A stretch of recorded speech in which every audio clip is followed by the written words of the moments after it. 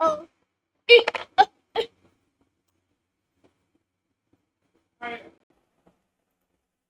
Bruh.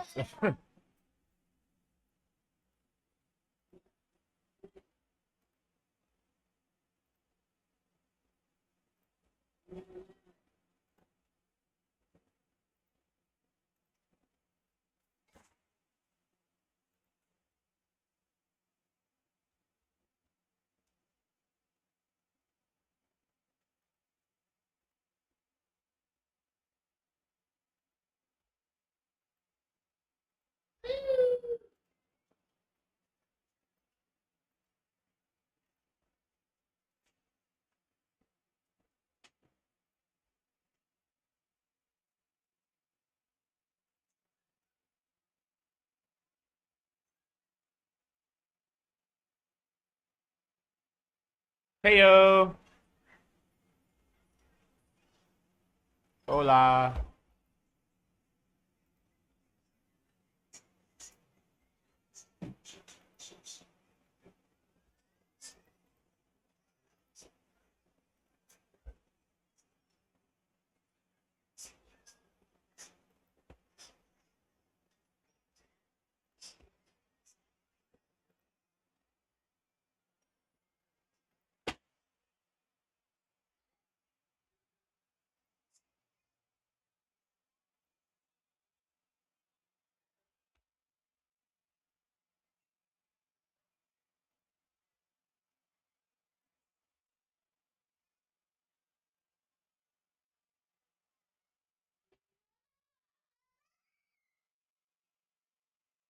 No, it's there. It's there, Ray. It's there. I see it. I can't be happy. Fuck, nigga. Damn.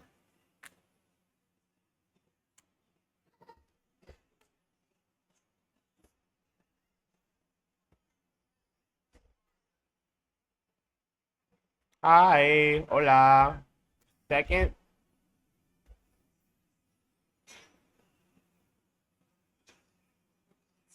Welcome in this bitch. How are you today?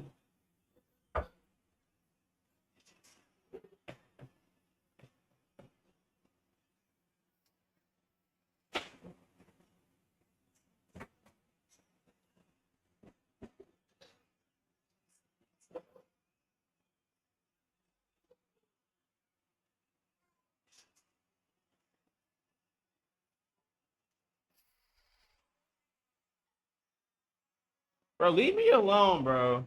I ain't even did shit to nobody.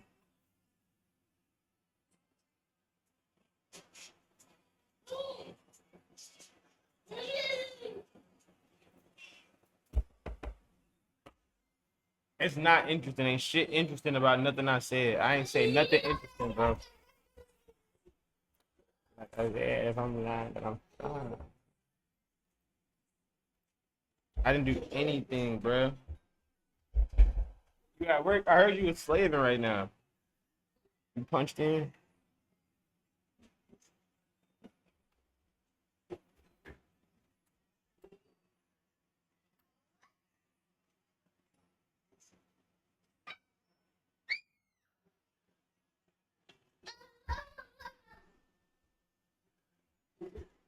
Hi, Lay.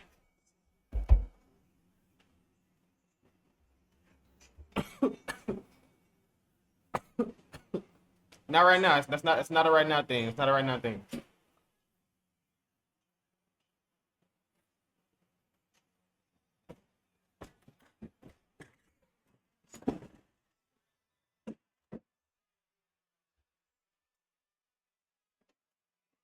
Leave it alone.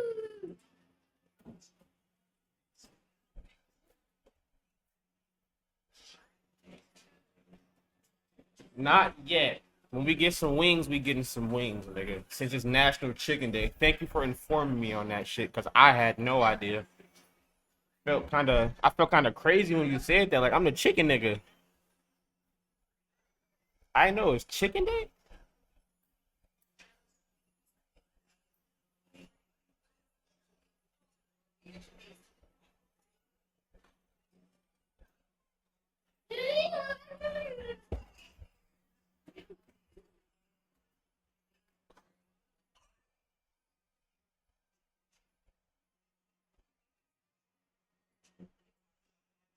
Ha ha.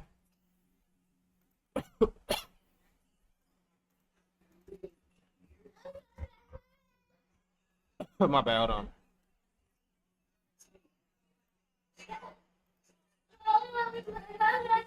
My Discord tripping.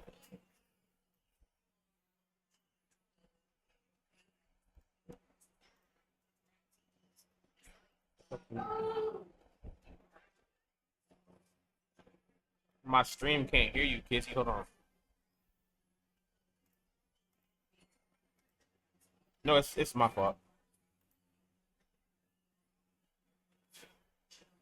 I'm locked. I'm not discombobulated. It's my OBS is tripping right now.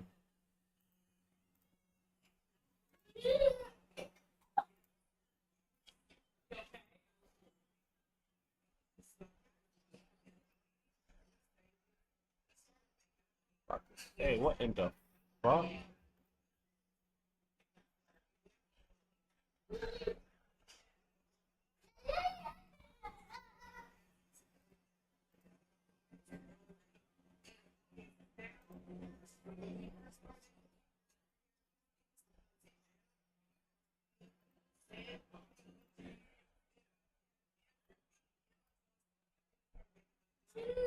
Why did they want to do this right now?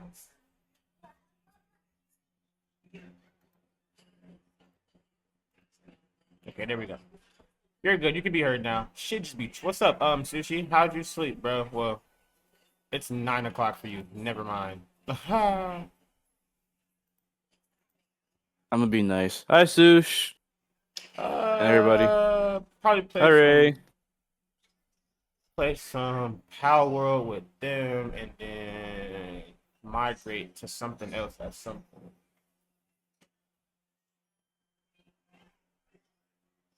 What the lick reading today? The lick. Her hands, her hands.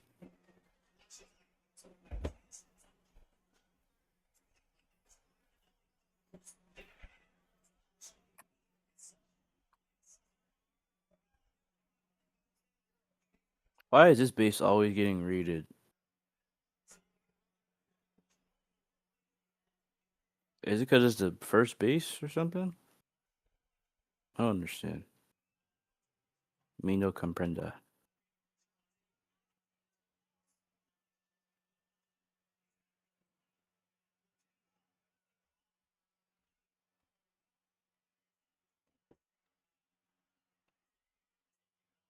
I'm fried.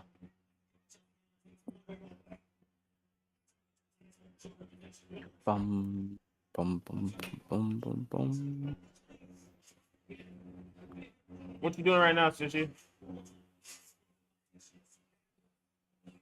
What you doing right now, Sushi? Damn, that's a lot of eggs. What is that? That's 9, 10? Damn. Yeah, Freaky fucks. if you give them vegetable cakes, they double produce eggs. Not the special vegetable cake, the regular vegetable cakes. Lay and Ray. I almost confused y'all names. Oh, I know that. I just didn't know it was gonna make fucking 10. The most I seen so far was 4, but 10? Those niggas freaky. But right now I'm making Stolines. I'll make like 2 more. The A trio.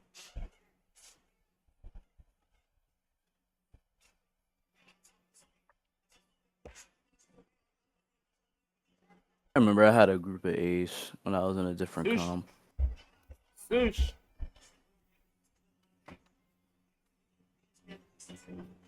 Wanna run some quick matches? I've been playing a lot of Power Word. I could go for a break.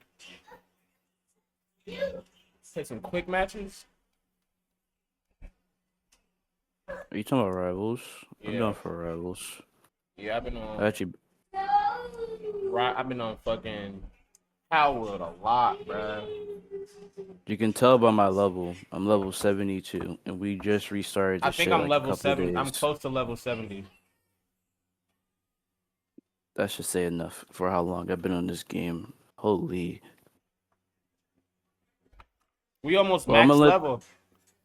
Yep. I'm gonna let these two bump a little more, and then after that, I'm gonna go. What is the one last breed I wanted to make?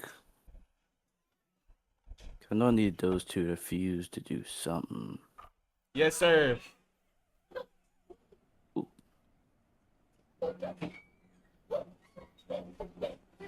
Hey, Dada.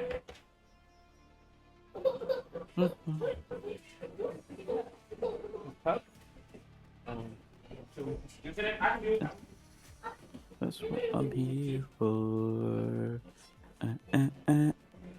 That's what I'm here for. Mm, mm, mm, mm, mm, mm. Okay, so that's a male. I need the water one, and the water one is also a female. Okay, bet. Let me just switcheroo y'all real quick before I dip.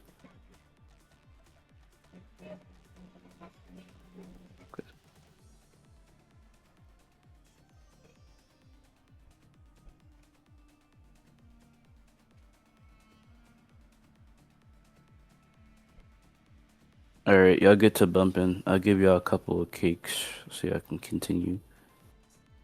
Actually, I should give y'all the regular cake instead of that one. Where is the vegetable cake? Here we go. Yeah.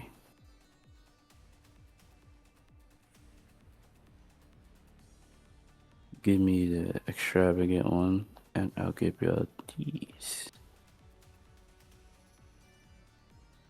I need to get some road clips. I'm trying to get some road clips for TikTok. Pretty girls involve me making pretty love to me. Pretty. Can't feel a thing. Can't feel a thing. It took me a second to realize which song you were singing. But hi, Venom. Hello. Good morning. How's your morning so far? Well, it's afternoon now, but how's afternoon and shit? No, it like did took me a second to realize what you were saying. I was confused. I was just listening to SWV for a good minute. Why is Shrek on Brawlhalla? Oh my god. I can't with this game. Why? Why is that the first thing I see when I'm about to switch games?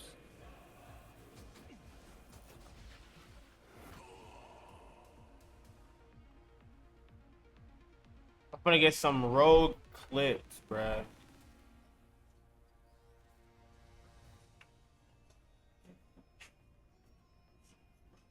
It's good. Today is my Friday, so fuck yeah. How I tell you, today is my Sunday. I'm about to slave for the next couple of days. That's Right. so unfortunate. Slave tomorrow, slave the next day, and the next day. And guess what? Every day starts from 3 to 10. Basically.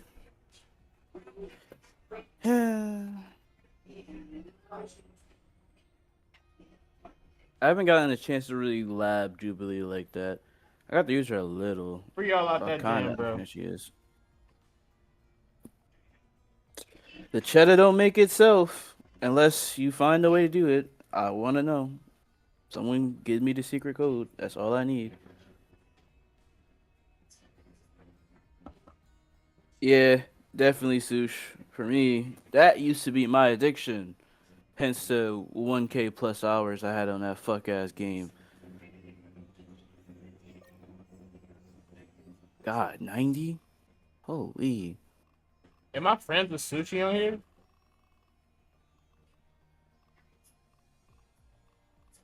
My shit looks like a peon. Hold on, let me change. Because I don't play Warlock at all. Where's my goat?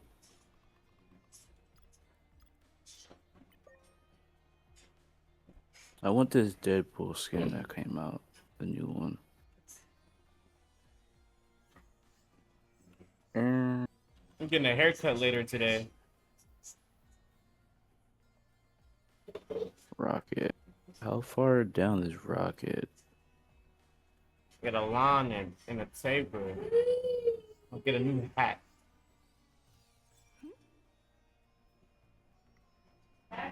Dad, come here. What's wrong? I didn't equip it, did I? There you go. He's the whiz on the track. E.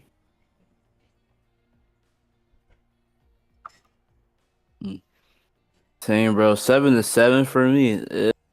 Ew. 7-7 sound like a headache. I feel bad for you, Venom. But I get the game tonight, so I'm happy. That's big dubs. That was me for the past 2 days. Yesterday I did an arc segment. Oh, that arc segment fried me. Cause I forgot what Bobbity looked like. So I was trying to remember with like the best of my ability. And what I made, I don't want to talk about it. That shit was just hilarious. That definitely was not Bobbity. That was like that one nigga from SpongeBob that kept saying the power within. Come on, Sush. Hurry up, Sush. I'm put you all the way tonight. Gang. On gang. Gang. Gang. Gang.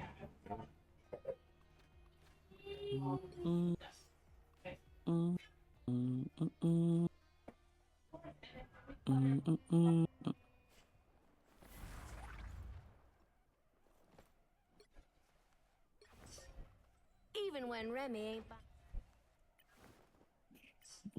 even when It's a Remy Captain ain't by America my spray? side, he's always Oh, in my heart interesting. and in my fists.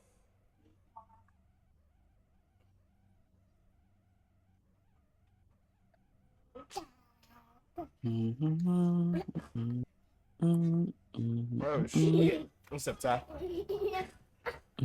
Well, look who's up to no good. Tell him, Luna. Do I throw like a girl? Well, wasn't that precious?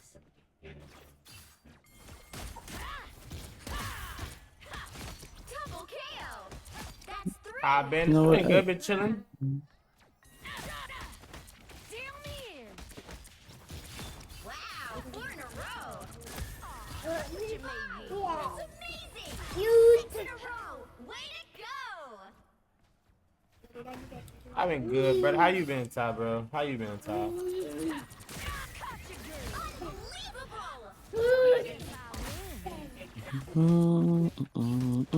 Well, wasn't that precious?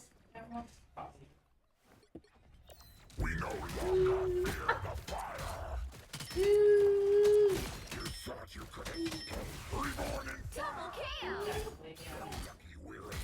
That's 3. Wow, 4 in a row. Mommy, that's amazing.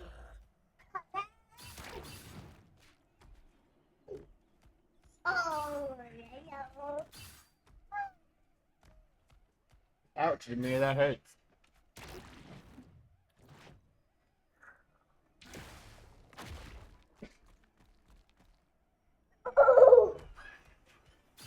Now let me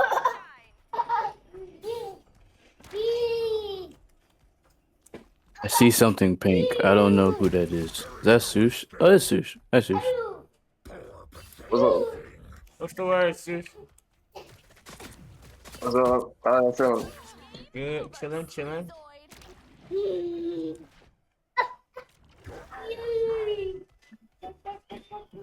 get down. Get down. Thank you. Okay, I'm loaded up. No, I don't even have you added. Oh I shit. sent you a friend request, so it should be there. Yeah, I accepted it. I accepted it. But So you don't fuck with us, is what you're saying. I'm noticing. Not at all. Not at all. Nope. See, I ain't even do nothing to you at all, so that's kind of crazy, you know? I just be chilling. Hey. You in the back lines holding hands, that pisses me off. I want to eat. You're not allowing me to eat. Nigga, why are you trying to eat Enough. me? Pause. Why are you trying to It's eat the me? job. I sent you an It's invite, the Sush. job. I have to. And it's know my the job to You keep know my I team have to. alive. So whenever I see somebody You don't trying to get take paid me enough. You in don't my, get paid enough for the job. See, you don't do get paid enough you? for the job, though. Do you? Yeah, kind of, How? yeah, How do yeah. you get paid? Please let me know. Come on, bro. Decent. That's enough pay.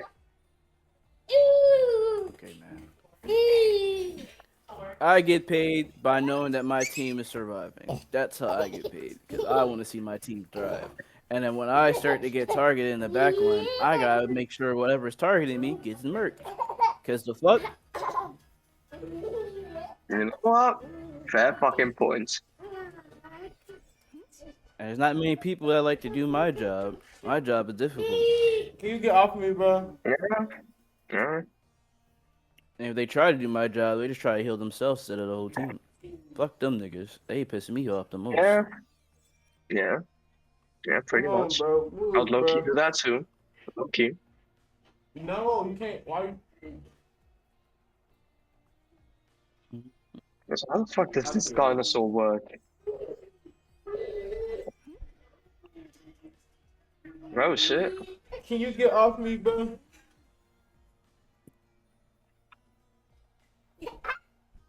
Can you get off me?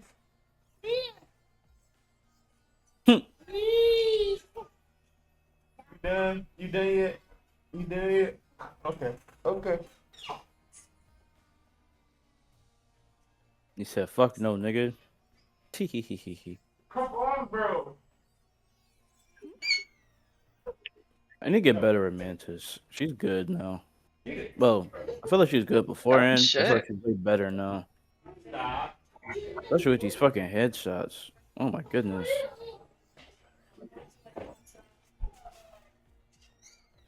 What that move basically does is like it gives them tick damage, I think. That's what it's called. So once you attack them, they start to lose health a little bit slowly. Yeah, the bleed. Okay. This is just a bite. Yes. Okay. This is the shield. 450. Okay.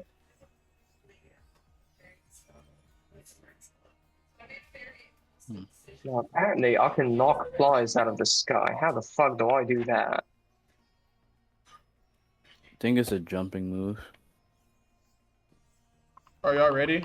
which is this move. I think. Or is it this? I don't remember.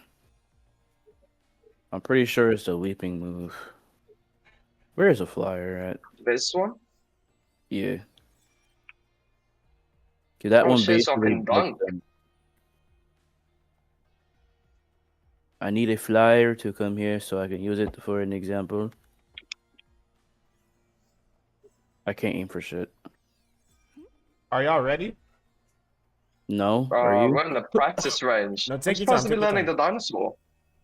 Hmm? Money, I'm supposed to be learning the dinosaur, mate. I got you, bro. I'm gonna teach you.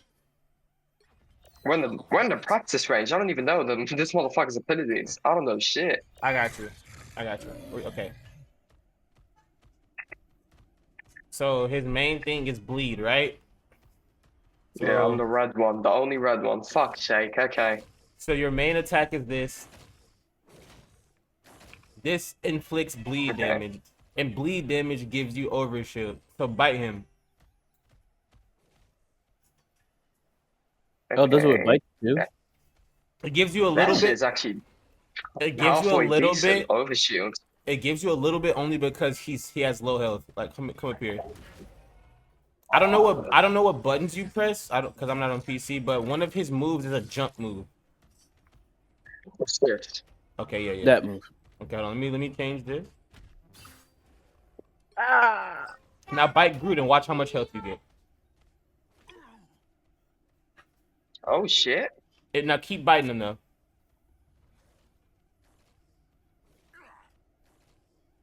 Fucking damn nigga. I'm at a fucking 1,000. Okay. 1,050 is the max Okay, apparently. now. Okay. Your beam, this also inflicts bleed damage.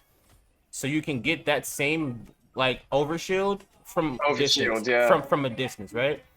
So now you see how he has bleed on him. So your jump move, it does two different things based on if they're bleeding or not. So Hold on, I'm gonna wait for his bleed to go away. So if I do this, hold on, wait. I have no cool. I'm waiting no cooldown. This, it just does a big bite, right? But hold on, let me kill him real Right. quick. Now wait. If he's bleeding before you do that, you can pick him up. Oh, that's how you picked them up. I thought it was just immediately. But okay. Hold So on. your How jump, does that work? Okay. right? Same thing. Okay. Okay. So the big chomp move, this one. That move does two different things based on whether or not he's bleeding too. What's up, Zay? I'm just teaching this nigga how So to play the this one dino. clamps down too. Yeah, so this... Now, you see how much overshoot you got from that? Yeah, that's a ton. It gives you ridiculous overshoot, and it does way more damage if he's bleeding. So you want to hit them with your primary attack first? Hold on, I'm going to show you. So you want to hit him with the primary attack, bleed, throw him, and then... I'm at 1,100 health. Does that do chip? I mean, And bleed? that's good shit. And that's good damage, actually. That's pretty good damage. So it's primary Right. attack, then grab, then the big chomp. Uh-huh. Give me 1 second. Okay, wait a minute. There we go. And then you can, finish him off. And then if you got another teammate, he's gonna pop. He's gonna pop. Yeah, get him into the back line is what I'm hearing. Get into my team. So kind of similar to Wolverine, I'll grab and get you into the team to get you Yep. shredded. Okay. And the crazy part is you don't have to dive. You can do it like you can just do this. You don't even gotta like walk away. You can just grab him, turn around, and leave him there. Just throw him to your team and turn around and keep frontlining. It's insane. Like when I'm the dinosaur and Keys like my DPS like Magic or Bucky, I throw him a strange, they're gonna blow up. Oh yeah, he does crazy And then damage. don't forget it, he has a shield as well. There's a shield. Yeah, I've seen you use this move to kind of go in. You know, what you want to this move, you don't want to engage with it. You either want to like disengage with it, or you want to grab Groot. So do your regular combo, grab him, and then throw your shield up. So now they can't heal him. Oh shit, that's evil. That's evil. Now they can't. Or you can just stand on the front line and pop your shield, and now anyone that's backline has to walk forward, and you can like get healers that are out of place. Oh shit. So if like say you're fighting like an Emma or a Strange, this bubble, the healers can't heal him even if you don't grab him. So like the healers gotta walk up, and that's opportunity to kill people. So that's some isolation right there. That's Yes, okay. That's sir, good bro. I'm shit. telling you, the dinosaur is actually a tank, bro. Okay, it seems more my play style. 'Cause I don't want to brawl. I don't want to And shoot. then tank. also you also got his team up. That's bleed as well. So that gives you a Why the fuck does it have that much range? No damage fall off. It gives bleed and overshield. and it has AoE damage. So it's like splash damage. It's actually crazy. Don't we think this is a bit too much for a fucking dinosaur, or am I tripping? What the hell? 1,200 health off of that, by the way.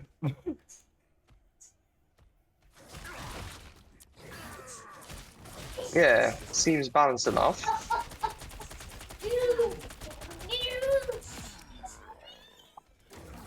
And then what's up with his ultimate? So his ultimate is you have to be so the more you move, the more you do damage. His ultimate is him stomping. Every time his foot hits the ground, he does damage. And your cooldowns are severely reduced. And your stumps also cause bleed. So you want to keep doing the big chomp as much as you can. So this one. Yep, pop your ult and just keep, because when your ult's active, your cooldowns are severely reduced.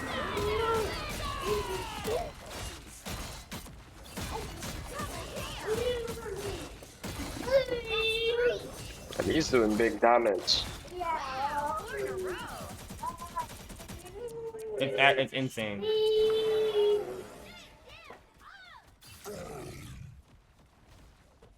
It's crazy, Sushi. It's actually crazy.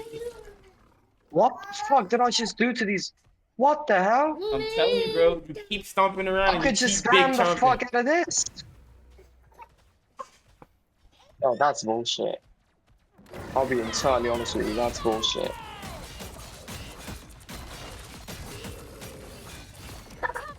And then you can keep jumping around too. Yep. Yeah, and you can Demir, also what are you spam doing? shield. Demir, what are you You should doing? be able to. Hold on. Okay, there goes the E. Oh my god.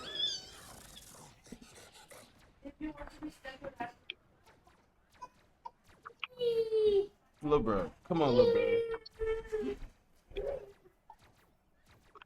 Okay, so I also heard he can get a flyer. How the fuck can he get flies out of the air? Not anymore. His beam used to disable flight, but they took it away.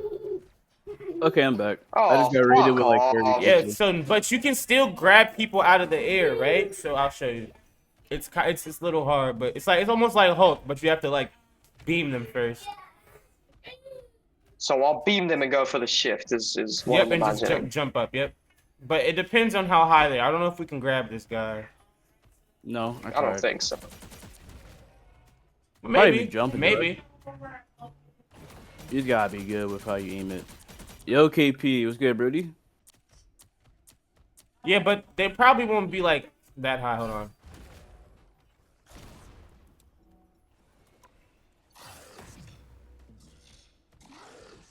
Spawn a new one. The Albinosaurus Rex strikes again. Where is he at?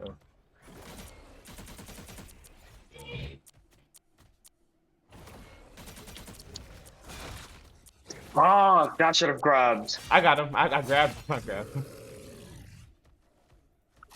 How's Rivals been treating you? I dead ass just got So, Rivals. should I be melee canceling or does it not really do anything with this guy? Can I like just go like this? What'd you say? What'd you ask? Melee canceling like this. Yeah, you can melee cancel. It's kind of hard though. I can. Like, well, you're on PC. You're on PC, so you can probably spin easier than I could. But there's also like Yeah. other techs, so like I don't know, I can't do it like very often. But if you like just like bleed someone and then jump, I don't know, like it's hard. So like, hold on, let me see. No, it's hard to do. So like, you can bleed them and then like jump them away instead of just turning them around. It's hard. That's weird. Oh, let me see. I don't know how to do it. It's kind of hard.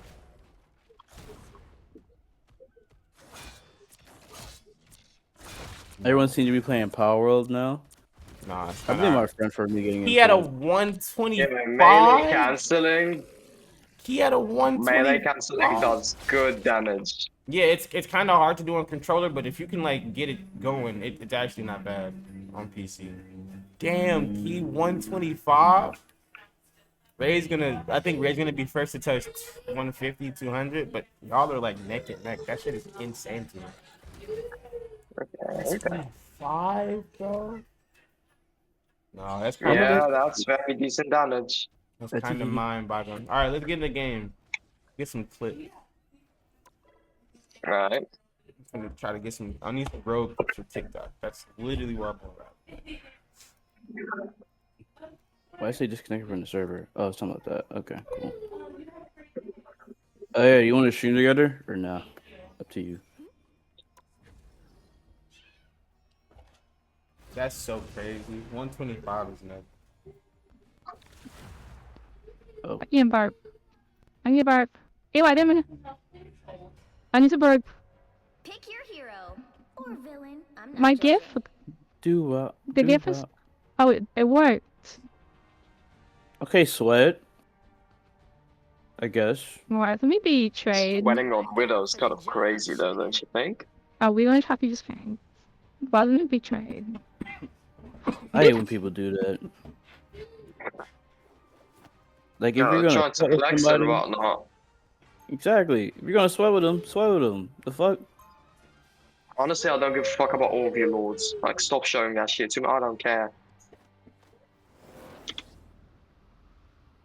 See, for me, I actually worked for my lords. That shit was difficult.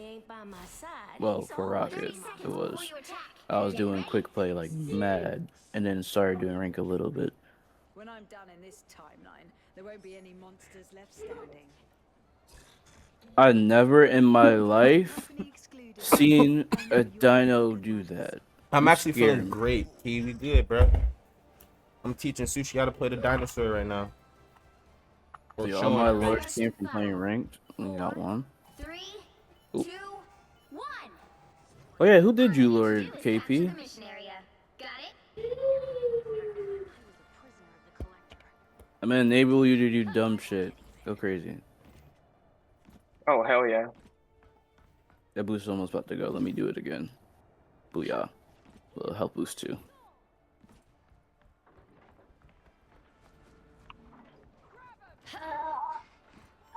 What's wrong with them? That's the only downside with him. He can A nice deep die fast as fuck. Ooh. mission area is yours to capture now. I played Also, Power Wall Sushi, too you're the much. biggest target on the field, okay? So it's kind of hard. Not Kizzy. Not Sushi. to hit me, yeah. You're the biggest Sushi. target on the field. Oh, my bad. I'm proud. But it's you gotta, you know what I'm saying? You gotta play position really well with him. Ain't gonna pass up another It's easy to hit headshots on him, and he's the I'm not biggest amazing thing on on the field. positioning tanks, I'm gonna be honest with you. You want to play true frontline, as in like stand directly in front of your healers.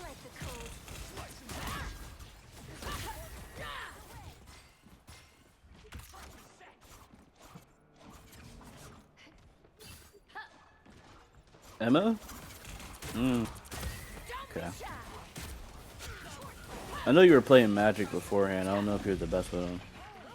I just got back over here. Also, you got to know his counters too. They're playing hard poke, and I think they have a. And Blade just keeps fucking dashing on me on low health.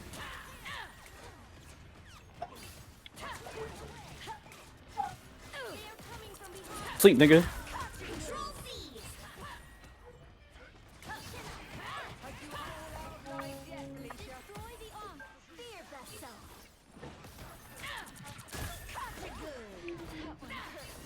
I can only heal you so much. for you to die. Don't fight him. Don't chase him.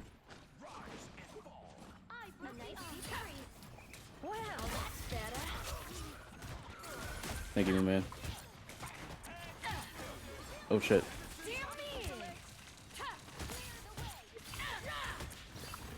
Keep pain. What's good, man? How you feeling? Everything. Woo wee. Keep going. Well, look who's up to no good. I'm slowly improving my mantis. So I need to make sure I land on my sleeps. Yeah, they're playing pure poke. I think this is more of a dive tank composition. Do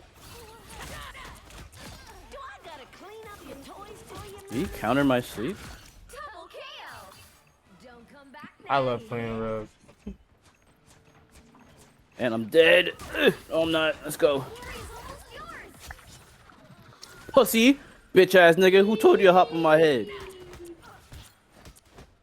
Get woo walk. I'm good. How you feeling, man? I woke up a little early today. Been chilling. I had like a nice art segment yesterday. Kind of nice to be able to have an excuse to just draw shit.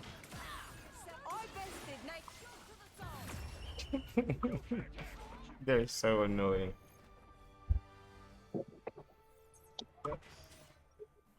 Dino into MK while you got Mantis is kind of just mean you fuck. But Mantis heals are great right now, you know? Like this season, I know. Mantis heals isn't Mantis heals, you know? In my heart and That's why I in picked my her up. fist. I can actually heal you. Beforehand, I had to like It was difficult to heal people, which is why I didn't like her using her that much, because she was mainly like a DPS that heals herself and people. But now I can do both. I mean, he So died happy. 3 times, but I told him he got to, and then it's a bunch of poke as well. So like, Clothing with me. I told him he got to know his counters. But if you want to learn it, you got to learn it. Well, let's just say shivering around you reminds me what I liked growing up in the South. You wanna learn how to tank, or you want to learn dino type shit, Sushi? 4, 3, In general, 1. I'm trying to Yeah. learn everything I can learn. I can't just stick to only magic. Fair. Makes no fair. sense. Careful, mate. You start to become the monster yourself.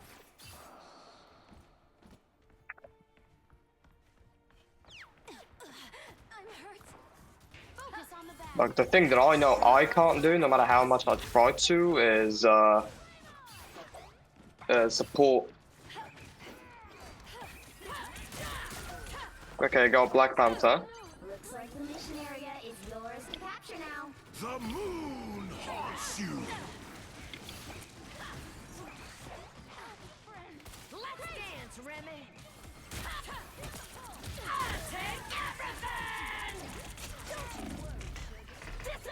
Can't get to you. I'm gonna try to though. I think you're in the. There you go. The mission area is yours. Get slapped, nigga. Off me. Walk back. Walk with me. Walk with me, Sushi. Don't be shy. Oh no, look behind you. I pray. Your claws are as fierce as your heart. This nigga's so Go over there, annoying. dying. Don't get back up. There he is. Okay, got Namor Moonlight. is so annoying. I'm improving. Starting to understand his loops. No good.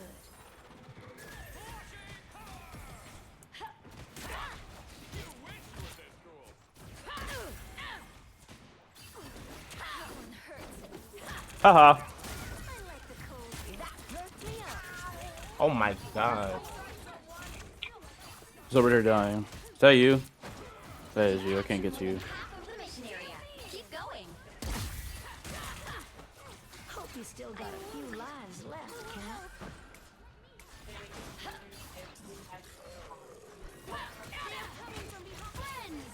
Back off me, nigga. Try something. Got you, Sush. Thank you, thank you, thank you, thank you. I got you, brother.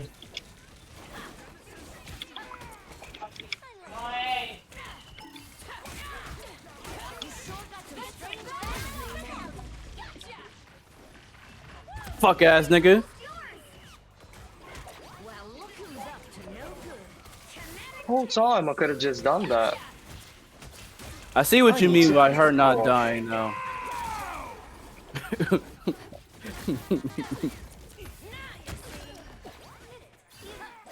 Oh my goodness.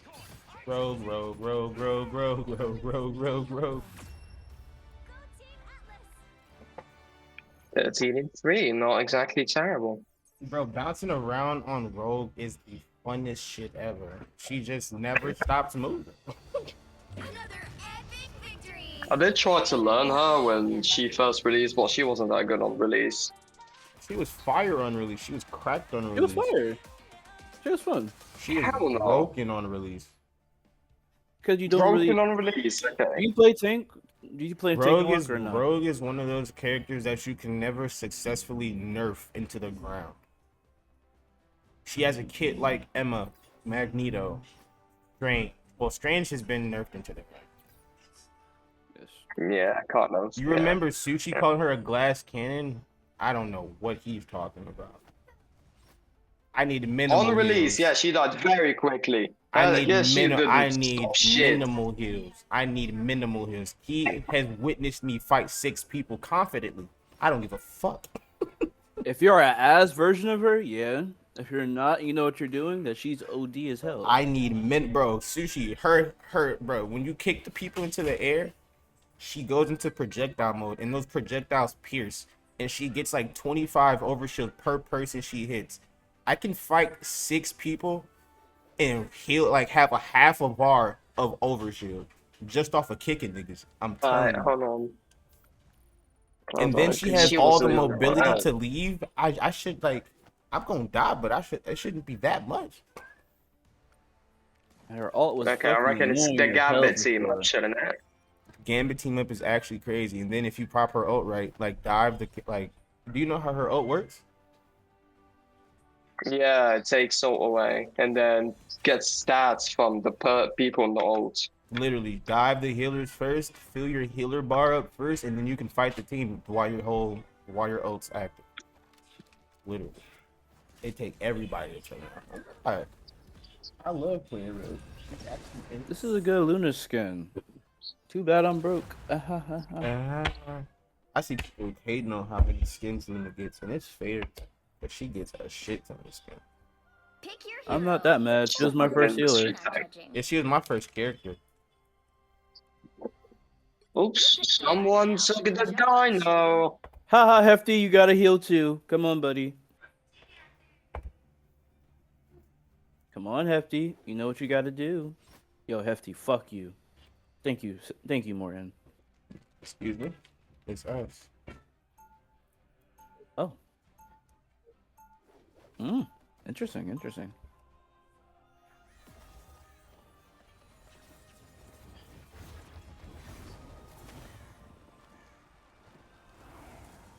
As a Spider-Man player, I love that Luna catch that skin standing instead of my goat. 30 seconds before you Because Spidey gets a Fair. shit ton of skins too, but everyone loves Spidey, so no one talks about it. Literally.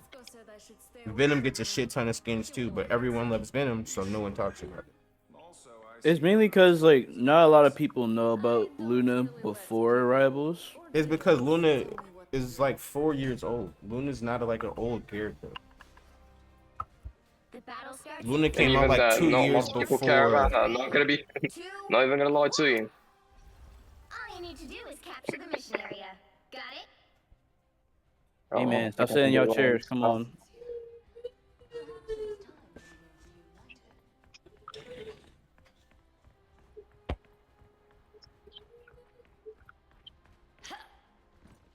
Okay, they have Captain America. Invigorating, no? Cap's in the backlines. I don't know what the fuck he's doing. Spider-Man too. Mission area is yours to capture now. Okay. The wizard! No, the wizard! He's dead! Fuck! Yo, Spidey, hop off my dick, please.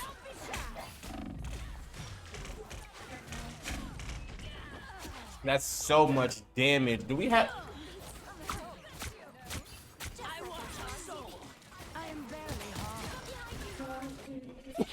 Mission area.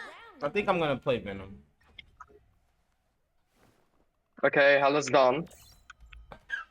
We no longer fear the fire. Some chaos. The more the merrier.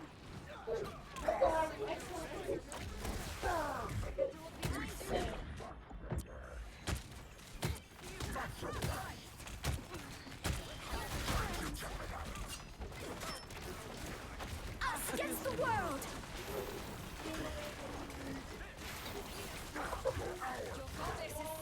That's how you feel? Okay, good. What did I just...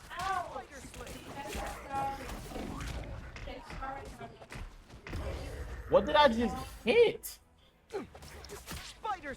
Oh, a falling... Okay. Why would he get off of... The only reason I went fucking Venom. Even when Remy ain't by my side, he's always in my heart and in my fists. Really, Key? Really, Key?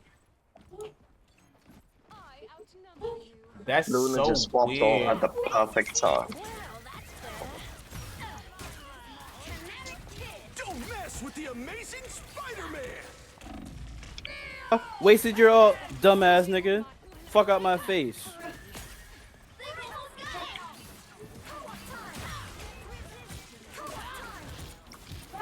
Why do we just double?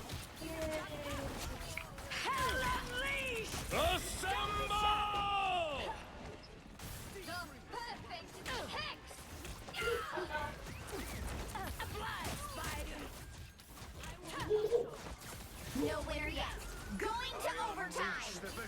Let's do that again. Bro, he needs to get the fuck off of me, bro. Lore accurate, and bro, you see what just happened? This bitch ass on something. Would've made Petey proud, Snowflake. I'm not gonna lie, they jumped the fuck out of you. Tried to heal you. Can't help. I see you, Spidey. Don't try nothing, nigga. Demir. Demir, get down. Yeah, I was flying for about you, buddy. That Spider-Man's a fraud. I get the sush. Here, sush. Get the fuck out of my face. And thank you, Kizzy. Yeah, that Spider-Man keep trying me. Every time he hit me, I throw a bubble. Kinetic kick. You've captured more than half of the mission area. Keep going.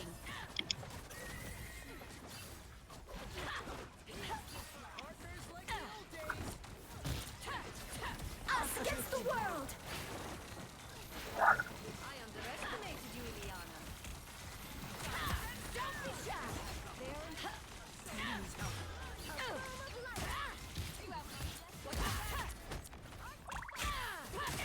You found my weak spot.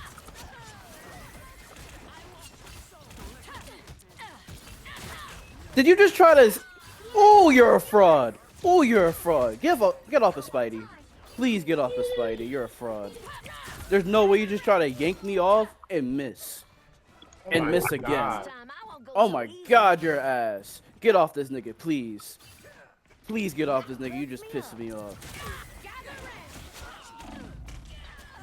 Oh my god, I just got head tapped by Luna to death.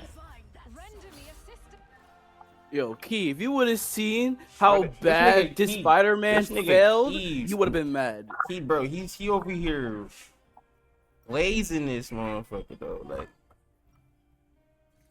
Even when Remy ain't by my Goodness, side, that nigga he's is so always in my ass. And in I my never fist. seen a Lord Spidey be that ass.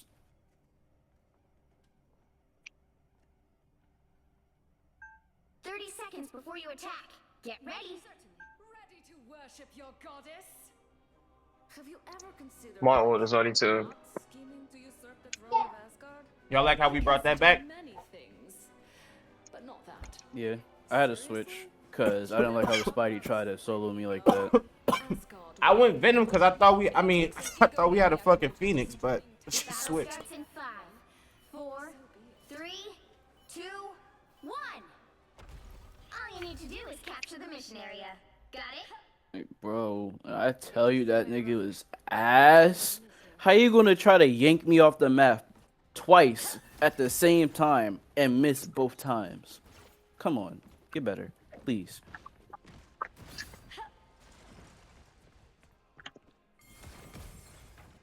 Enemy in front of us. I have many faces. Looks like the mission area is yours to capture now.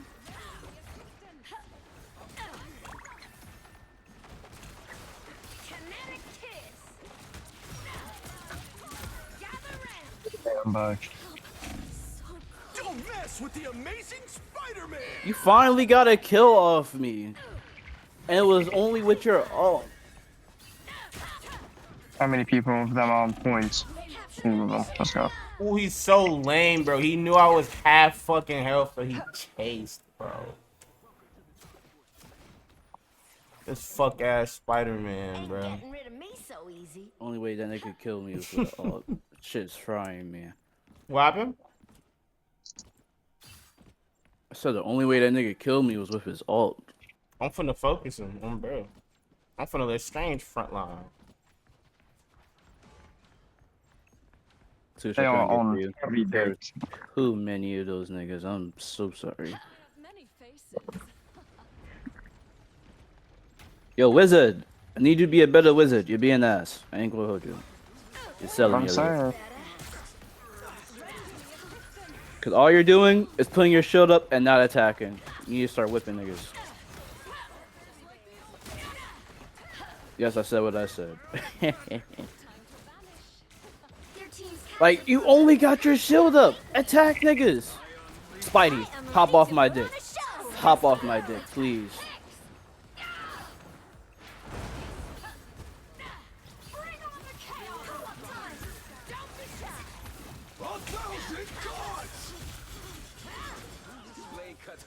Dumbass. Capucoosh. Cap, your ass too. Get off me. Well, look who's up to Hopping oh, when no one within your team's around is kinda cool. Cap. Come on, Cap.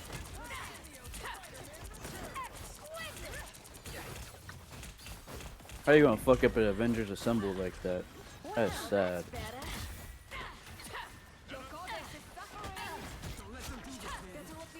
Did that Luna just freeze me? Ooh, wait till I see you. Wait till I see you again. Oh, Luna, who you running from? Come back. Fuck off, you Cap.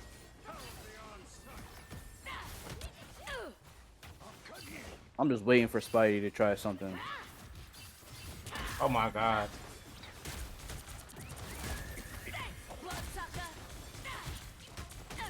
I hear you, Spidey. Don't mess with the amazing Spider-Man. Keep going. Okay, well, our other healer's dead. How the hell did that still kill me? Let's dance, Remy. You would have made Petey proud, Snowflake. I unleash the Ashanti's power.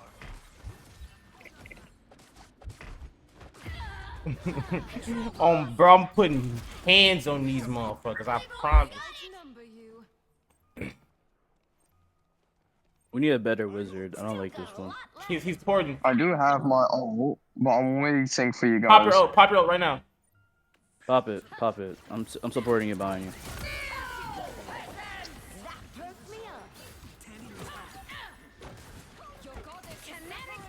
No winner yet. Going to overtime.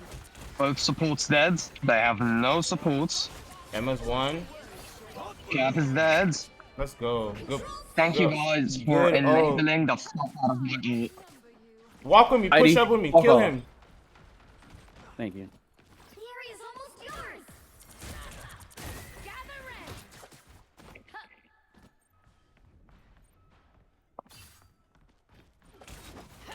in. Situation. Yeah, it's okay. I'll just stay back. Well, that's better.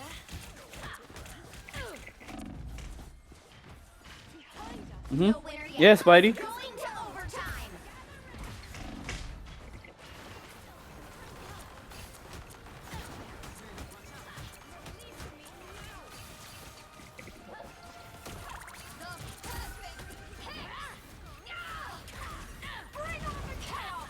You only killed one person with that, man. Fuck ass Spidey. Ooh, I'm so happy that's my last kill. Oh, I'm so happy. Good shit.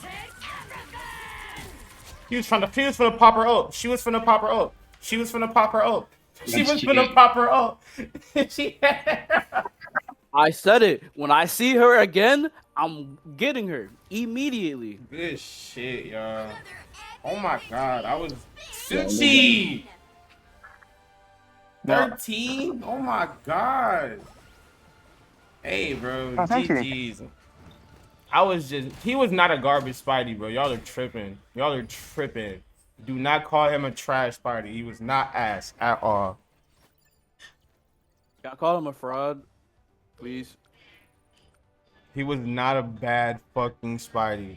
Whoever said that just mad that they had to deal with that motherfucker. I'm upset too.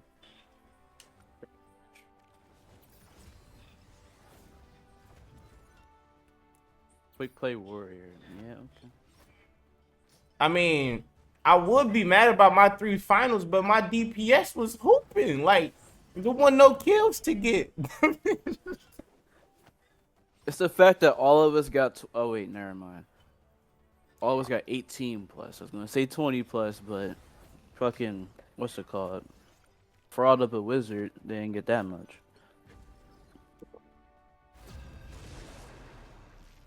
Good shit, Sush. Thank you, bro.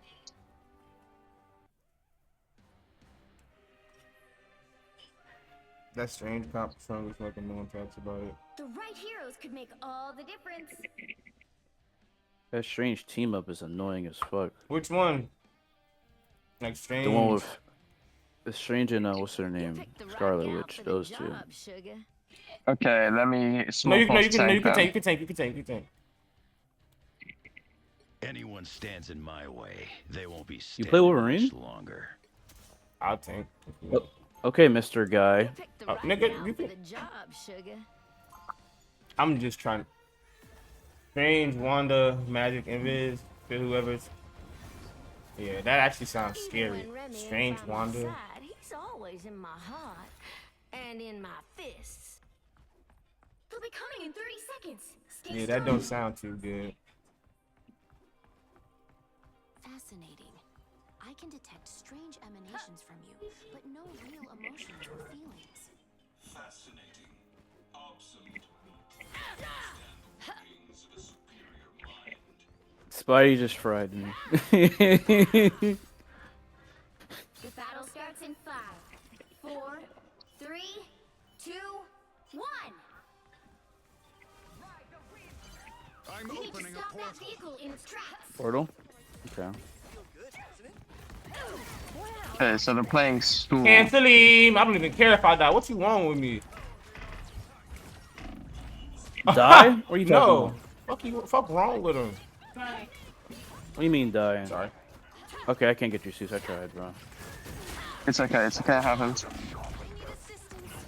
Okay, I don't think the dino works here, I'm gonna be I don't know honest. what's up with him.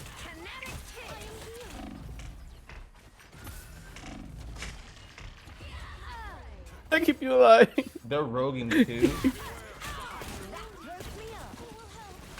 Yeah, and that rogue was punching the hell out of me. And they got a storm too, so they're doing more damage. Okay, cool. Well, I'm not getting off a tank. I don't care. All I say is, Mr. Guy, you better hit your shots. Don't make my goat a fraud, please. Be your best self. Just the idiots I was looking for. They made it halfway. Stop them. Feeling better already. Let's rumble. I think I need blade. Coming through. Let's rumble.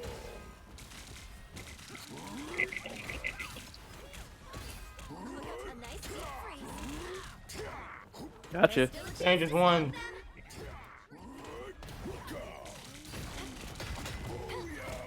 Get slept, puss. Feeling better already.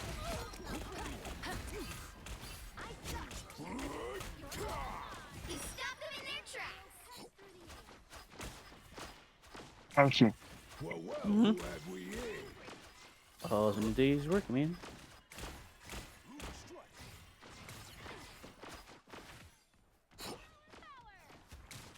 Let me enable you. Make sure you make your shots. Sleep, nigga. I have all, just let me know when it's time. Shut up, bitch.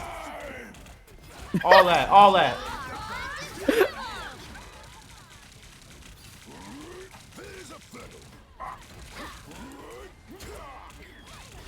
Oh, that's what advanced vehicle does, isn't it? Take what? Oh, alright. No, my healer died.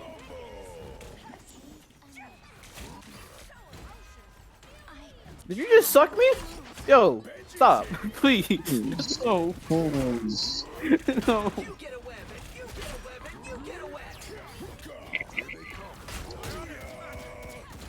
Oh, I did sleep him. Okay, I did good. Double KO. I got my Good shit. in case is needed. I can pop it, but I'm not yet. Luna's just ran away instead of healing. Who the fuck is in the backlines? I don't know. I heard footsteps. I'm opening a portal. Itchy. I think it's Black Cat. It might be Black Yes, Cat. if you can give me one heal real quick. Thank you very much. Air portal. Nope. I knew some bullshit was about to happen. I knew it. I knew it. Something told me. What the fuck is happening? I don't know what's happening. Just know the healers is hooping. Because we definitely should have died twice. All of us. Sleep, dumbass. Okay, Mr. Fantastic's dead. Did I get you? Did I get you? Get him, I did. Bro, I did I'm get you. acting Okay. so crazy. I'm acting so crazy right now. Oh my. Yo, W Luna. Okay? I didn't know we both was locked in like that. Good shit.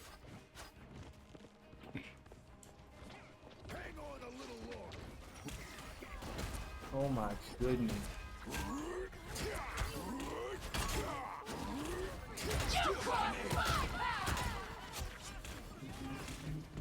Final 10 seconds. When they get a BP. Oh. Oh shit, the amount of damage. Nowhere yet. Going to overtime. They just went damage for everything. Somebody got a port. I guess I'll do it. But it's kind of too late. Oh, No, moving get there, towards the target. get there, just get there.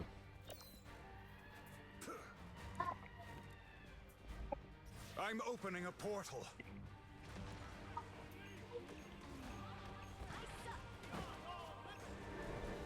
A shortcut. Oh, shit.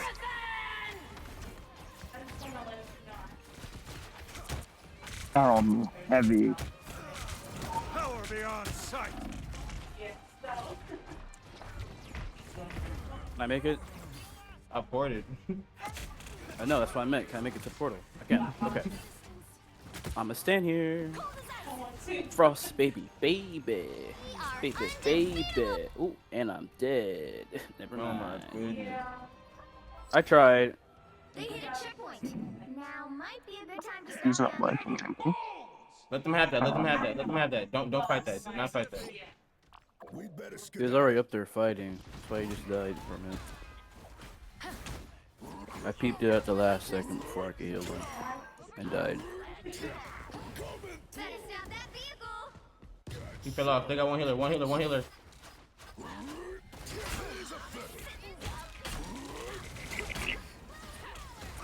Got you, Moon Man. Do your shit.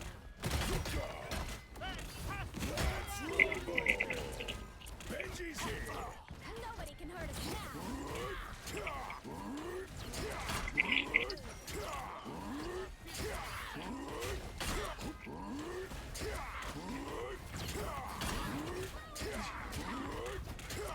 Oh, I'm dead.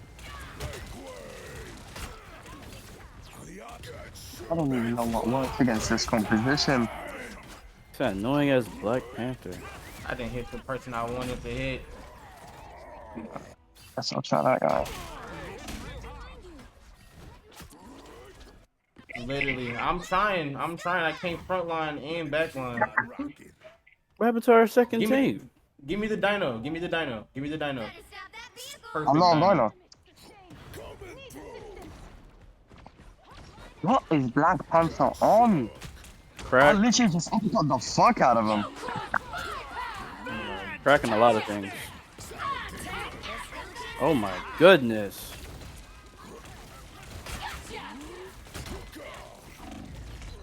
Bro, so much damage. Yeah, you can join up to this key for sure.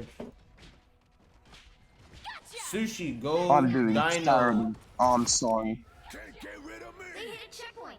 This is It's the- not really working. I'm not that good in the guy though. No, That's the there's problem. no poke. There's no poke. This is the This is brawl. This is a brawl comp,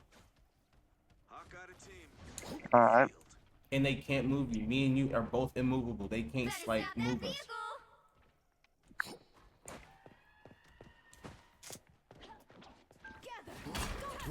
Road. The front line, straight front line. It's now or never. Stop them. We are undefeatable.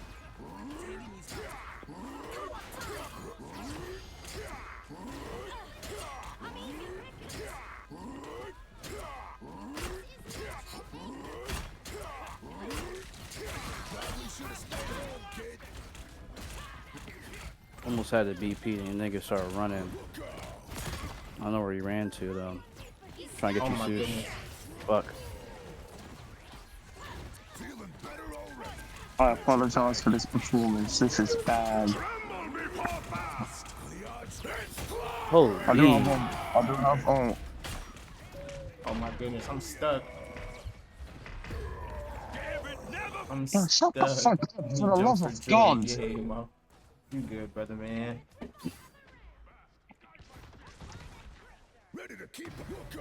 Hi, Lori. I'm still not. Oh, wait, I'm still wait. baffled at your You name. gotta wait a second. You can't fight by yourself because, like I said, you're too big for all that.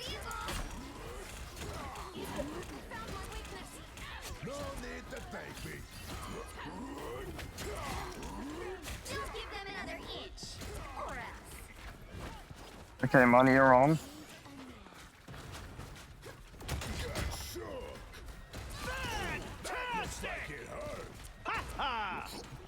Oh my god, I know Gambit.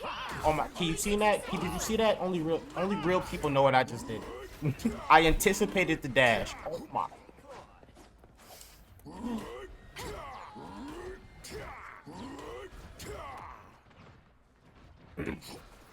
Okay, ult ready whenever it's needed. I'm telling you, bro, we Good gotta try, brawl Spider. this. They don't got no poke.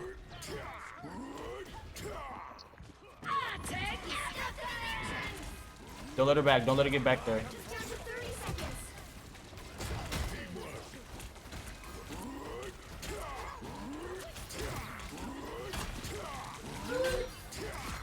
Gambit dead.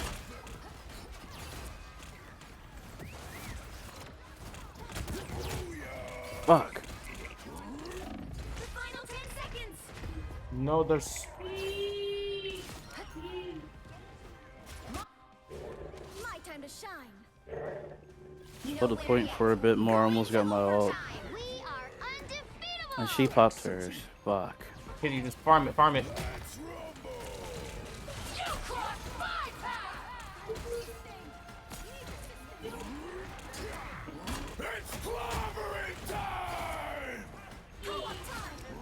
Mantis is We dead. win. We just gotta win this fight.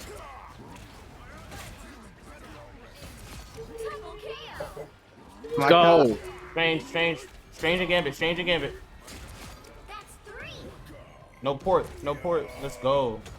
Told you. We just gotta brawl. We just gotta brawl. We just gotta brawl. We just gotta fight. We just gotta punch. We just gotta fight.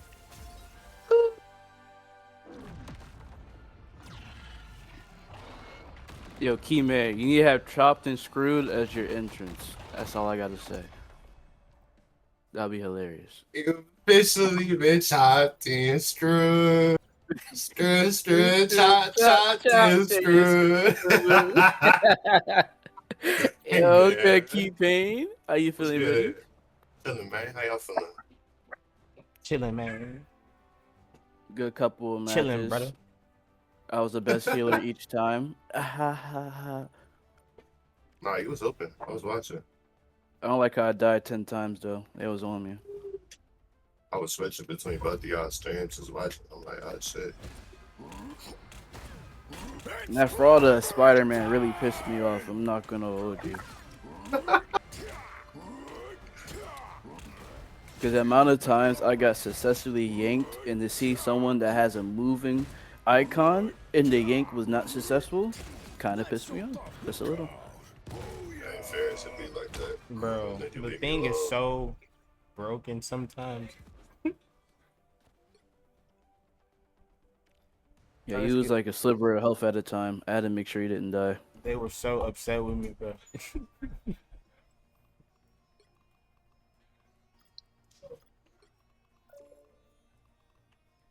I told Sushi all I needed was another tank, That's it.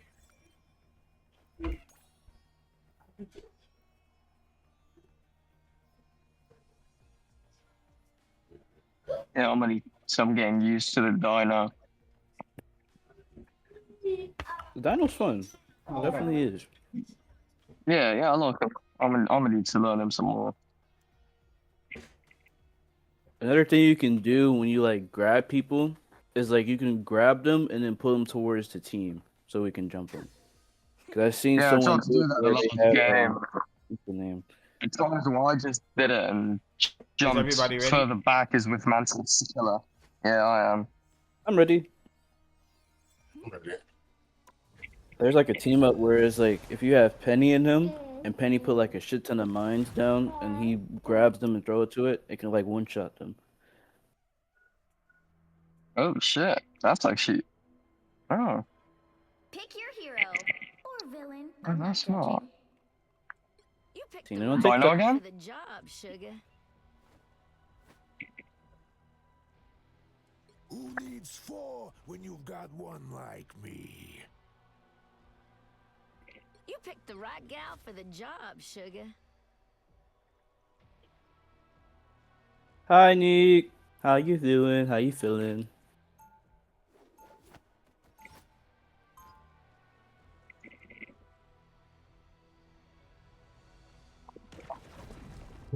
Even when Remy ain't by my side, he's always in my heart and in my fists. 30 seconds before you attack. Get ready. Eric told me about what happened in the Elder's Grand Garden. How are you holding up? What's the matter, sugar? Worried little old me can't contain all that power? Not even slightly. If anyone can figure out how to control their abilities, Rogue, it's you. Spend a lot The of battle time starts in absorbing everyone 5, else's You sleeping? 4, Eventually, 3, Tight, tight. hard to manage 1. anymore. All you need to do is capture the mission area. Got it? Been away from the battle for too long. It's nice to be back in action. Stop, Damien. Focus on the battle. Strong as an ox. The tide just came in, and Namor's army came with it.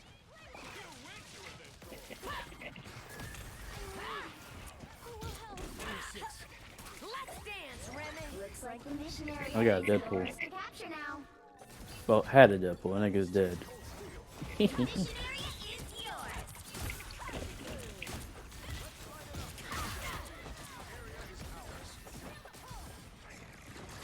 Yo, hop off, bro. It was just fucking here. Something like that. Don't be shy.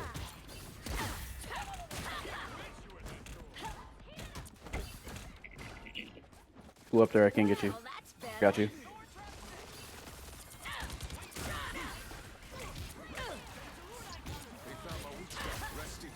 Oh, you see I'm the problem? That's adorable.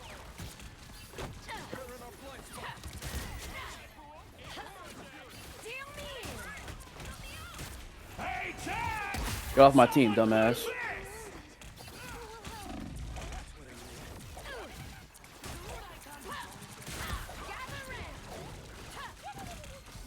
You've captured more than half of the mission area. Keep going. How am I still alive? I don't know. I love my healers so much. Can't hide from me. Yo, Prof Man. I thought I was cooked when it wouldn't let me in the world last night. I had to start my own world. Bro. Nah, it just had an update, so the world had to get updated too. Oh, that was I'm me. not- That was me. That was me. That was me. But nah, bro, the world's back up. Chin up. If the fight's still going, then so am I, sugar.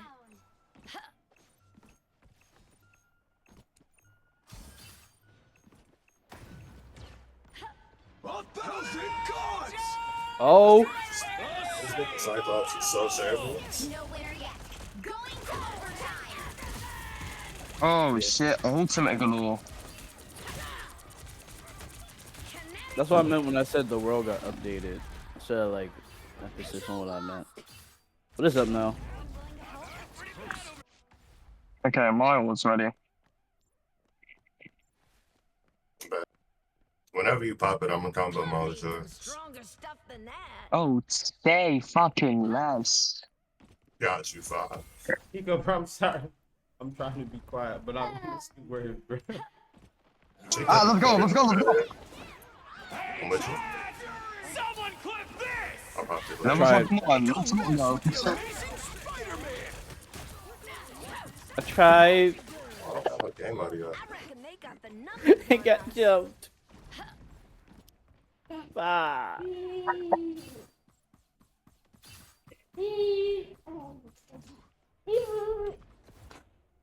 Wee woo.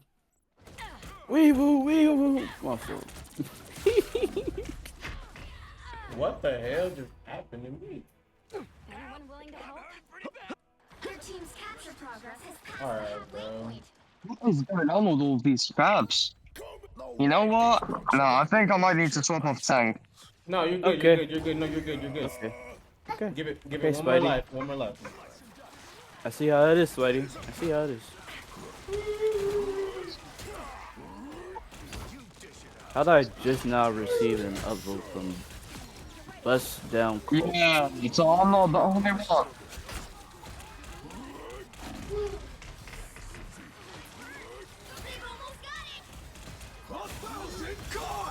Oh shit. Oh shit.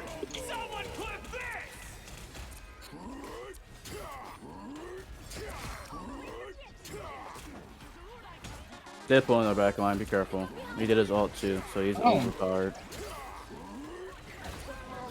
I'm trying to keep you alive, Sush. That can die. Alright, I'm about to get my ult in a second. Focuser. No reason to at this point. I think I'm just starting to get ult.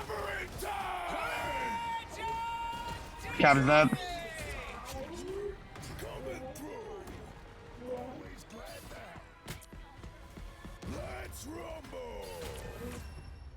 Haha!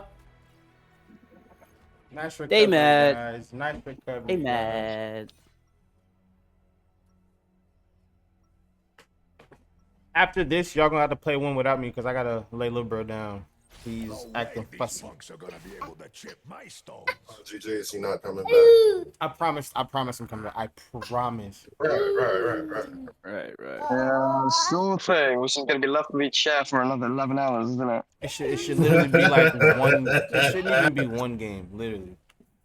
You watching RDC again? Okay. What are you watching this time? No, I'm a spectate y'all. Bow and dagger thing? Super cool. That's how serious it is. I'm not going to sleep. I got shit to do at like 3:34. Plus, you have fangs now. But see, if you didn't have shit to do, you would sleep. Absolutely.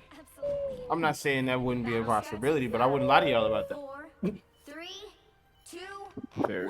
1. All you need to do is capture the mission area. Got it? Ooh?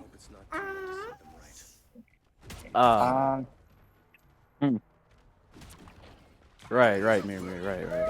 Don't worry, Mir, I'm gonna make that call. I got you.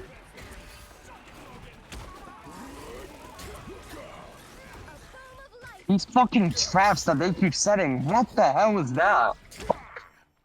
Spoiler, drip team out. Mission area is yours to capture now. Yeah, that shit fucking insulting the fuck out of me. Don't run for me, Spidey. Whoa, mama, you hold your fucking camera down. Oh shit.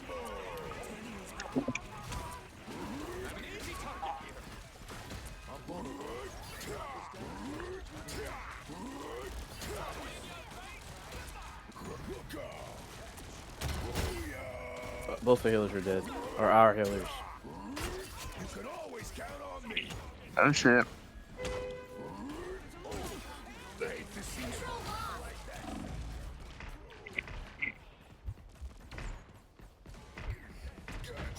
Oh my lord, I'm just getting burst down to got fucking. chased by a fucking cat. I do help. Oh, I was ready. Ready to keep on rocking. Coming through.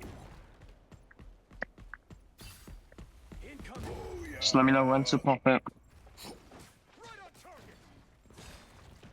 1,000 cuts! Don't mess with the amazing Spider-Man! Make way! Let's rumble! Wait, doesn't die there? I'm so he's been on the verge of death multiple times. My healer. Their team's capture Bro. progress has passed the halfway point. What the fuck? I'm not very well supposed to be doing that anymore. Because my healer keep dying fast, so I can't heal y'all enough. Let's rumble! Feeling better already. Well, who had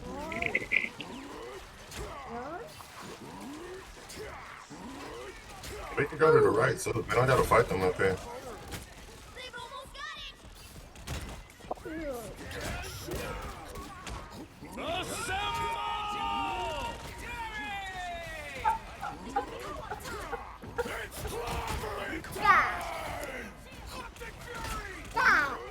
Then Spider-Man just got on kicked out of me in the backlands.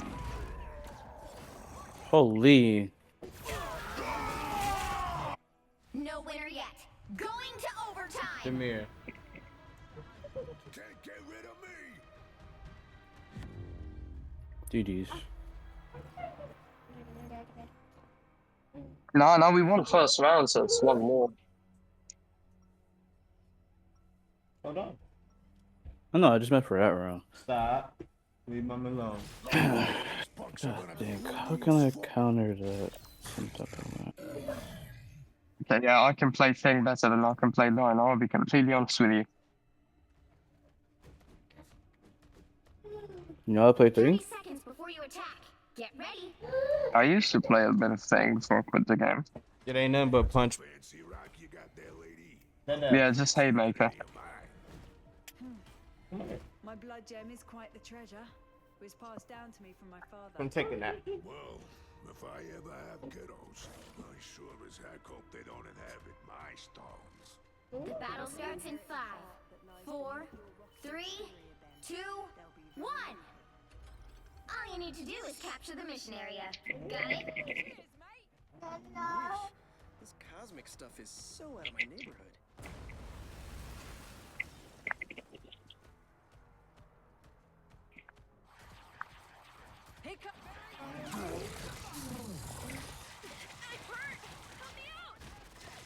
I'm gonna give you some damage reduction. Looks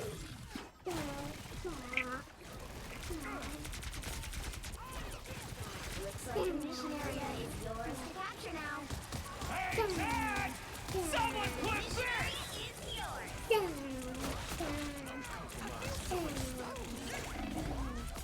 1,000 cuts!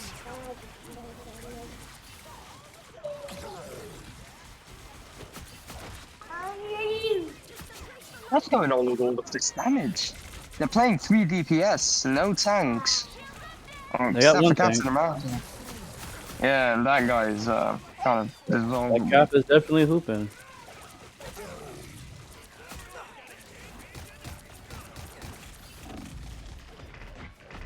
Holy. Jeez Louise. Control lost. Jameer, stop. Oh my goodness.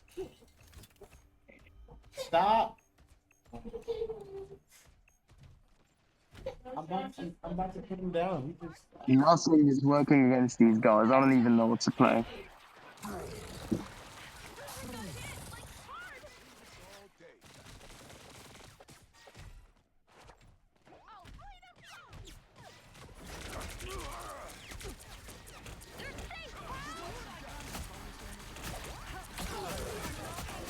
W Kiwi for 10 stream street.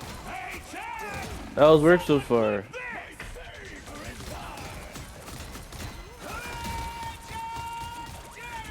That nigga's only looking for me, God. Bro, oh my god. Freaking Star-Lord is annoying.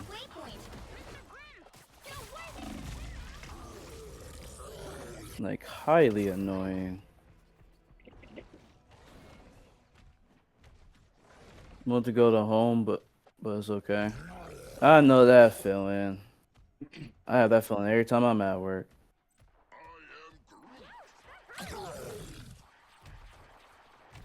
Oh, that's why you're doing so much damage. Your support pool. You actually know what you're doing, too.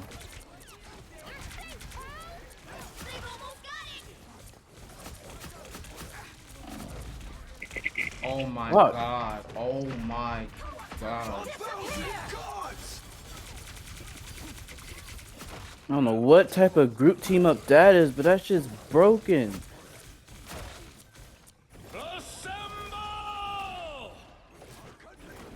No winner yet. Going to overtime. You get a web and you get a Don't mess with the amazing Spider-Man! Hi, Kiwi. Hey, Chad! Someone clip this! Hit. Fuck. Damn. Hold on, hold on. Control seized. He's so one. He's so one.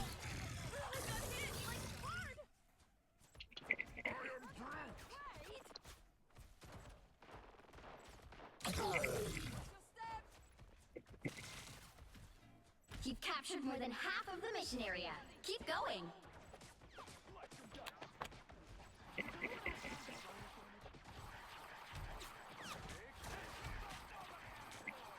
I could do this all day. I appreciate you. Mm-hmm.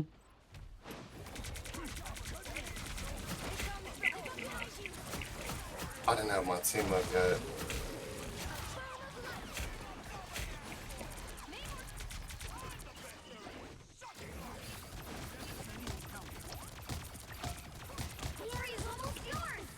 I do have vault whenever we need it. Waste the yank, pussy. Now you gotta wait.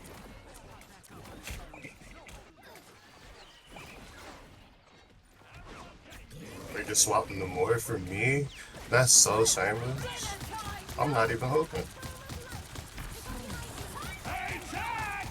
Someone clip this! Going to overtime. Dipple, I'm not clipping that. I die? I die? So much damage. Oh my goodness. I can't. I'm trying. No, that's not you, that's me. I didn't think they was gonna blow me up like No that. fucking. I meant with all of y'all in I the got general Is sense. someone important? Nope, I'll port. And I Okay, saved never mind, it. we I win. saved This it. third Let's take go. What is this Oh my game, goodness. bro? Y'all mad. I know Bro, it. Dino is so insanely fun. It's actually. Also, hey to everyone in VC. Kiwi said hi, everyone. Thank you. Hi, Kiwi. Alright, y'all gonna have to run without me. I'm finna lay little bro down. I'm spectating though. Alright. Alright, Yeah. Hey, just pull up, take your stream. I ain't gonna lie. Got you.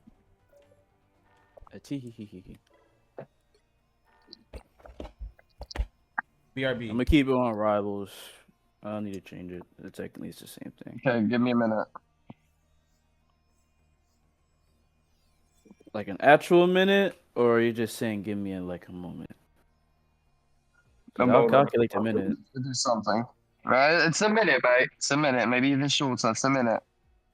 Oh, alright.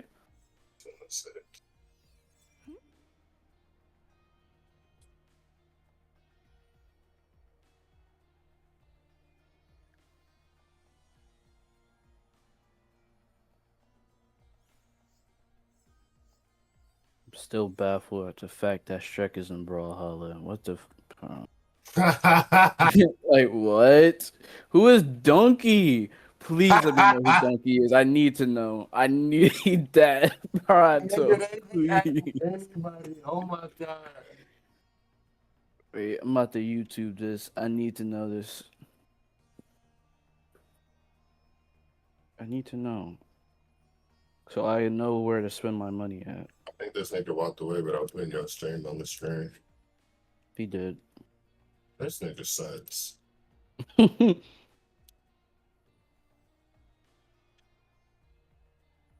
Wait, is one of the test codes gonna be someone there?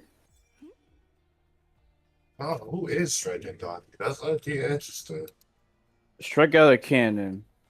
Who has a cannon that plays I like hate that? how much that fits, bro. Wait! What? What if they He's made him? him? What if they made him Lathan or Faith, whatever her name was? No! That Who nigga's is it? fucking Kratos. I forgot what Kratos' name is. Oh, It's the one so the nigga. ball nigga? Yes, Zol. Bro, that's Oh fucked up. That's not the god. fit. Oh, brother. I don't lie, he Bro, got an Donkey's a axe thing. That's teammate. kind of fire though. Wu Shang? Fiona's Wu Shang? Oh no! She's Tezuka?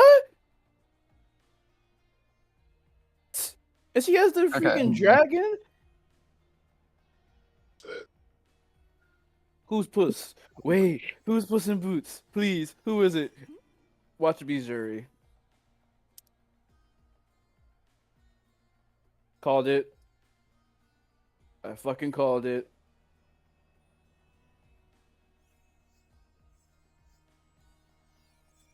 Yeah, Donkey is a companion. Damn it. I mean, that means I can use it with everybody then. Nice.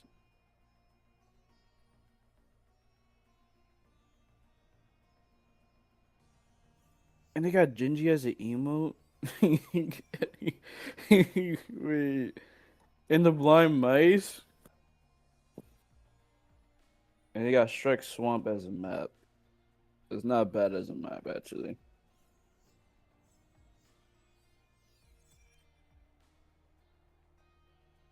And then Shrek Muddy Swamp.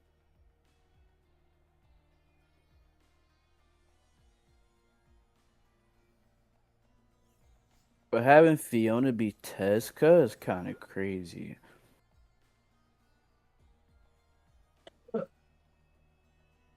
And I kind of respect having Shrek being Zola now I think about it.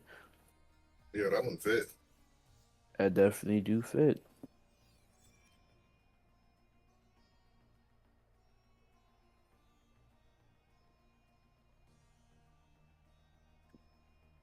Eh. Depending on how this new update is, when I get to play these DLC characters, it may not be.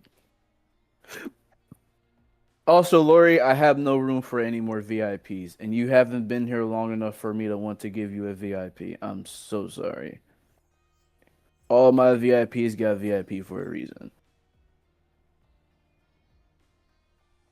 Maybe one or two might lose it soon. Not gonna hold you. But everyone else got it for a reason. And one of them is a permanent VIP and that's never changing.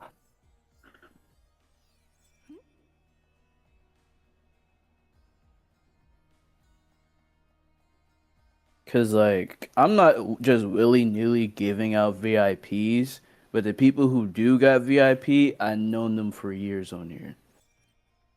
I had to give you a legitimate reason. I'm not just gonna say fuck no just to say no.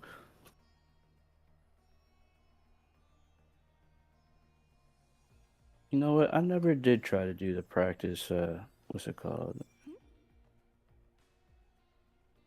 Doom match. Alright, see you, Lori.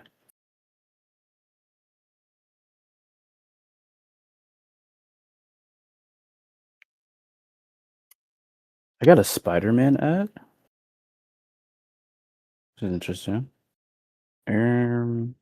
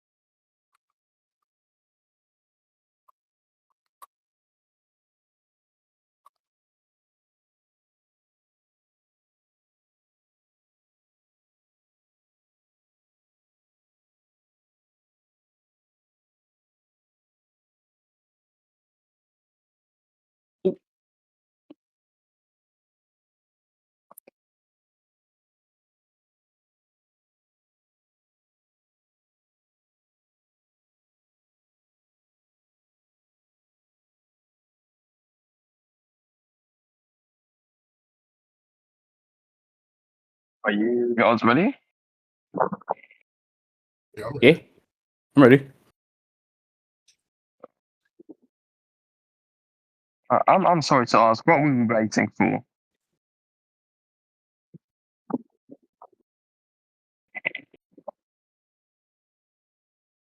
Oh, I'm the. I didn't know I was the person. My fault. I didn't know you were back or not. You said wait a minute. I was back in an actual minute, but I've just been eating apples. I'm not sure you want to hear me eat apples. Do you five? Horse out. You feel me? Oh, that's what her lord thing looks like? That shit's tough. I didn't even know that.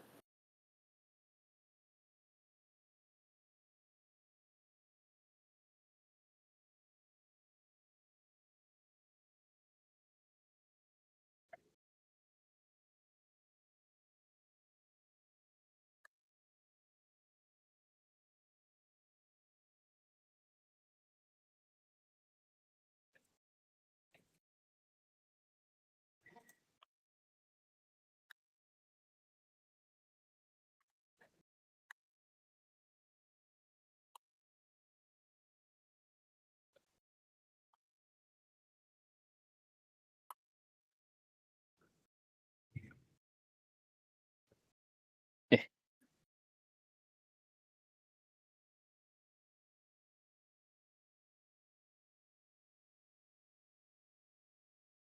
Did she not get up? I don't like you did that. I was struggling to get up there and I couldn't. We think it just did one hop and immediately got up there.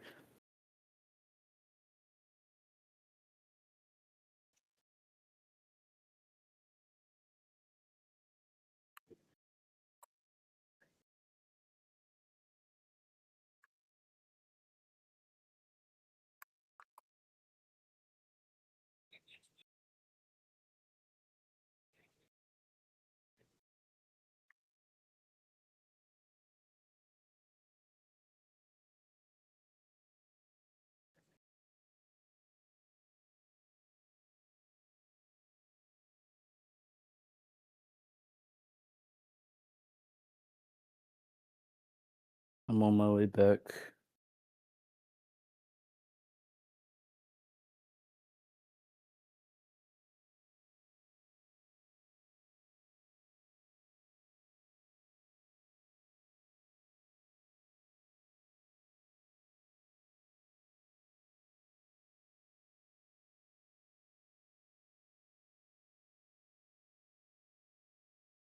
You should see him.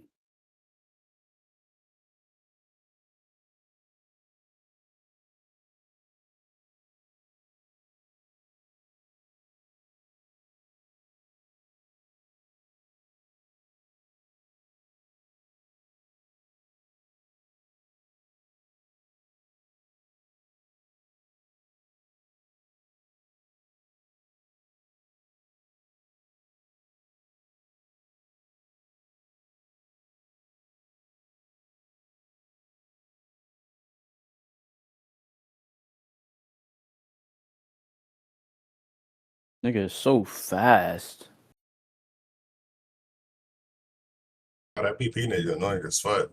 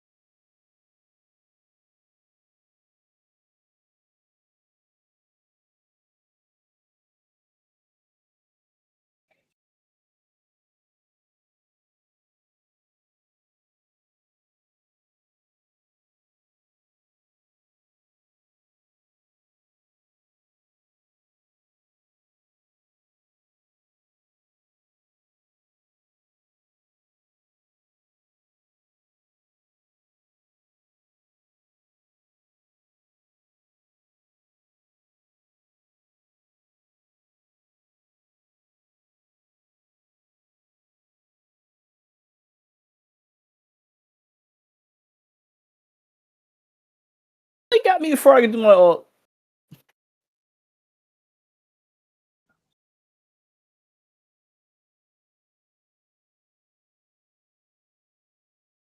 I didn't pop it in time.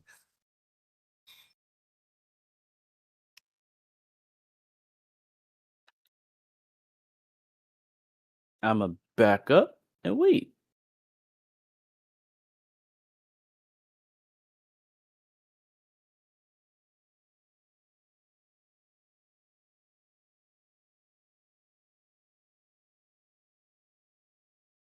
Alright, is that BP? That is. Be careful in the back.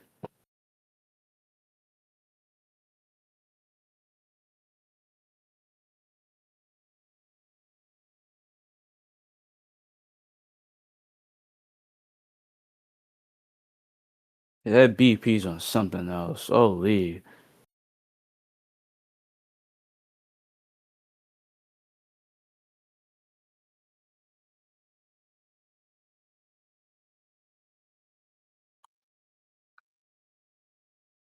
Oh shit, watch out! Hop off. No. I tried. No, you did the BS. That fucking BP is a problem.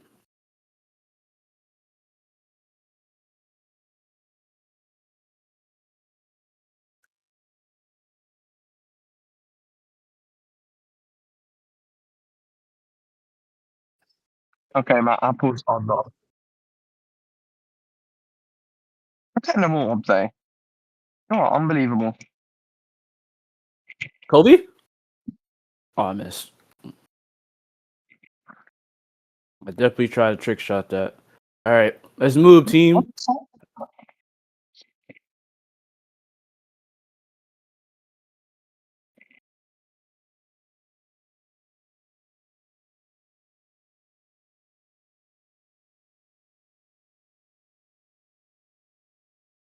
Okay. I know when to switch. I died to this nigga too many times. It's over.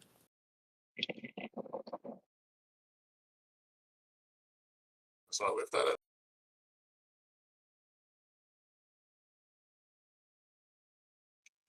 Try not peeping. This freaking nigga's just up there lurking.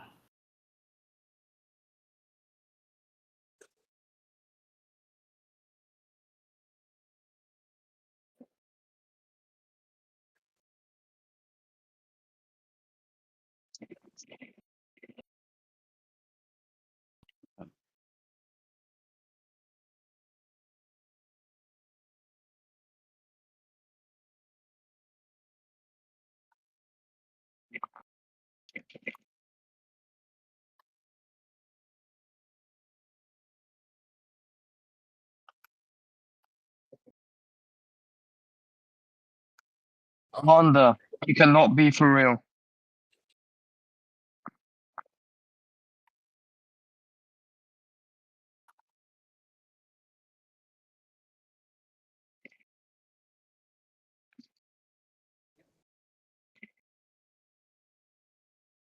Fella, back off, nigga.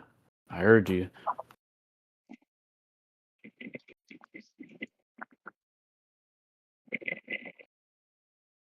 He's trying so hard.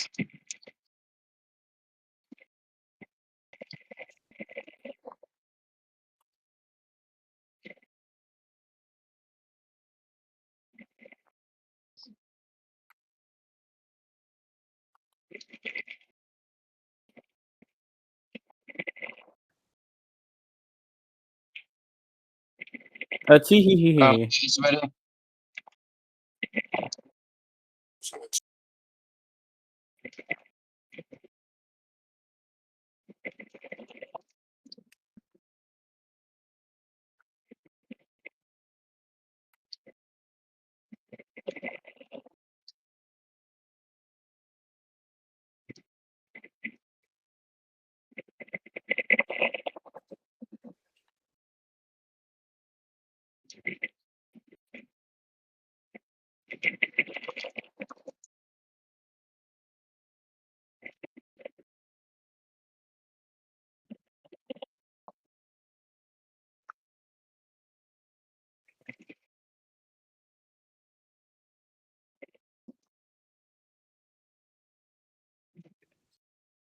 No. Wow.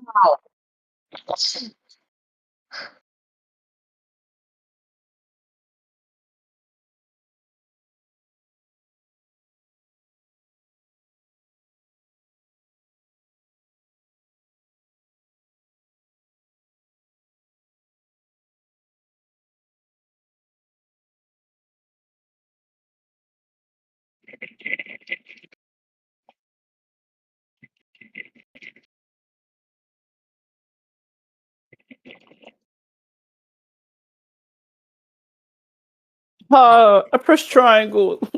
Fuck.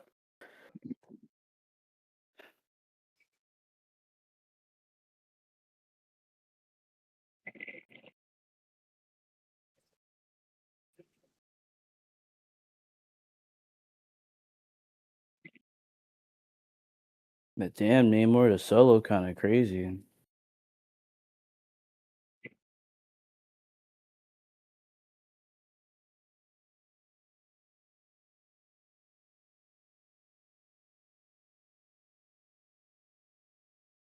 Damn it.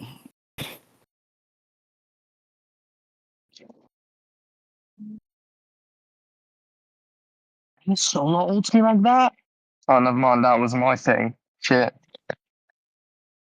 We just gotta keep the point and we got this. I'm almost back.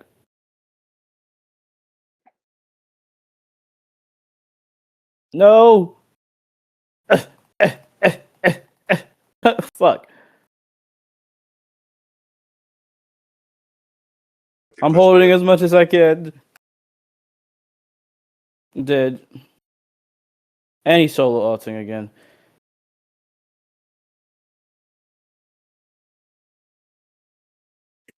Oh, that's why! This fuck ass Deadpool! I was wondering why y'all niggas weren't getting heals like that. You gonna switch last second. Fucking hate when healers do that. Oh, like, who was he on? I ain't even paid. He was on Deadpool. He just switched to Right. DP Deadpool. I hate so cool. Womp. Suck a dick. Why are you talking about so long? Hope you suck on a chode and choke on it.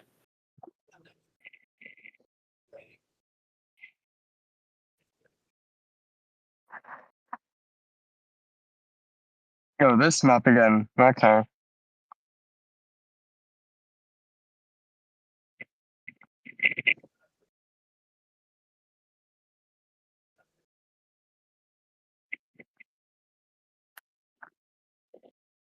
You know what? Let me play my goat. It's been a little minute. Cario G7.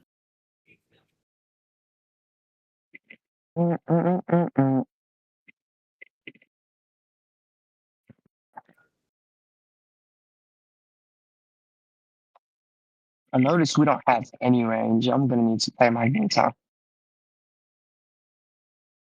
W Megs.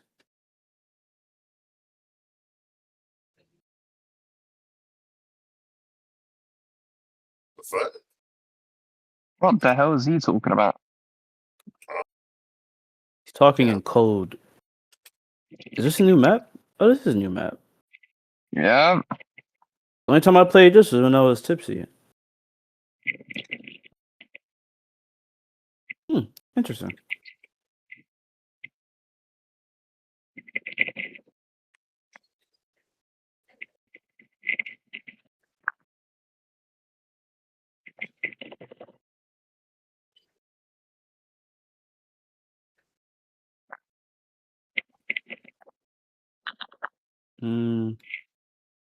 A blind nigga sees me. I don't know where though.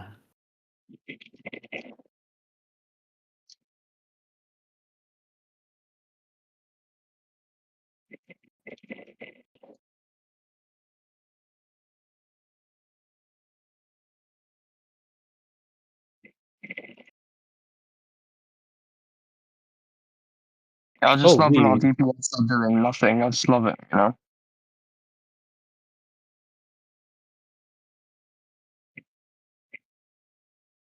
felt like everybody else went a different way. I don't know what that was. It was just me and you for a sec that session. I'm saying these fucking DPS are doing jack shit. Man. Can never get to enjoy my goat no more. Niggas just want to be jumping me. We got this Trump supporter over here.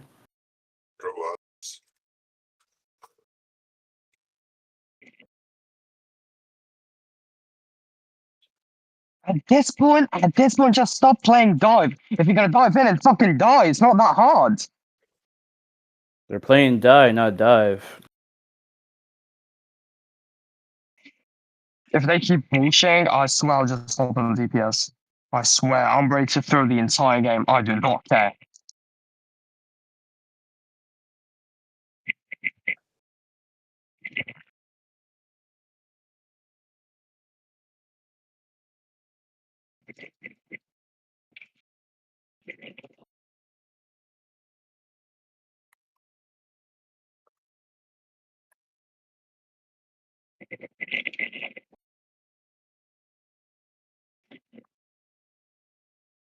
They're This just blind nigga won't bullshit. leave me alone.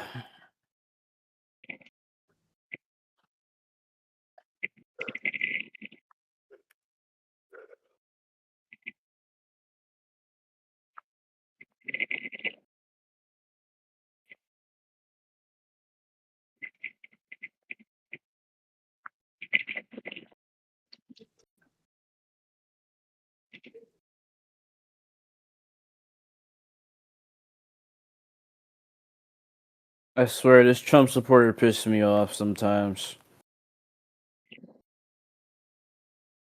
And then we got this blind nigga. They burned 2 ulcers to kill us. Oh, it's crazy. If they want the kill that bad, they can have it at that point.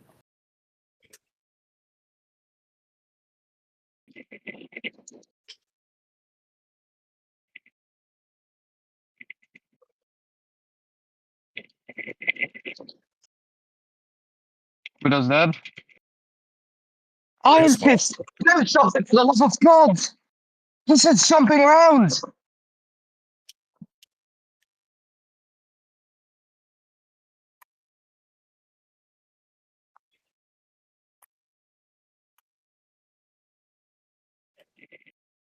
this map confusing. Wait, which side are we defending? All right. The fuck? No, this is weird. I don't know. I'm not used to this map yet. Right. And then the walls ain't helping me either. Yo. Damn, I died before I could get my ult off. That's me.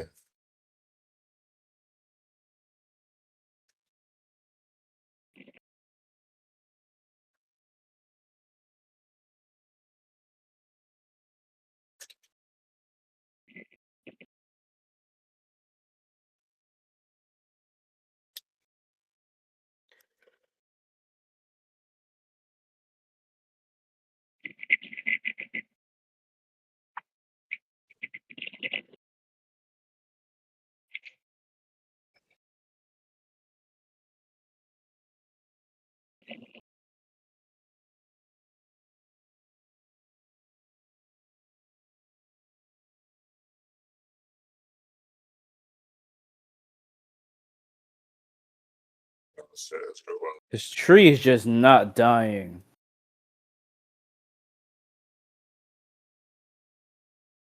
I am literally on Wolverine. There's nothing else that can outdamage this on fucking Root.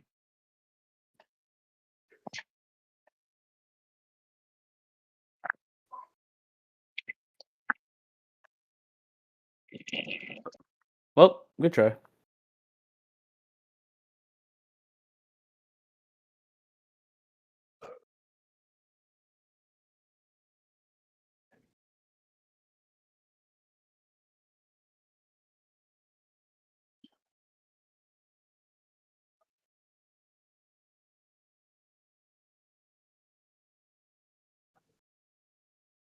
About time you fucking die.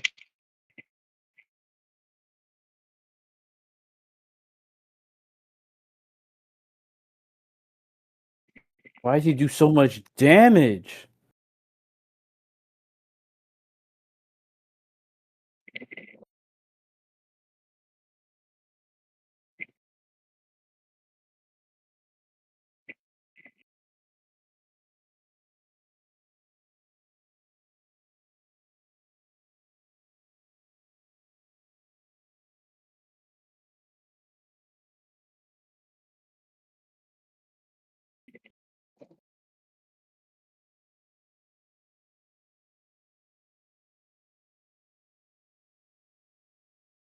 That Groot is hoping, gang.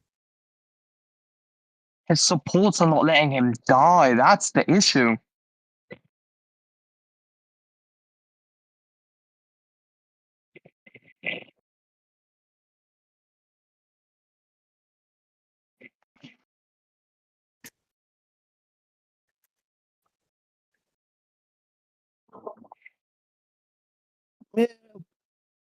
The Whistler? Hmm.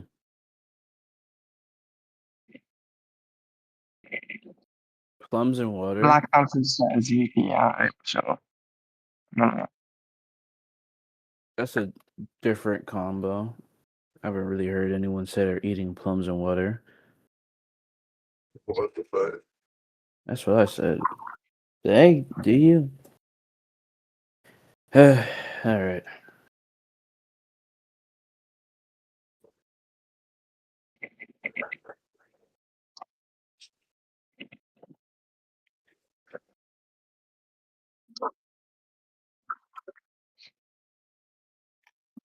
I'm make lower than the game? No, I'm just not talking loud. I'm tired. Ish.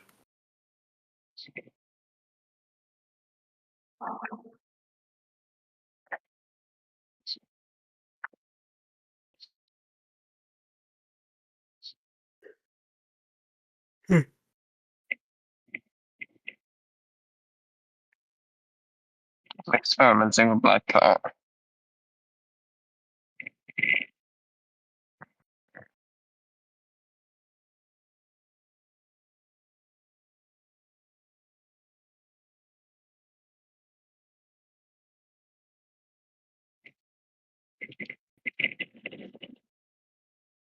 Ooh. You up today? Yeah, I'm off. That's why I'm live right now. If I wasn't off, I would have been laying down till I had to go to work. Usually I have to work at 3, 5.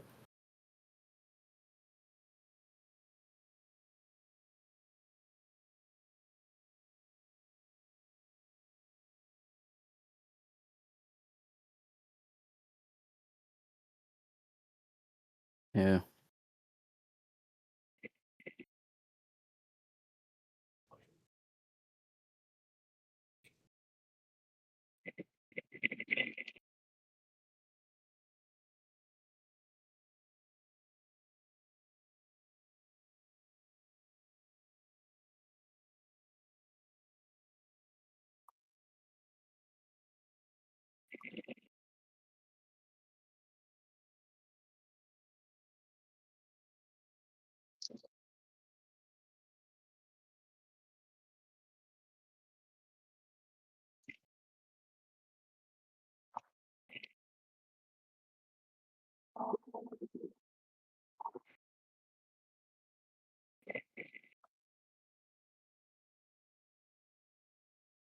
God dang.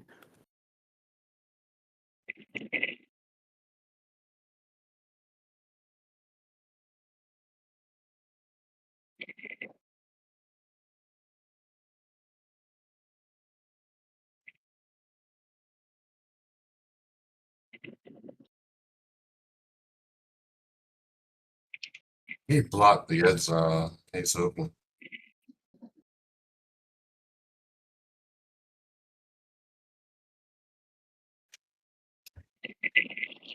Holy. The hell? What are you talking about, Yuta?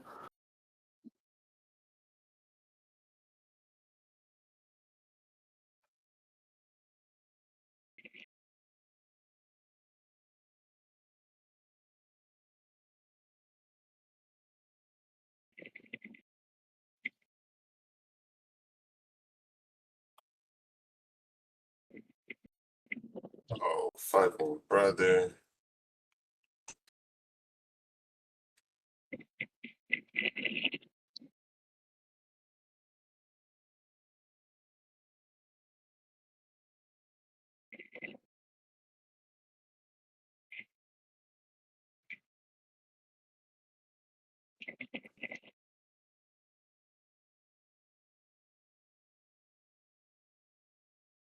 Oh,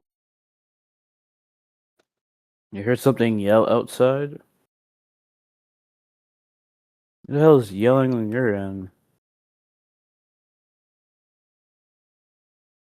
Yo, healer, you gonna be healing them?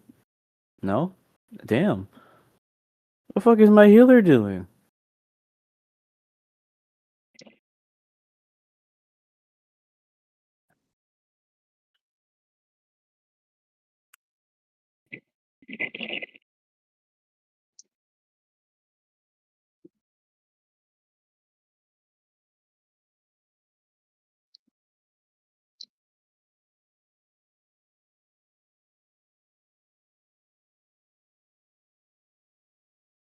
Yo, that's not yelling, that's barking. But okay.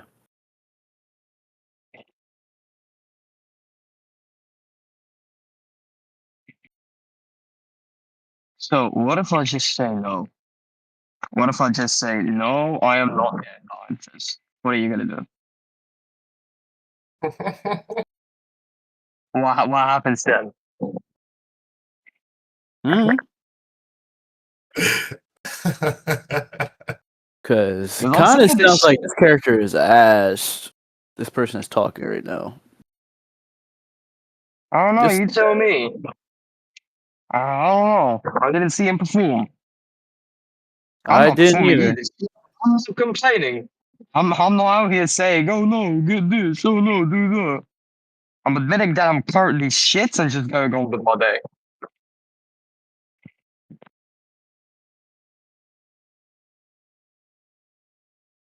There comes on first. Oh, And he's dead as well. Like, what are you talking about? Get Iron Fist. He's right there. The fuck?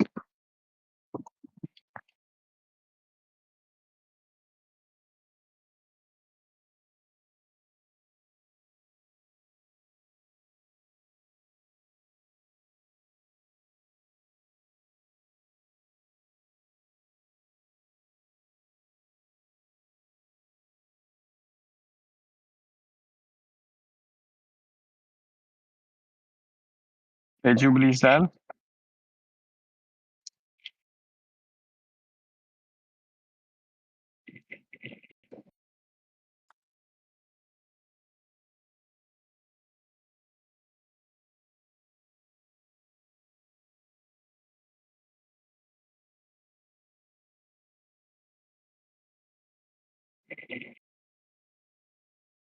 yo, my tanks. Woos. Emerald Diamond Farm?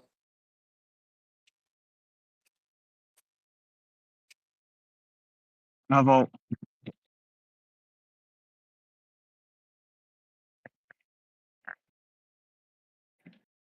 Oh my god, I can't jump. Am I earthbounded?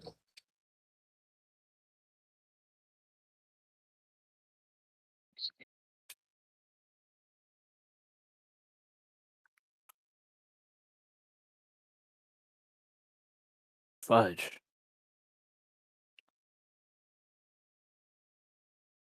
Iron Fist? Oh, which just doesn't end, does it? Okay. You can slime entire fucking country and then come to me as well, and he still has his own. Because why not, right? Hi, Okay. Santi. Hello, hello.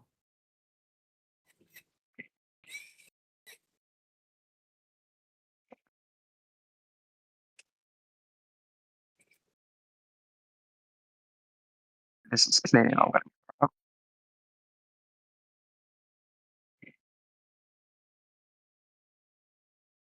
I swear, Johnny be doing so much fucking damage.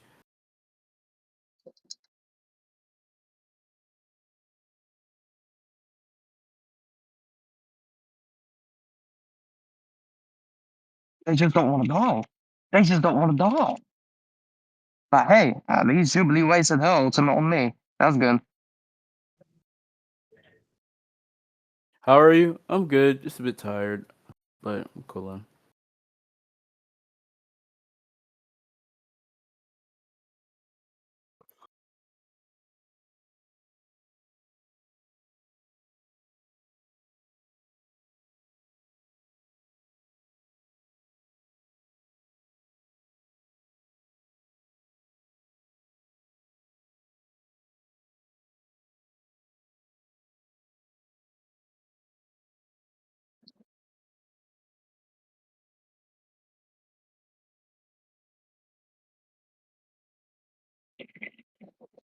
I'm running too. Okay, you good.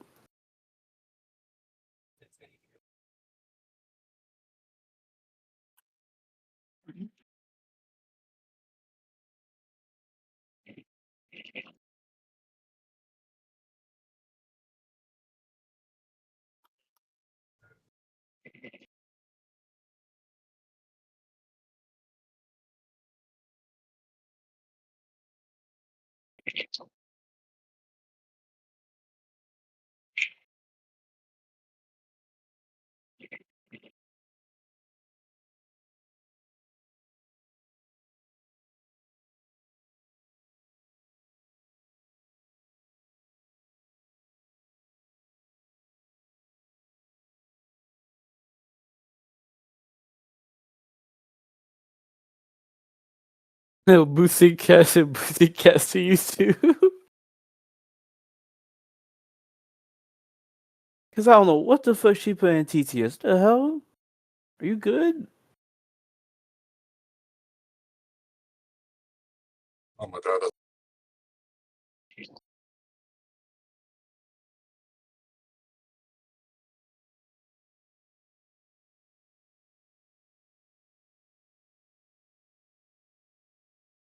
Let's go.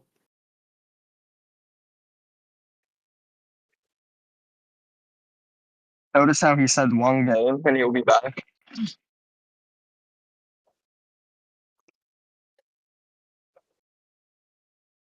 That's just the way the cookie crumbles.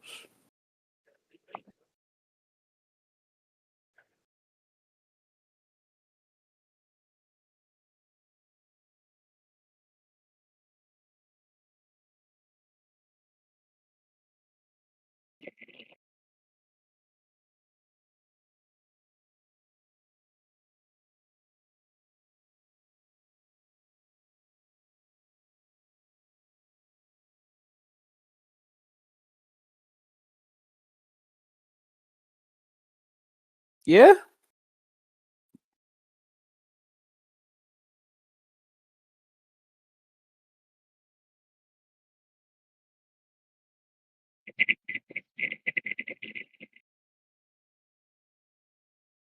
You didn't spell hairline right. You said hairloin. The fuck is a hairloin?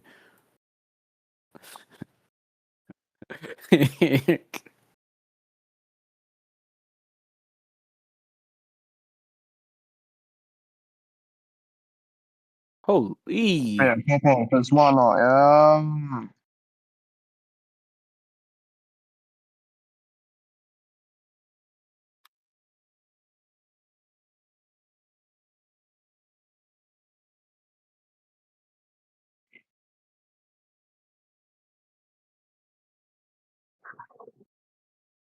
Okay, I have my own. Yeah.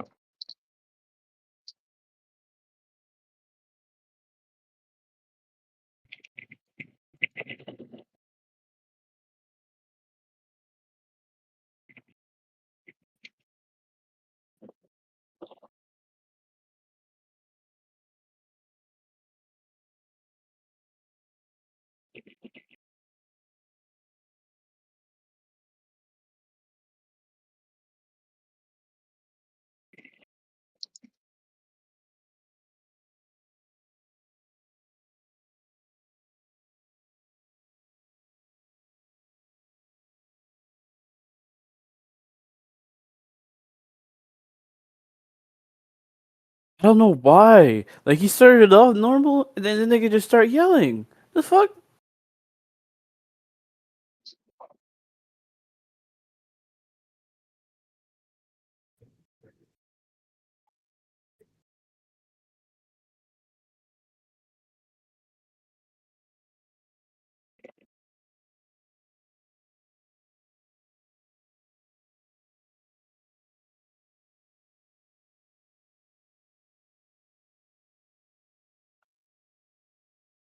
Then his whole team is on me. Wow.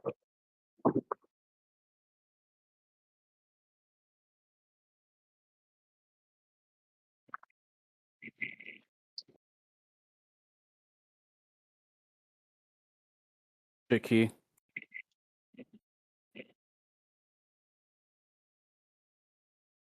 I didn't do jack shit with my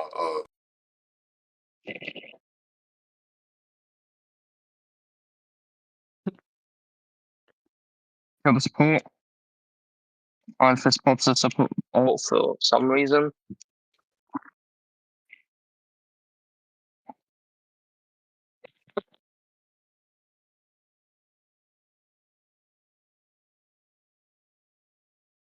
good fucking freeze. Oh my god.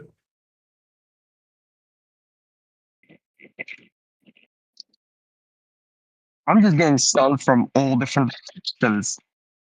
Yeah, they got heavy CC.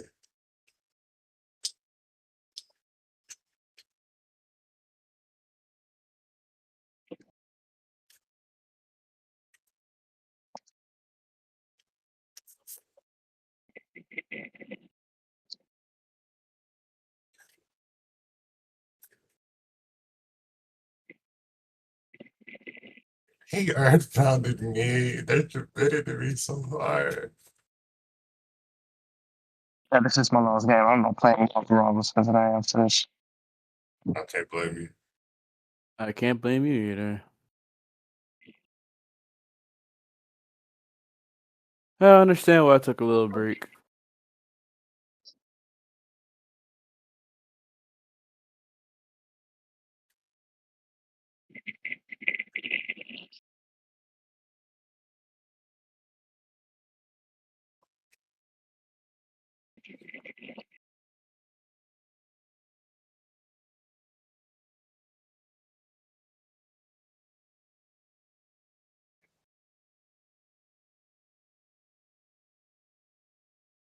Damn, I tried to cancel it. Two ults. Good lord. And I'm dead. Didiana.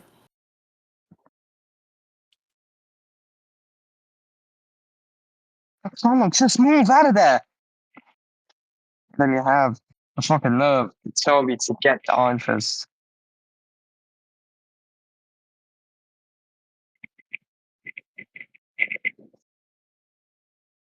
I'm not fast enough. Almost touched it. Oh, almost touched it. Fuck.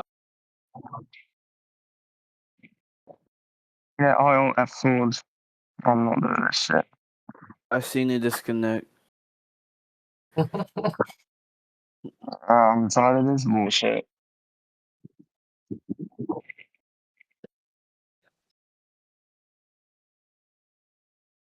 I'll be hooping as a healer, and then I'll be getting fucked over bad.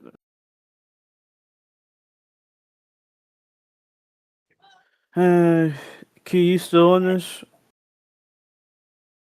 Uh, sure. I'm down for some more games. I nigga money ain't come back. Had to figure. I knew it.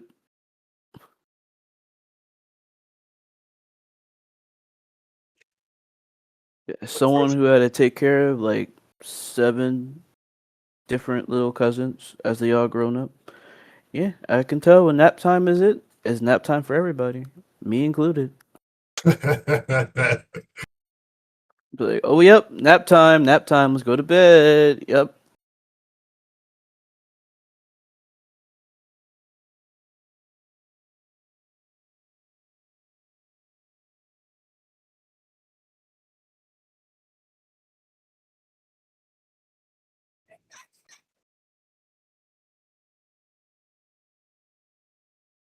Good luck. Good luck to you guys with the fucking games. I I'll see appreciate you guys it. later. Hey, that's fine. What's E inspiring me? What the fuck, bro? Yo. Fuck it. I'm being my guy. I don't care if we lose. Huzzah. Okay, I can't be mad at Lori's TTS. Her TTS is funny. You'd just be putting whatever. Love you, Lori. Hi, Lori. What's in there? Santi? Oh yeah, Lori and Hi, Santi right Santi. now. Everybody else lurk demons. Hey, we love And her. Nick is asleep.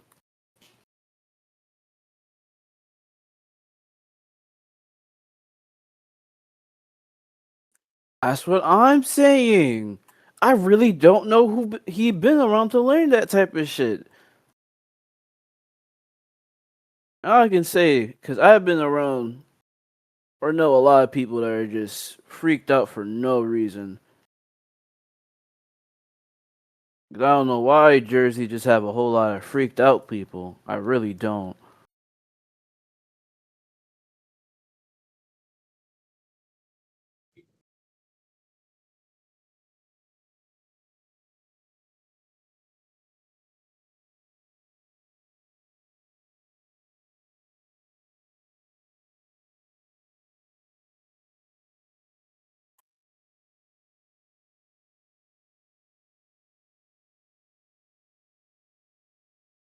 It definitely is, Prof.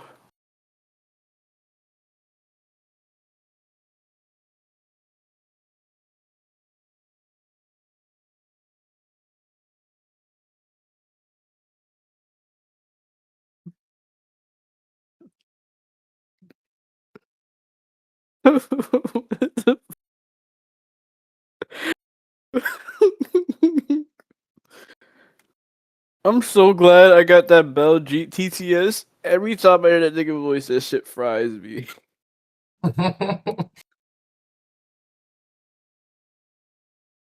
What? I'm running out of points. No.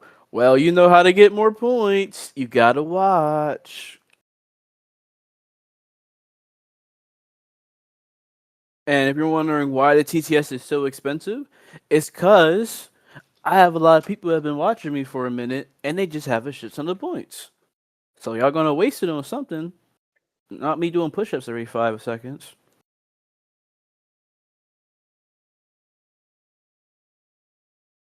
Did Rocket get nerfed a little? Why am I dying so fast?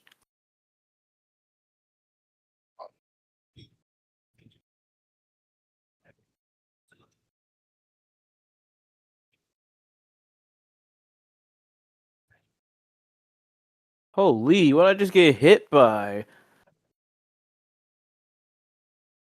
You got 3K of you. I think I know someone that got 50K. Probably a little more than that. Holy.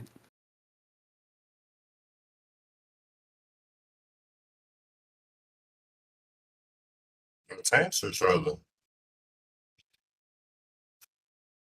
Do we even have? We do. About that, them niggas just charged in there 1v6.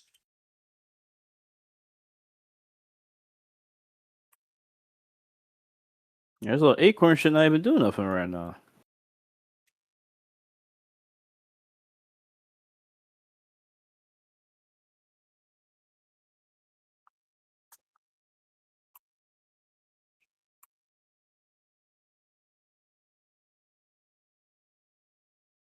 Oh, you said you got 31K. I ain't see the 3. Holy.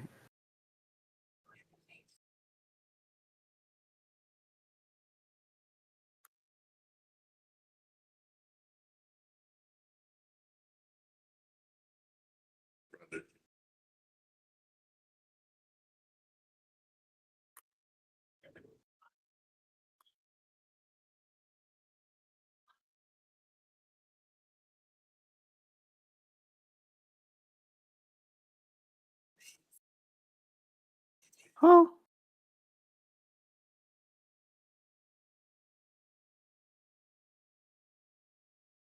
Wrong GG might die.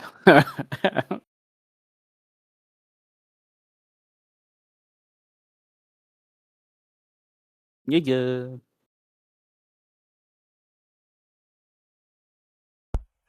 I'm back.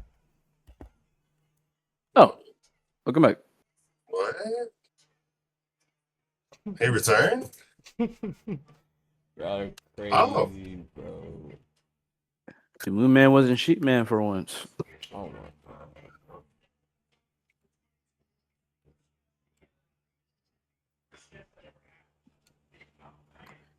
Yeah, he was a little fussy, a little like a little longer to go to sleep. Ah, my.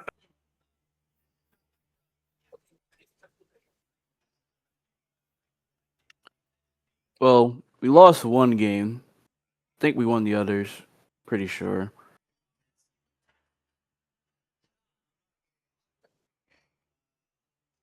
Oh,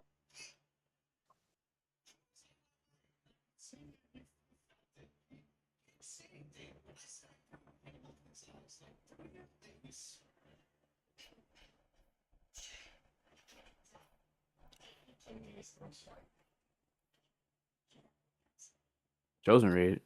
I got raided again. Holy, a raid. Raid. Oh, what's good, Dre? How you feeling, Brody? Hi, Miss Rachel. Hi, Clumsy. Second rate, Mr. Motion. What do you mean, Mr. Motion?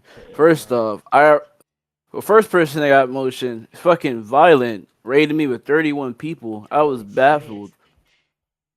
And that was earlier. That's why I muted for a second. And I got Dre. Hi, Bunny. Hi, Cookie.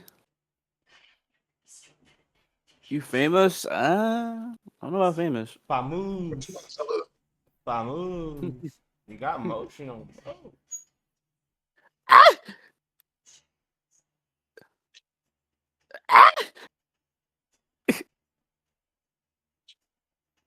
I'm finna get some chicken. Oh my god, I can't wait.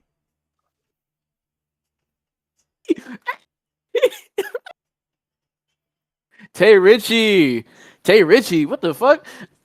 When the hell was that a nickname? What's good, Darius? My fellow McPloyee. After saying that, I just realized I gotta go in tomorrow. I'm gonna cry. Money And then my man. fucking GM want to start being a bitch for no reason, and now she's about to start watching the cameras because apparently people were stealing food. Ooh, Not bro. me, not me, not me, not me. By the way, you know, definitely not me. Of course it I may wasn't have my you, kizzy meal. bro. I got my kizzy meal, but it ain't me. I swear, it's something casual. I don't know what these other people doing. I be seeing people in back cash snacking on the fries, some nuggets and shit. I see people eating hash browns on the clock while we working. It ain't me.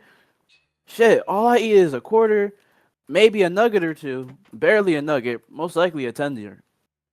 And then I eat my big shit when I go home. That's it. Alright. I Besides that, stay in these that other bitch niggas with be the fat as same hell. cup, bro.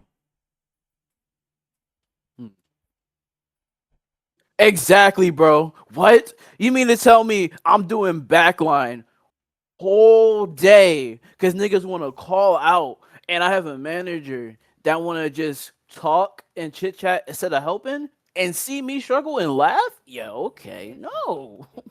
And I can't get my food? Okay. Yeah, okay. Delori asked you for VIP. She did, and I gave her a valid reason for why she do not deserve VIP. For one, Damn. everyone that has VIP for a reason, and I'm running out of space. I can't give no one else a VIP.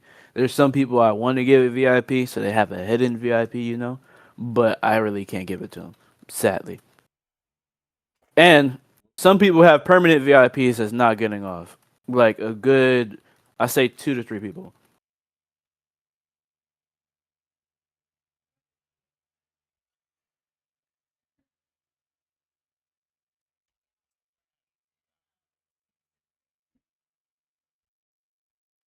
Boosted. Who's undefeatable? Who? And of course you're gonna solo my ult, you bitch. Fuck you. Yo, Thing, I need you to start hooping more. I appreciate it. And you just got. I can't say that. Can I say the C word? Which one? Um, the end of Rocket's name. Rocket Rat. Not Cucked. Raccoon. Raccoon without the Ra. Because I definitely wanted to say you just got that. But I don't know if I can say that. I don't know. That's risky. I ain't gonna risk it. Y'all, if y'all know, y'all know. Smart man. They tried me. That's why he my goat. Even though I got bodies a lot, but like still. Clumsy fried me. I hit immortal, right, Jay? Immortal? What do you mean immortal? What do you mean by that? But Dre, how was stream? I seen you was on Power World, and then you went on to Rivals for a bit. Oh, oh. I haven't played Val, and every single time I ask someone should I try, they immediately tell me don't save yourself. So I'm gonna listen, and I'm not going to. Exactly the same thing with DBD. Like I get a little bit of an interest, and this one person tells me don't do it. Please save yourself. I'm pretty sure the person in VC would be right now. Take yourself, Jay. No, don't do it. Man, every time. Oh, this nigga say he's getting a chicken. I thought he Yeah, was. see, there you know what he talking about on drive. That DBD shit, yeah.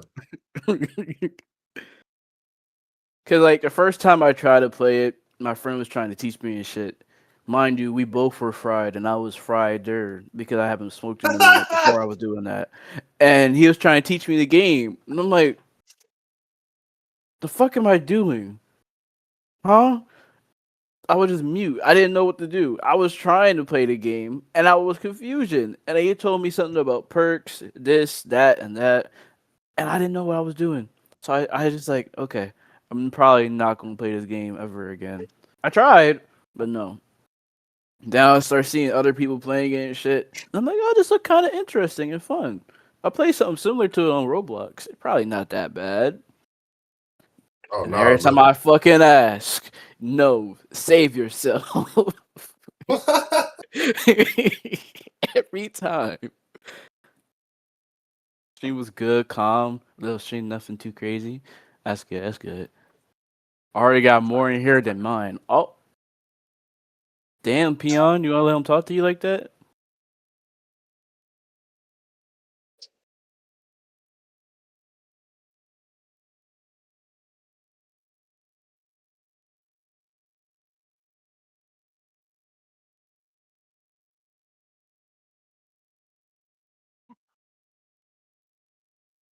I have a feeling that it got auto modded, which is why it didn't like show that she said that. But just hearing that fried me. It said, "Freaky bitch, come eat the." I'm gonna eat the pussy up, bitch. Yeah, I'm too freaky, and you know I got to live it up. We gonna go quit moving. We gonna go quit right there, yeah, bitch. What the fuck, yo? So y'all can read it too. Cause what the hell, bro? Yo. Alright, let me look back to make sure I didn't miss any chats, because a lot of y'all were typing at once. But I was like locked in, trying not to lose. Okay. Children raid, W's. I'm back again. W. I think I'm a good luck charm. You are. You have your luck at times.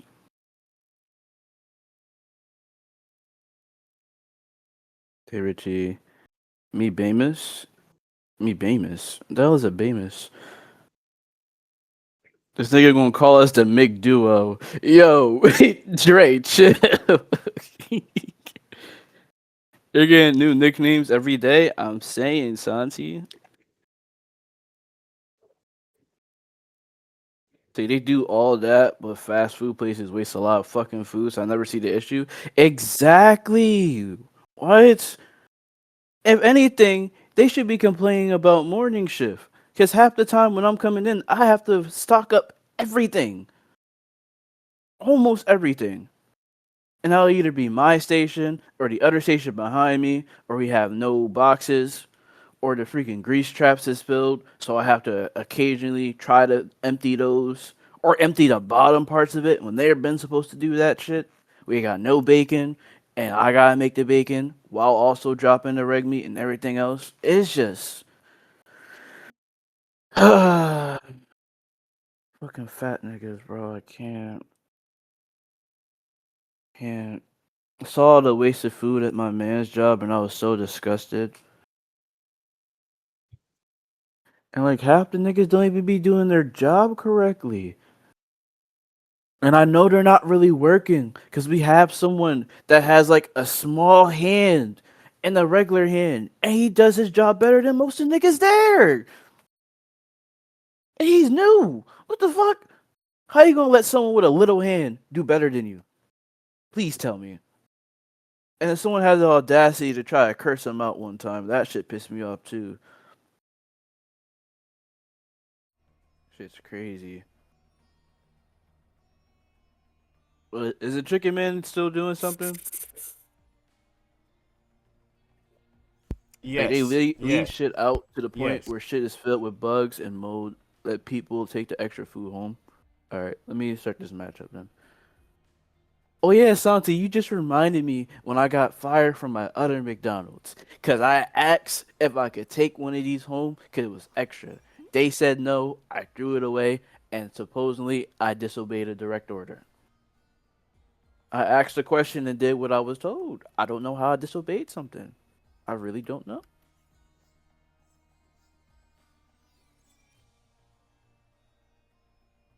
Highly stupid. And I feel like they were racist. They had to be. There's no way. Because most of the people in that spot were Blanco.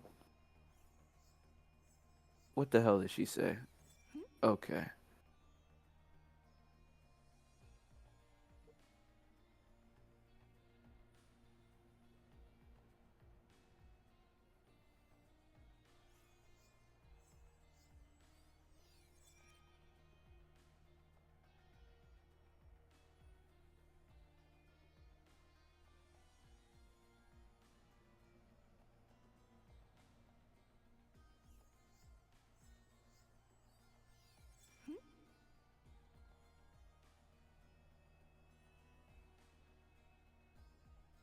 Exactly, Santi. That is like 110% true.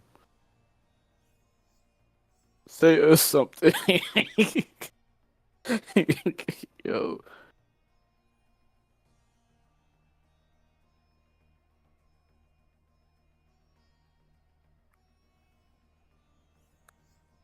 For right. Mm-mm-mm. You don't got to go. It's okay, girl.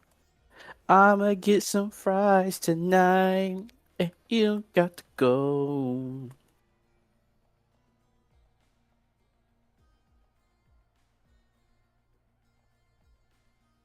For fries. Pussy.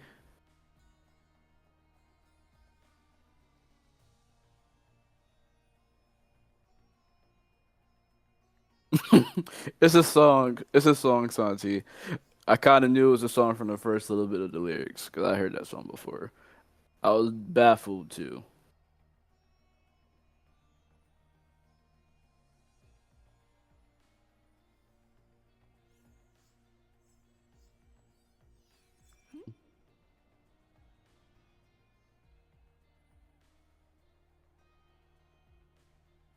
Santi, I don't know why, but the Bobbity picture just popped back in my head. I almost started laughing. Yo.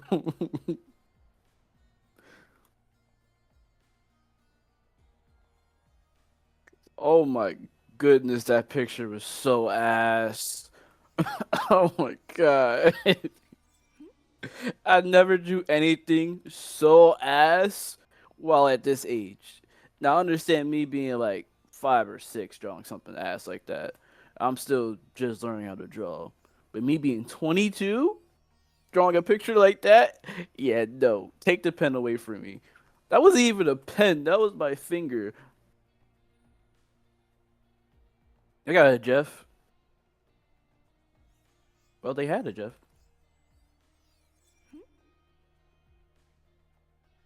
Yo, Thor, stop moving. I'm trying to heal you, nigga. Damn.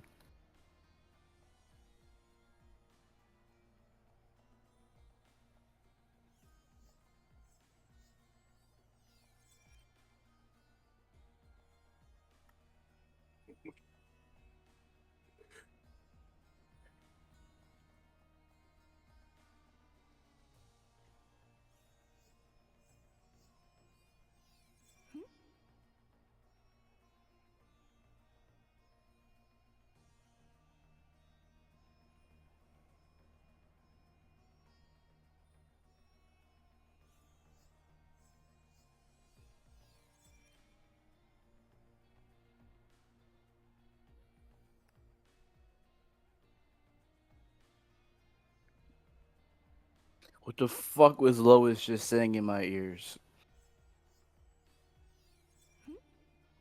What the fuck was Lois saying in my ears?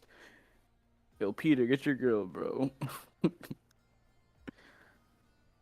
There's no way she just said that shit in my head.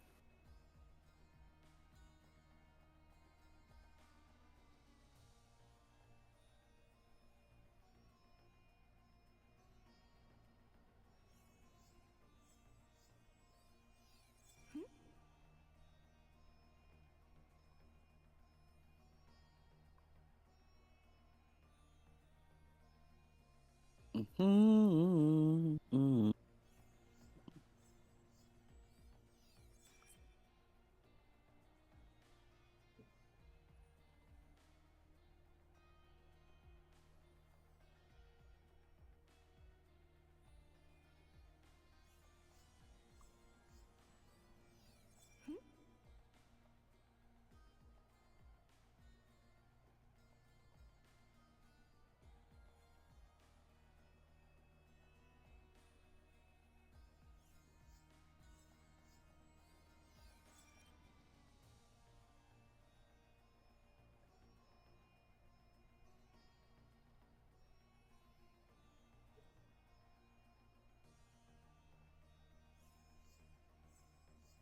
That's Kanye. I'm trying to think of what Kanye song.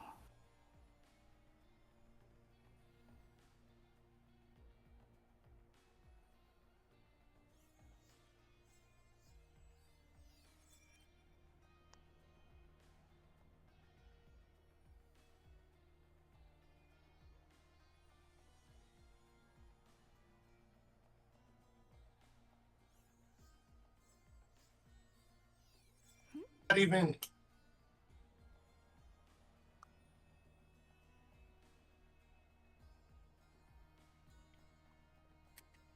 You ain't got to go. It's okay, girl. I'ma get some fries tonight. And you ain't got to. Did you just spit at me? Yo, Spidey, reenact the movie. We got like a couple of days up to the movie's out. Come on. Beat the fuck out of him. You got it, man. Nigga said reenact the movie. It's gonna be my bootleg version. Come on, cuz.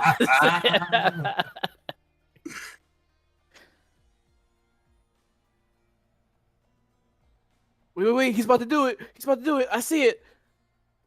Do the uppercut. Nigga, why you running? That ain't the movie. Come on.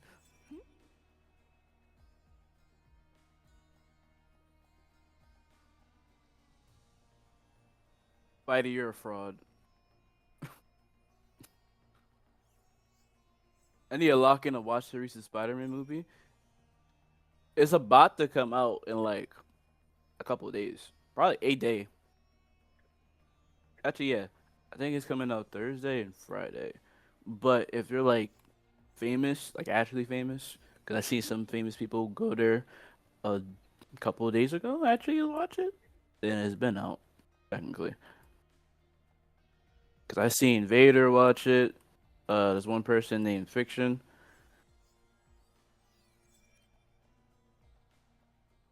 Who hitting me? You hitting me? That's oh.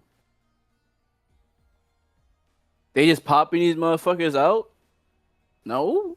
This is like it's been a minute since the last Spider-Man movie, actually. Oh. All right, Spidey's your time. That's Grey Hawk too. Go crazy. Are you hopping? Uppercut the nigga. Come on.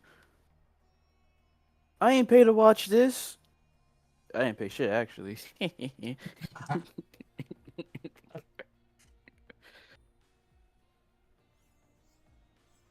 I needed an up there. I need to just got beat up by Hawk 1v1. I'm peeping.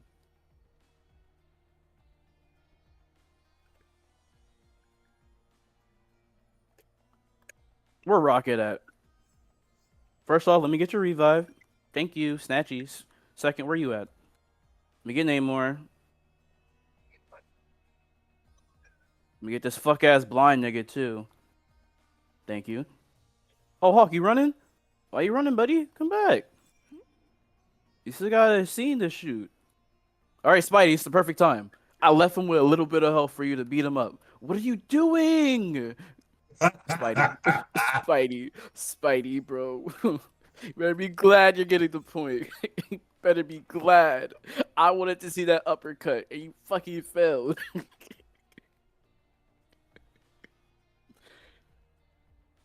Man. Fuck this bootleg.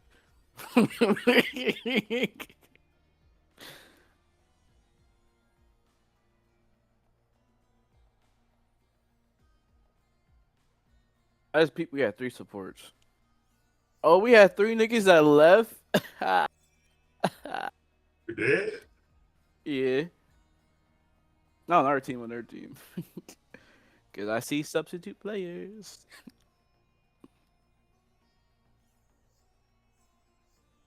Arise. Actually, I want to see my highlight. After I see Spidey's highlight, I better see an uppercut. 5 years? Damn. It has been that long. You gave him the snowflake. Who are you looking at? So you uppercut these 2 peasants. But when that nigga Hawk comes up to you by his dolly, you do nothing? Okay.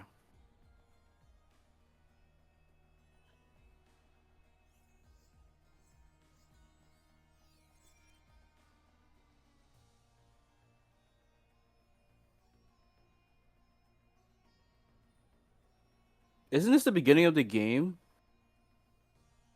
It is the beginning of the game. I didn't know I did that good.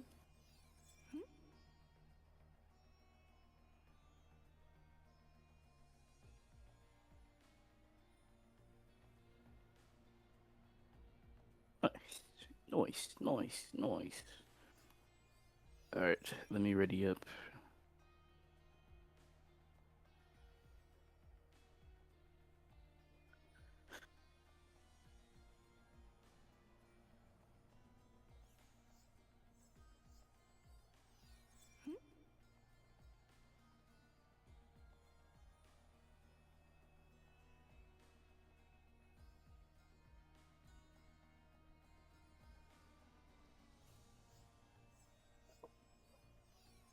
Hmm.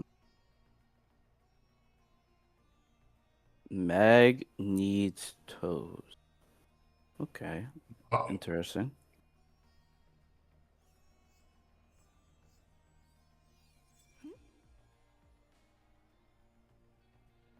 I was about to say we needed a tank. You better be Magneto. He might solo heal you.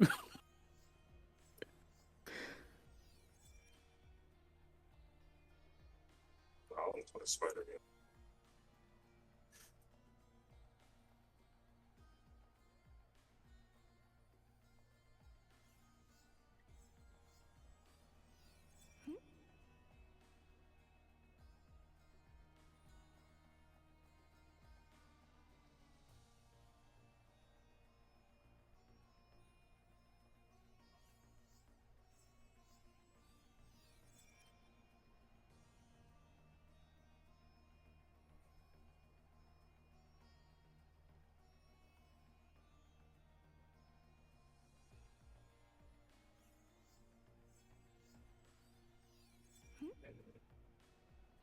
You play my game, bro. Let me play my game. 'Cause what the fuck, Lori? Yo. How the hell did I not heal him a single? What the? Back off me, you buff ass pigeon. Damn. And you're still coming back?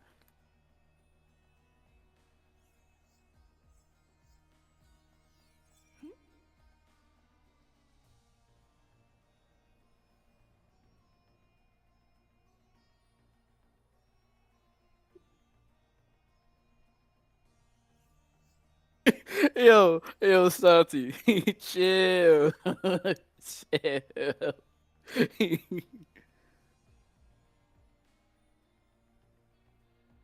I don't know who I slept, but someone got slepty.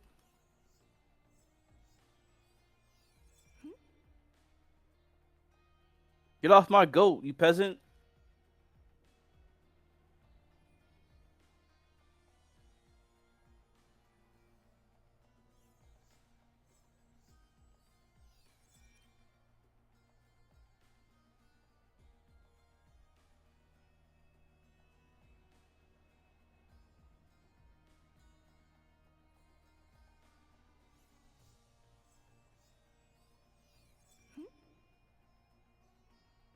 Is it holding?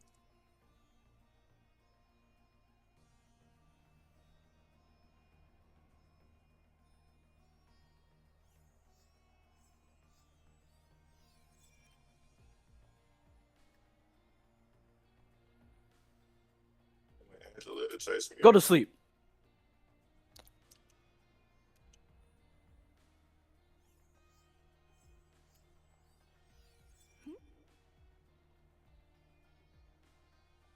Talented. Thank you, goat.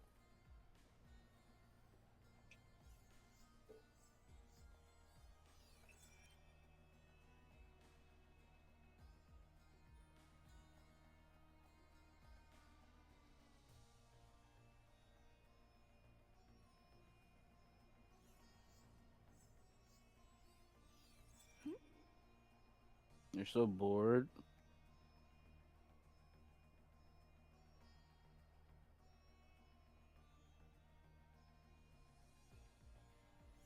If you're trying to join VC, we're not in my VC, Lori. But I appreciate you joining the Accord.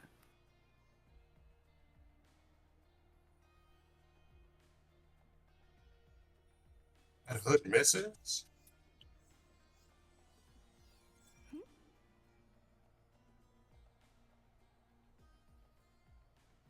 Is that pigeon still back here? Yes, he's a solo rocket, solo alternate rocket. My goat. Fuck. Oh shit. Oh shit.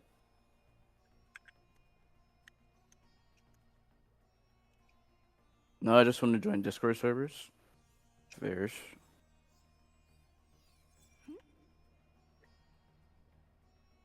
She can build herself a new body? I need to watch Guardians of the Galaxy. Because I'm confusion. What?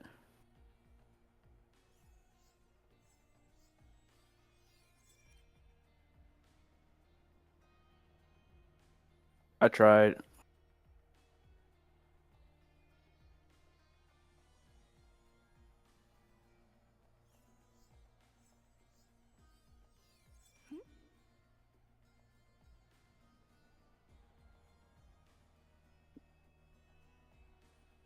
Walk these niggas down. Sleep!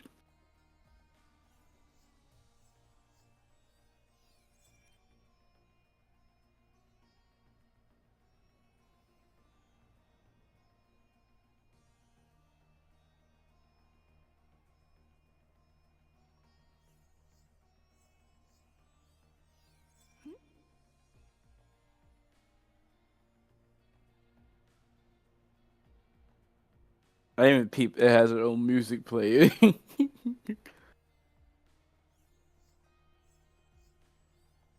Oh, I'll alt too, nigga. You want to solo alt me? I'll solo alt myself. Fuck ass nigga. I'm now realizing the person last night during the art stream was begging for a Discord link and he didn't join the server. I'm not gonna hold you, Santi. I feel like that person's a bot. I really feel like that person's a bot, but I'm just not saying nothing about it. Cause they definitely did join beforehand. I don't know if they left it or not or something. I gotta check. Yeah. But somebody got 1,000 followers and shit. And supposedly it was live a couple of days ago. That's the only reason why I'm like, okay, I don't know if you're really a bot or not. So, not fully giving bot vibes, but your replies and answers are giving replies and answers from a bot. Trying to say, oh, I want to help small creators grow and shit and everything. And I try to click their IG link and it sent me to nothing. So I'm like, okay, the fuck are you? And their profile picture looked like an AI generated shit. You know the AI what's it called? I'm about to say visual artists. I meant digital artists. They be asking if you want like a picture done for you or some shit. Ask what it looks like for their fucking profile picture.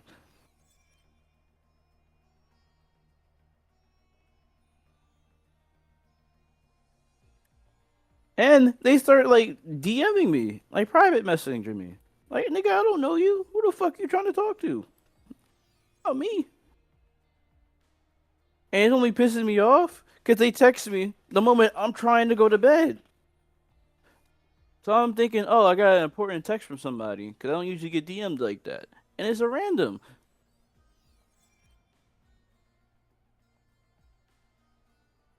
See, that's why I'm not paying nobody to do me art because I'm the artist. I'm just lazy and don't feel like drawing with my finger half the time.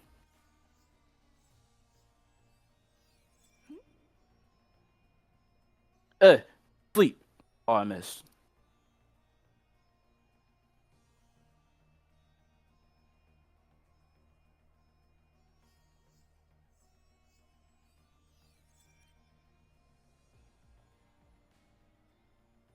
Now I gotta pull a John Wick. I'm gonna check in a second to like fully check their account.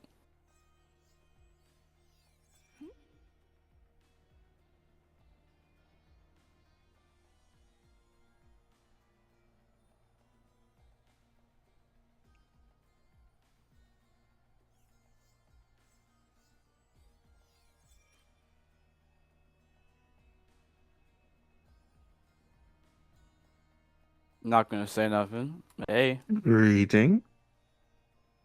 Yeah, they are, dude. Hey, how boys feeling? We 69 or did we win? We won. Not that bad. I'm good. Alright, let me check to see if this nigga is AI or not. Hmm? No, because Sanji just reminded me about somebody that joined yesterday. Okay. I just No. came to check on y'all before I get back to watching my movie. Appreciate it. And yes, Santi, he did join. He just didn't fully join. And then don't start yet. Not cool. Y'all playing Rivals? Yes. God bless your soul. Oh, thank you. I appreciate it. You know, I feel like I'm a very blessed person. I appreciate it. Thank you. Thank you. Thank you. Thank you. Thank you. Thank you. Anybody that plays Rivals has the strongest will. On God. How many hours I put into this bitch? 787. Golly. What? Chilling me. 101 hours on Power World? The game just... Lord I have didn't know it was mercy. on it that long. Just started playing it. I ain't gonna lie. I went in there this morning and just sat there. And but Monty and your pops went crazy. I went from level 23 to 42. I was like, what the hell? You too far gone. Yeah. Yeah. It's crazy. If you All right. think that's crazy, wait till you see my Brawlhalla time. Yeah, that's my cue to go. No, no, no, Back to no. watching Spider-Man. Wait. Just look at the stream real quick. All right, just look at it, cause I don't want to say it. You can just look at it. You know. He said, I don't, Damn, nigga. I It want was to say it. it was That's crazy. bad. It was bad. Yeah. It was bad. Oh, I had an addiction. I couldn't get off. Also, is it the new one? And if it's the new one, you gotta send me that link. How I tell you.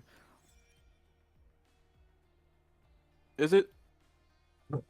Nah, but take it. You don't keep running Ragos. It's whatever right now. I know Monty was gonna get back to this game, so I was just like playing it till he came back, and I was gonna go over to Power World. Cause I definitely do got two pals that are doing the do, so they can make me something. Okay, well, I'm gonna call it here. Thanks for the games, man. What's I'm gonna probably catch you on Power World though. Yeah. Oh wait, that means I'm solo Oh, queuing. but yeah, Nope, I'm gonna send it to going you, Kizzy.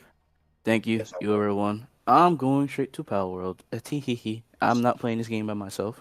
What? Cause I'll be damned if I'm playing the game and out of nowhere I get ass fucking teammates that want to switch off just because they lose and they're trying to learn a character. Yeah, no, you got it. Power World. GG, yo, chill on me, bro. Chill on me, 5. Chill on me. I know I may or may not have an addiction. It's pretty bad. Well, had an addiction. When's the last time y'all see me play Brawlhalla on stream? And no, I haven't played it off stream at all. When you was whooping they ass. And how long ago was that? It was before DreamCon. That's all I remember. Yesterday, 2 days ago. Yo, Santi. Chill.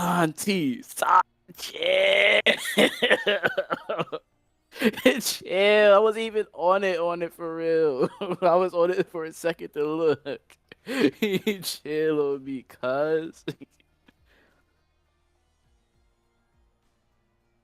I swear I don't even play that game. I really don't. I love my sanity so much. That's why I never play rank on there. I did for a bit, and I learned my lesson and never did again. So cool. Overly cool off of that. Who's here? Because I'm nosy. Wait! They're gone.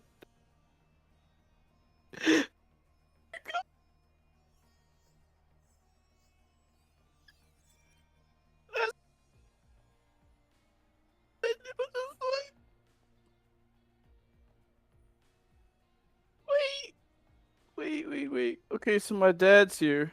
And T's here. Okay, cool. What is this place? Oh.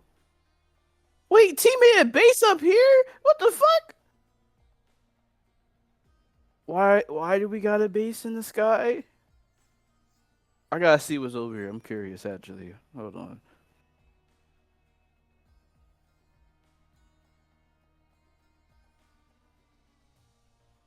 Me up now. Welcome to the world of the wake. Now I gotta see if my kid's in here.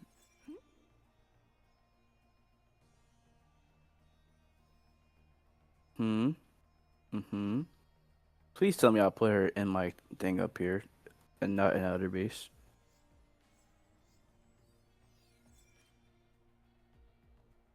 Okay, I'm back for real this time. Welcome back. I'm finna watch All right. a video. What time Yeah, you I got streaming? for. He is not here. He left. Oh, what the hell? Is he in your chat? It might be. Wow, you hate us, huh? Who hate who? What are you talking about, Lay? What do you mean? How could I hate any of y'all. Y'all help my mental every day. So why would I hate y'all? But T man, yo T. I don't know if you're like hear me for any of these things. I want my pal, my flares. I need her. I'm gonna go feral if I don't see her. Is that flares right there, or is that just?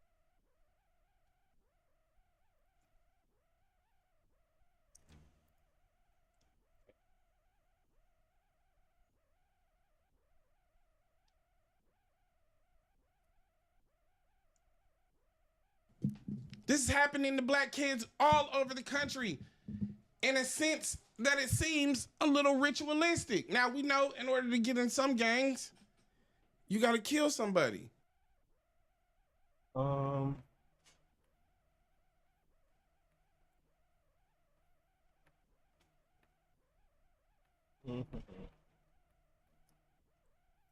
Today, AMP is getting all dressed up. I'm back, bro. They're getting $100 each and 90 minutes to come up with the best outfits possible. Once the time is up, they're turning to the streets of Atlanta to finally decide who's AMP's most fashionable. This is the AMP $100 outfit challenge.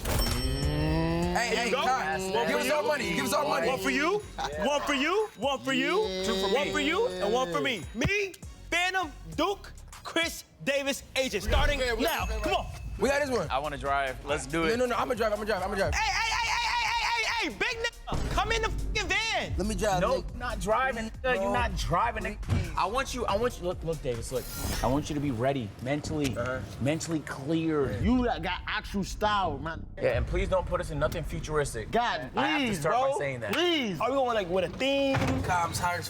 I don't give a fuck if you tired. Wake the fuck up, nigga. Where we going? Y'all want to go to a thrift store? A thrift? Yeah, a thrift. With that? Road trip! Road trip! Road trip! Road trip!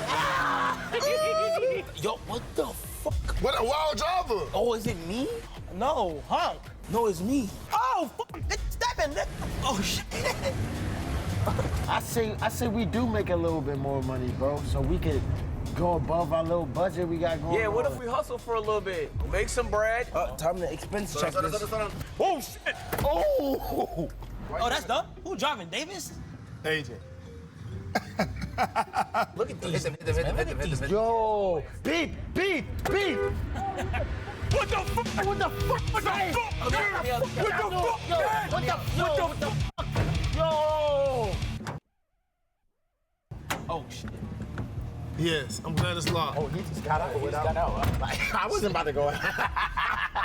I'm glad it's locked. Oh! Good shit. Good thinking, Phantom. My phone! My phone! What? I dropped my phone! Are you Where? lying? No! That's his acting face. We're good. Oh, come on. Yeah. Do y'all think they're going to Goodwill? Maybe so. Honestly. Now, you know, David's been a little bit more experienced with the way he dresses and stuff like that. no, this the threat. Agent now, we don't gotta worry about. I want to watch a Yap.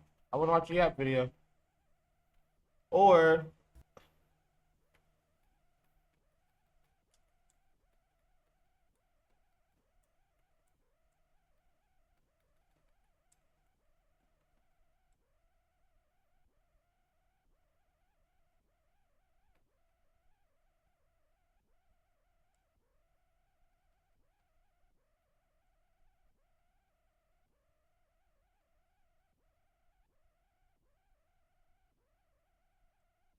Oh, it's two right here, y'all. Two hotels. Churches. Churches. Oh, wait, no, that's not church. Oh, I'm tripping. That's not. I'm looking at this wrong thing. All right, come on. I'm going to the church right now. I already put it. don't want to watch the next fight. Do we watch?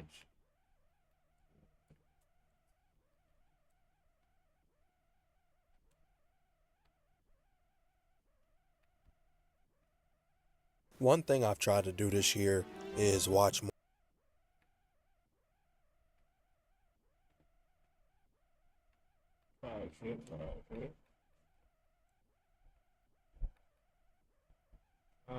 What's his name?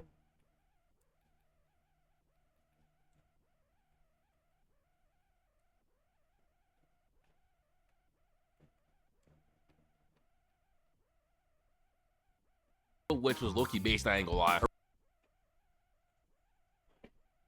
mistreats, abuses, all that because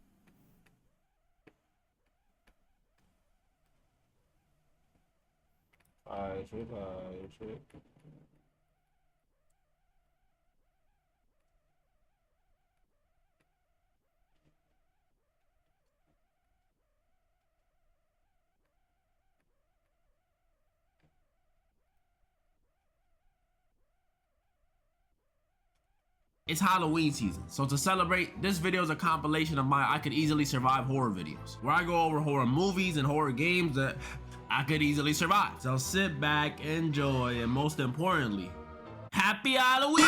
You know, horror movies were a big part of my childhood. And not because I used to watch them. On the contrary, I used to avoid them at all costs. The jump scares, the gruesome kills, all of it terrifying to me. I was a scaredy cat, I'm not gonna lie. But I think what scared me the most back then was the fact that if I was in any of those movies, I would not survive. What is a 6-year-old gonna do against this? But now, as a full-fledged, grown 21-year-old, I actually believe I have a pretty good shot against most of these horror movies. And yeah, I said most of them. I'll be going over a few of the horror movies that I can survive easily, giving you my strategy and my thought process in the process, and some of the ones that I can't. First one up on the hit list is Ghostface from Scream. This dude is a pretty standard horror villain on the surface. A masked man with a knife, no superhuman abilities, and can be taken out the same way any other regular human can be taken out. A gun. Should be an easy one to deal with. But whoa, slow your roll. What makes Ghostface such a special and popular killer is one, the whole "what's your favorite scary movie?" thing, and two, he doesn't work alone. Ghostface is 2, sometimes even 3 people working together. That's usually the whole twist with his movies. Ghostface sometimes ends up being the love interest's parent, the love interest's dog. It could be anyone. You never know with this dude. And that means we have multiple killers on the loose, ladies and gentlemen, making this situation at the very least a 2v1 against me. What am I gonna do? Well, I could go one route and say these guys usually target specific people. So as long as I'm not near Sidney Prescott, Melissa Barrera, or Jenna Ortega, I should be good, but that would be boring. So let's just say Ghostface decides to target me because, I don't know, I accidentally ran over Ghost Dog's mama. What do I do then? And my answer to that might surprise you. They're literally human, minus him. Like, yeah, it's a 2 or 3v1, but if you watch any of these movies, you know against these guys, that's more than winnable. Like I said a second ago, they're gun level, and it doesn't help that they don't often make the smart decision. They always start off intimidating, a killer you could actually be afraid of. But as we get closer and closer to the identity reveal, it's like they're losing brain cells. They let certain people live, they start becoming clumsier. This is exactly why I told you to stay off that galaxy gas. And the dumbest thing they do is that since it's a personal beef, they always do this huge dramatic reveal to torment the victim or whatever. That's right, Derek. It was us. It was us all along. Shut up. These dudes are just an aggressive scam likely call. I ain't sweating it. Unless they pull a JJK and jump me, I'm winning. So this movie's main villain is Freddy Krueger. And honestly, I wasn't that scared of Freddy growing up. Even though his powers are crazy, he just made me not want to eat pizza while watching his movies. His whole thing is killing people in their dreams, so you can imagine how difficult that would be to survive. Leading the victims in his movie to do crazy things to avoid dying to him. Pictures of coffee, caffeine pills, and all of it, of course, eventually fails. Most of the time, they end up developing this buddy system where they have to watch each other sleep. And honestly, that's the dumbest thing they could do. Because what if the other one falls asleep? You're done. Draw 2 for your mistake, buddy. They had it all wrong. I have 2 solutions for Freddy. First, the more difficult of the 2 is move out of Ohio, which when I say it out loud is not that hard because who wants to live in Ohio? And 2, the easier one in my opinion, which they should have been doing since the very first movie, I just simply won't sleep. I mean, the only way he could get me is if I'm dreaming. And if I just don't sleep, then he can never get me. It's simple. I don't sleep regardless, so if my life's on the line, I'ma definitely not sleep. Even if I somehow fall asleep, my dreams be weird as hell anyway, so he won't even know what the hell is going on. And worst case scenario, if Freddy's giving me the works in the dream world, I'll just pull him out of my dream and have someone with a shotgun there waiting for him. And if a shotgun don't work, then a shotgun with holy water. He not beating that. Now this one is the one that you guys are gonna underestimate. He's this hideous little leprechaun who has magical powers, and he'll come after you if you touch his gold. He has the ability to teleport, grant wishes, regenerate, and impersonate people's voices. And also, guns don't work on him. Like, look, 1, 2, 3, 4. His weaknesses vary from movie to movie. Sometimes it's a 4-leaf clover, sometimes it's a piece of metal, and sometimes it's a medallion. And you're probably thinking, just avoid the gold. Don't be silly. I hated leprechauns, bro. This was Debating my I existence. need the gold. But I'm still surviving though. So here's the plan. I would take the gold back home after stumbling upon it Shit in was the woods. terrifying Then to me. place it into the basement that I do not have and put it in a safe. The leprechaun will obviously come by asking, where's me gold? Then I'll kick him into the safe and lock him in the safe. Now you're probably like, he's gonna break out. He has powers. Let me get to that, okay? That's not true, because before I went home, I picked up a 4-leaf clover that I found in the woods and I put it on top of the safe. Now I have a leprechaun in my possession and I could get him to grant any wish I want. I bet y'all forgot about that. He could grant wishes. It's literally that easy. Now I survived. Y'all cannot tell me that's not a W strategy. Go ahead. I got my ear to the mic. Say it. Say it. Only thing is I gotta own that basement for the rest of my life, because if somebody moves that 4-leaf clover, Yes. it's done for me. All of them.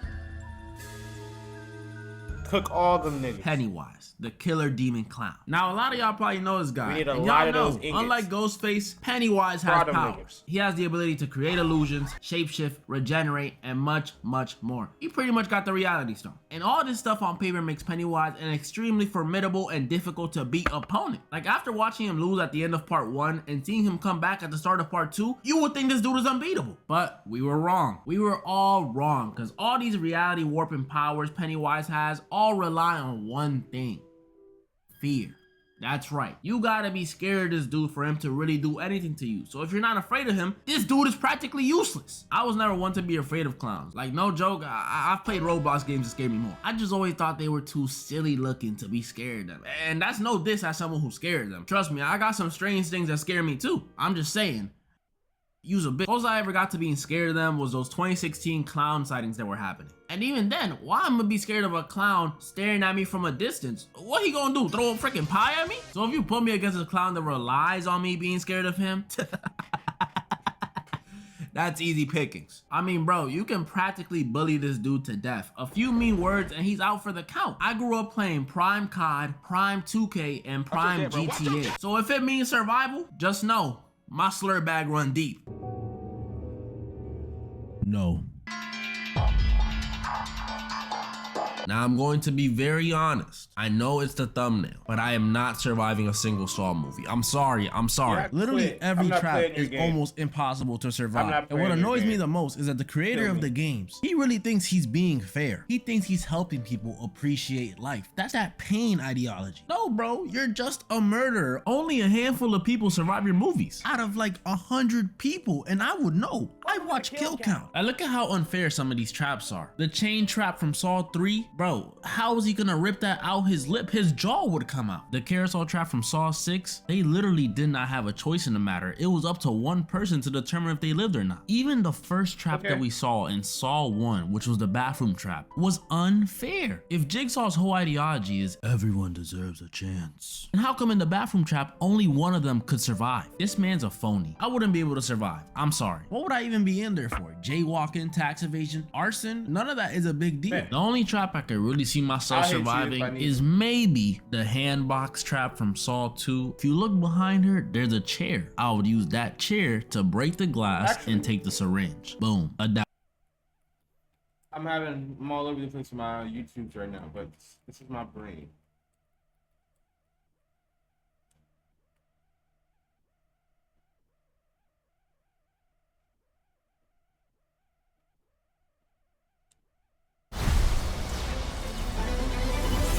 Wait a minute, I've seen that rune before.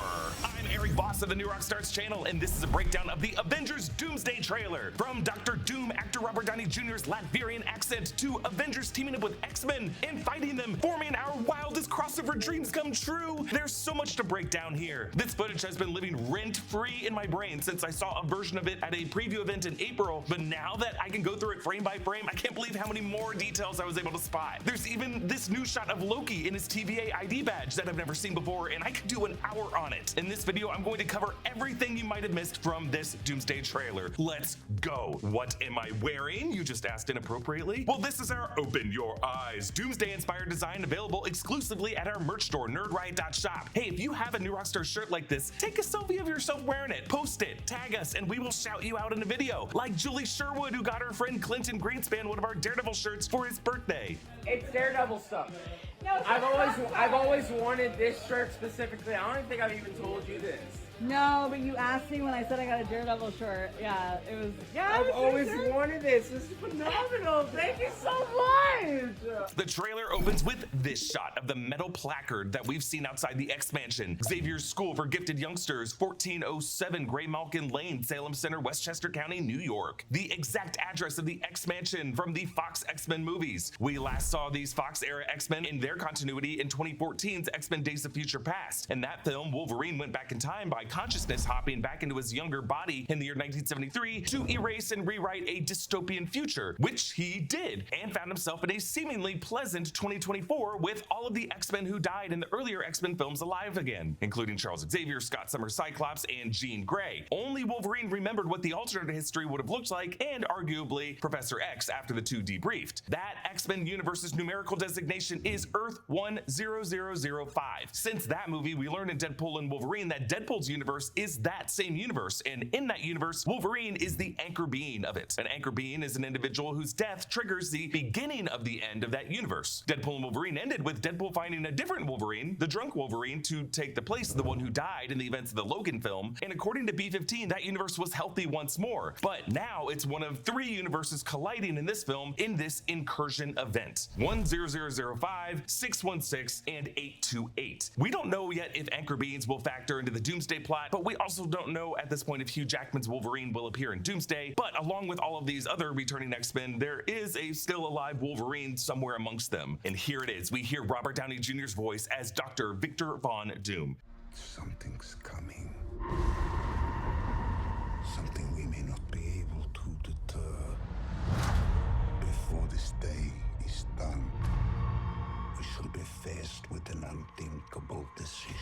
So this is Downey's take on a Latvian accent. Latveria is not a real country, and its exact geography often changes depending on which Marvel title we see the map in, but it's generally understood to be Eastern Europe. When we've heard voice actors play Dr. Doom in the past, like Paul Dobson in Fantastic Four World's Greatest Heroes, and in other media, Maurice LaMarche in Ultimate Spider-Man and Avengers Assemble, or Ross Marquand very briefly in X-Men 97, they tend to go with a generic, let's say, Romanian accent. Interestingly, Sebastian Stan is Romanian and can speak Romanian. I wonder if he consulted with Robert Downey Jr. on how to do this exactly. Dr. Doom is, of course, considered Marvel's greatest villain. At first an enemy to the Fantastic Four, actually a one-time college rival to Reed Richards, who went on to become ruler of Latveria, tinkering away in his Doomstat castle as he masters both science and magic. A South by Southwest London event earlier this year included various references to Doom's Latvian origin. Vladimir Fortunov was the name of the cruel Latvian dictator who ruled the country before Victor Von Doom overthrew him. The rapprochement refers to an annual Latvian festival where traditionally Latvians seek to make peace with their enemies, celebrated in honor of the death of Doom's mother, Cynthia Von Doom. Cynthia Von Doom was his mother, and in certain retcons of his backstory, Dr. Doom lost his mother in a bad deal with Mephisto, and his pursuit of science and magic was all motivated by a mission to get her back from Mephisto. The Zafiro refers to the clan that Doom's parents, his mother Cynthia and his father Werner, were a part of, the clan that Victor would later lead in overthrowing Vladimir Fortunov, and the Hassenstadt is the original name of the Doomstadt, the capital of Latveria. When Doom overthrew Fortunov, he renamed it Doomstadt after the family name of his mother and father. So the Russo brothers and Marvel head Kevin Feige have confirmed that Avengers Doomsday and its 2027 follow-up film Avengers Secret Wars are confirmed to be adapting the Jonathan Hickman comic storyline Time Runs Out that leads into the 2015 Secret Wars crossover event in which Dr. Doom is the primary villain of it. Actually, Doom begins this story in a race against time to locate all Molecule Men in every universe. Owen Reese Molecule Man sort of functions as the anchor being of that storyline on a mission to save the multiverse from incursions that are destroying every universe. Doom first presents himself under a secret identity known as Rabam Alal, masquerading as a multiverse messiah to fool the religious faction known as the Black Swans. But at some point, Dr. Doom uses Owen Reese to absorb the power of the Beyonders and become God Emperor Doom with absolute power over a new Earth that he builds out of the fractured pieces of the other realities shattered by incursions, a new Earth known as Battleworld. We feel pretty confident that Marvel is working toward that power up by Doom because they put the exact comic where that happens in both the movie of Deadpool and Wolverine and its first trailer, Secret Wars #5.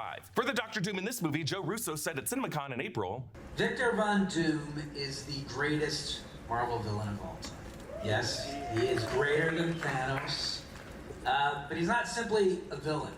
He's one of the most complex Marvel characters. He's a scientist, a technologist, a genius, a magician, and he's always 3 moves ahead of even the most brilliant heroes, which is what makes him virtually unbeatable. Shout out to Brandon Davis for that footage, give him a follow. But by describing Dr. Doom as a scientist, technologist, genius, and magician, Russo clearly wants us to think of this iconic list of modifiers. Take that off. What are you?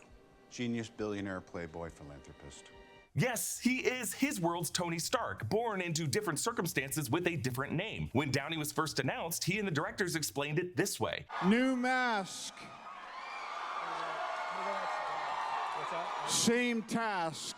The same task we've all been assuming is what Tony Stark dreamed of in Avengers Age of Ultron. I see a suit of armor around the world. So when we hear Doom's line now in the trailer, it does sound like a warning to someone he loves, someone he's trying to get in the mindset of making a difficult sacrifice. In recent months, we've learned of British actress Matilda Firth being cast as a little girl in Avengers Doomsday. She has quite a resume, including Disney's Disenchanted. Some have been wondering if she could be a variant of Morgan Stark, in this case, Dr. Doom's daughter. On Father's Day, Robert Downey Jr. posted yet another one of his Dr. Doom holiday-themed Instagram posts that indicated that this Dr. Doom will, in this movie, or maybe once did before this movie began, have a child. Actually, the official poster for this movie seems to confirm that, showing Dr. Doom looking at this huge tapestry and what I assume is a Doomstot, showing what I assume is his child and maybe his wife in this heavenly pose above an earth surrounded by angels. Maybe in this movie they're gonna change it from Doom's mother to his wife being named Cynthia. And the focus on the globe here I think will speak to Doom's obsession with an entire armored earth and building a perfect utopian earth that he calls Battleworld using the pieces of these three other earths. Alternatively, this tapestry could show a young Victor with his mother Cynthia, whom he now prefers to see as living with the angels when she's actually in hell with Mephisto. Actually, in alternate timelines of the comics, Dr. Doom has a daughter with Sue Storm, a daughter named Valeria. An interest in a child of Sue Storm could explain Doom's interest in Franklin Richards in the post-credit scene of Fantastic Four First Steps, and why it was so important that it was Sue in that scene and not Sue and Reed, or just Reed. Joe Russo also saying 3 moves ahead of even the most brilliant heroes is also a reference to chess, a game played by Professor X and Magneto, specifically in the 3rd teaser that we saw in December. And Dr. Doom is often depicted as a chess master, and in chess you often have to make sacrifice plays. Now, in the lead up to South by Southwest London, the Russo brothers also revealed the official Latvian flag sigil for this movie, and we should note that it is different than the sigil on the Latvian flag that we saw at the Future Foundation in Fantastic Four First Steps. I think that was a former heraldry of the country, and the reason why it's new now is that Victor Von Doom has successfully staged a coup d'etat. It was supposed to be Vladimir Fortunov attending this Future Foundation conference, the former dictator, but the civil war back home is what led to his absence. We see Professor X at the X Mansion in his wheelchair, looking out one of the windows and shielding his eyes. In the window beyond, you can see the blue rim of another spherical atmosphere in the sky, and now a fiery rift tears into this atmosphere. This is an incursion, what it looks like from the ground level, what John Krasinski's Reed Richards described in Multiverse of Madness, when 2 or more Earths from alternate realities collide and destroying one or both completely. The fact that their atmospheres are colliding tells us that these 3 Earths will have open rifts among each other, allowing characters to move among the 3, as the countdown continues to their cores merging. In many shots of the X-Mansion and Avengers Tower, you'll notice the sky is this kind of red-orange color. That is what it looks like with an alternate Earth appearing in red in the sky in the Hickman comics. In the 3rd teaser, we saw that this version of the X-Mansion has been heavily damaged, but it has also been modified from the last time we saw it, with more stained glass than the windows had in past times we've seen it.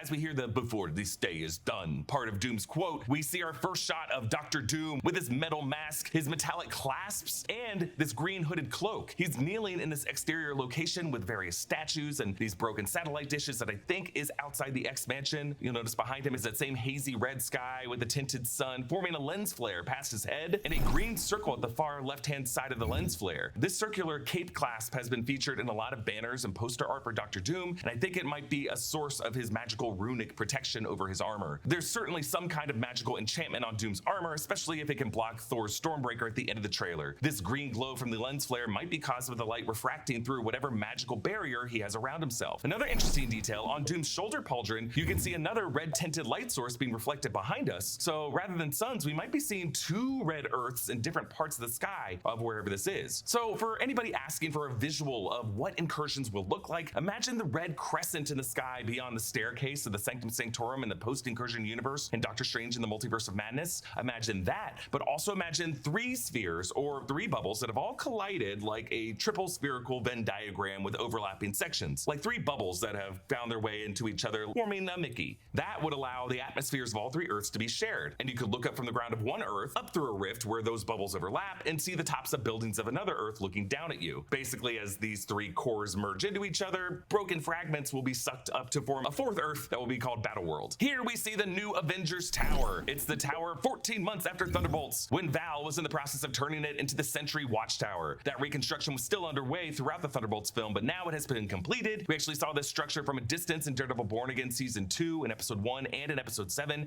It's the same white A on the red field that we saw in the blast door, the penthouse level at the beginning of the Thunderbolts post-credit scene. Why does the tower have this lobster claw shape? What are these extra thinner sections even serving? Well, remember that there was this line in the Thunderbolts post-credit scene. And now there's this huge space crisis and no one's telling us about it. We're running out of space already? It's impossible. This building is enormous. Outer space. Outer space. Run a threat analysis. I want a full report. Yeah, before the Fantastic Four ship even showed up, there was another huge space crisis that no one was telling the new Avengers about. I think it was an early sign of one of these incursions, and I think these higher sections of Avengers Tower serve as antennae to connect with satellites that allow them to observe things in orbit. Behind Avengers Tower, that very tall building is the JP Morgan Chase World Headquarters, a rather new skyscraper completed in our world in 2025. A circular door opens and we see the Fantastic Four. Reed Richards in this cool white jacket, Johnny Storm and Sue Storm in blue jackets, and Ben, no jacket. Thor walks behind them carrying Stormbreaker. They seem to be coming from their spaceship that we saw in the Thunderbolts post-credit scene, and though we don't see him in this shot, I think Steve Rogers is in the back there. And Herbie also, of course, would be with them. I'll explain why later in the video. But we know Thor starts with the Fantastic Four from this shot alone. In the second teaser, we see Thor with his adopted daughter, Love, Chris Hemsworth's real-life daughter, India Rose Hemsworth, who is originally the dead daughter of Gore the God Butcher, resurrected by the reincarnated form of Eternity into Love. But he seems to lose her in this movie because he prays to Odin in a forest location for her safety. Now they walk into the Avengers Tower penthouse to see Captain America suited up with the shield strapped to his back, Bucky Barnes wearing his new suit from the Thunderbolts post-credit scene with the red star on the sleeve, and Scott Lang in his Ant-Man suit. A wide shot of this room where this orange-colored sunlight streaks in from the sky shows the full assembly. On the left, the Thunderbolts, aka the new Avengers, with John Walker in his new beret, Red Guardian Alexei Shostakov in his product-covered jumpsuit. Behind them both, barely visible in the frame on the far left, that's actually Bob Reynolds, Lewis Pullman, aka Sentry, wearing the same socks with sandals that he was wearing in the Thunderbolts post-credit scene, reading Rick Rubin's The Creative Act, A Way of Being. To the right of Alexei is Yelena Belova, Bucky Barnes with his new outfit, and Ava Starr, Ghost. On the right are the old Avengers, Scott Lang, Sam Wilson, and Thor. And again, I think Steve Rogers is also in this room, just hidden from view or framed out of this shot. But in the middle, on that raised platform by the screen wall, are the Fantastic Four, Reed, Sue, Johnny, and Ben. On this screen wall, the same screen where the Thunderbolts saw the Fantastic Four ship arriving, is a visual display that I'm assuming comes from Reed or Herbie's computer explaining this incursion crisis. 3 blue Earths connected by lines in the center. This visual comes directly from Reed's multiverse explanation in Jonathan Hickman and Steve Epstein's New Avengers Volume 3, Number 2 from 2013, where Reed explains to the Illuminati incursions and almost a word-for-word explanation of what John Krasinski's Reed Richards echoed from the Illuminati Deus in Multiverse of Madness. On the left of the screen, you can see another diagram showing how these 3 Earths are also just half circles now with their cores exposed. Reed is demonstrating how all 3 of these Earths are going to be damaged, broken apart, but it seems to be their magnetic cores that are being drawn together. Each of the exposed cores are color-coded, blue, red, and yellow, which correspond to the blue, red, and yellow circles on the right side of screen. Interesting, not represented as a color green, which seems to be the color of Doom in this movie, maybe the color tone to his new battle world that forms. There's also a digital countdown beneath that image, like the countdown clock that Marvel has had on their YouTube channel, showing how much time they have left until this incursion process is complete. And I think another bit of dialogue from this scene was teased last night with the weekly every Sunday at 7 tweet of the Fantastic Four that finally, after 75 weeks, was updated. We make a point to do family dinner every week. Sunday at 7, on the dot, no matter what. How long do we have?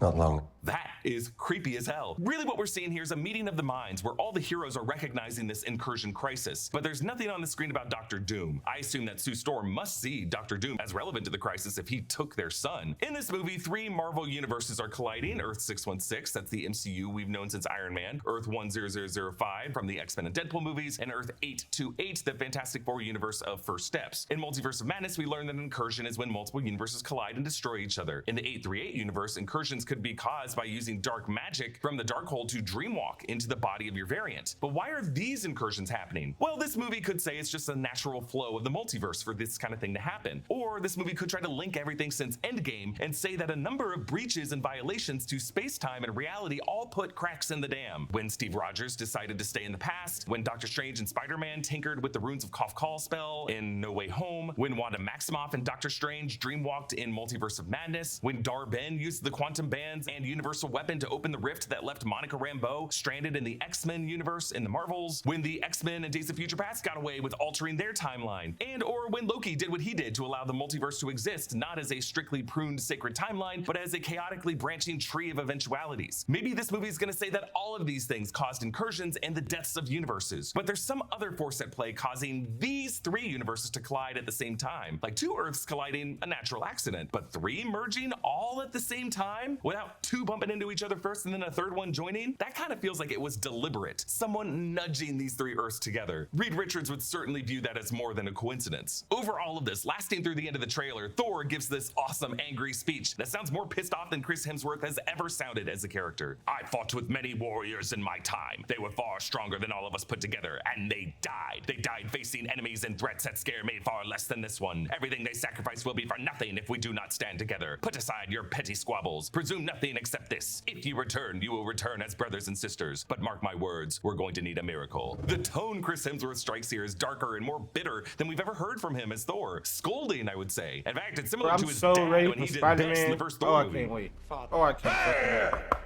By these warriors, Thor is referring to Iron Man Tony Stark, Natasha Romanoff, Loki, Heimdall, Vision, Gamora, and I guess Jane Foster as well, in addition to all the heroes who died in Infinity War and Endgame and stayed dead. Thor also lost the Asgardians that other Avengers didn't get to know too well. You'll notice Thor still bears the scar on the left side of his face from where Hela slashed out his eye in Ragnarok, so those scars of the last Doomsday event of his people still sting. Ragnarok and Doomsday are, after all, synonyms, meaning the same apocalyptic thing. We see Namor sitting on his throne that we saw in Black Panther Wakanda Forever, Mesoamerican runes forming the back and a giant megalodon jawbone framed around it. Black Panther Shuri and M'Baku, king of Wakanda, are there with all the Wakandan warriors facing off in Namor's throne room with all the blue-skinned Talokanil warriors. This Talokan throne room and the structure it's contained in are normally completely underwater in the bottom of the Caribbean Sea. Something has happened to bring it into this open air. In this throne room, as the camera pulls out, you can see Bucky, John Walker, Joaquin Torres, and Ghost on the left, and Sue and Ben on the right. And it's certainly more prominent in these desert shots throughout the trailer. There is a huge wall of water surrounding all of this. This part of the ocean floor has been completely drained, and the water's being pushed back by some mysterious force. What is this? Well, a theory that I've been chewing on lately is that what we're seeing here is actually in the void, the TVA multiversal dumping ground that we also saw in Deadpool and Wolverine. What we are seeing now is part of the 616 universe, the kingdom of Talokan, that has already been extracted from the 616 universe and relocated to this newly forming Earth that will become Battleworld. And so I think part of the movie of Doomsday will be fought on that foundation that we will see completed by the end of the movie and explored more fully in Secret Wars. Both Namor and Shuri seem to have traded resources since the peace they reached at the end of Black Panther Wakanda Forever. Notice how Namor has a new high collar with black embroidery that could be Wakandan vibranium weave, while Shuri has some turquoise pieces in her new Black Panther armor that look like Talokanil vibranium. Thanks to BetterHelp for sponsoring today's video. When the weather is hot, everybody has a shorter fuse than normal. Being patient is hard when your shirt's stuck to your back with sweat, or when you can't sleep because of the heat. Frequently in the mornings, I'm trying to grab a nice coffee on the way into the office, and it feels like the days I'm in the biggest rush are also the days when everybody is in line in front of me and they have 1,000 questions about what should be a straightforward coffee order. I know it's got nothing to do with me, but that doesn't stop little frustrations like that from building up. My therapist has done a great job of reminding me that finding a healthy outlet for that frustration, whether that's a video game or going to the gym or whatever works for you, is more productive than just trying to ignore how you're feeling. Small, useful insights like that are so helpful in navigating whatever life throws at you, and BetterHelp can help connect you with a therapist who's trained to help guide you to the insights you need. BetterHelp makes starting therapy easy. You take a short quiz, then get matched with a licensed therapist quickly. You can communicate however you feel comfortable, phone, video, or text. If your therapist isn't a good fit for you, you can switch at any time with no additional cost. That said, 82% of BetterHelp clients recommend their therapist. Click the link in the description or go to betterhelp.com betterhelp.com/newrockstars to get 10% off your first month of therapy, because no one should have to go through anything alone. BetterHelp is here with you. Then we see Thor landing in a trail of lightning in the same exterior location that we saw Doom in earlier, surrounded by broken statues and what looked like the broken Sentinel parts. We saw Cyclops battling these Sentinels in the third teaser and later in this trailer, and we've been assuming that this is in the gardens outside the X-Mansion. Specifically, Charles Xavier seems to be going through his classical statues phase. There's one on the bookshelf earlier inside, and there's some broken ones outside here. And we see the blade of Stormbreaker igniting with lightning as Thor marches toward Dr. Doom in the distance. Then we cut to the inside of the X-Mansion as the wooden planks of the main staircase get blown apart in an exploding fireball. This explosion is coming from underneath. Is this from a hallway or room on the other side of the staircase? Or could it be coming from down below, like Cerebro or the Danger Room? Cyclops, James Marsden, steps forward in the next shot with the optic blast he emits through his ruby quartz lens eyepiece lighting up, making it seem like the blast was caused by him aiming at someone and not caring how much of his home mansion he's destroying, but I think it's from a different scene. Yes, as we saw in the December teaser, Cyclops is back to wearing the comic-accurate blue and yellow suit with the Y-strap utility belt. Again, this Open Your Eyes shirt is available on our merch store, nerdrite.shop. But then on the upper level of the mansion, Gambit, Remy LeBeau, Channing Tatum fights Shang-Chi, Simu Liu. Gambit looks just as he does from his first appearance in Deadpool and Wolverine, and Shang-Chi blocks his glowing purple staff and playing cards with his glowing orange 10 rings on his arms. Channing Tatum's Gambit was not a member of the X-Men in any of the Fox-era X-Men films that we saw. He had his own solo film that was in development hell, and in Deadpool and Wolverine, they made fun of that by implying that Gambit was a product of the Void itself. In the post-credit scene of Deadpool and Wolverine, we saw a screen in the background of the TVA that showed Gambit still alive, and in a deleted scene that would have shown that shot in close-up, we see it was the glow of a sparkling sling ring portal that got Gambit out of the Void. It would mean that someone, like Deadpool, using Cassandra Nova's sling ring, or someone else, rescued Gambit and let him live with the X-Men in the X-Mansion. This seems to be part of the movie where the Avengers and other heroes coming from Earth 616 travel to the X-Mansion in Earth 10005 in hopes of getting something from the X-Mansion, and the X-Men there at the time are just going to put up a fight. We'll see more of these matchups later, but one that we don't see here but we know will happen based on interviews is a fight between Alan Cummings' Nightcrawler and Pedro Pascal's Reed Richards that will also reportedly involve Kelsey Grammer's Beast because the actor had to be on set for that day. So why are these groups fighting? The X-Men might be stinging after an earlier defeat and terrified of any superpowered people from one of these neighboring dimensions breaking into what's left of their house. I suspect this group of 616 heroes is trying to get to Cerebro. Now, why do I think we're going to see Cerebro again? Well, in this interview after CinemaCon, Kevin Feige said that it was emotional for him to revisit these sets that he used to work on as an associate producer 26 years ago. Well,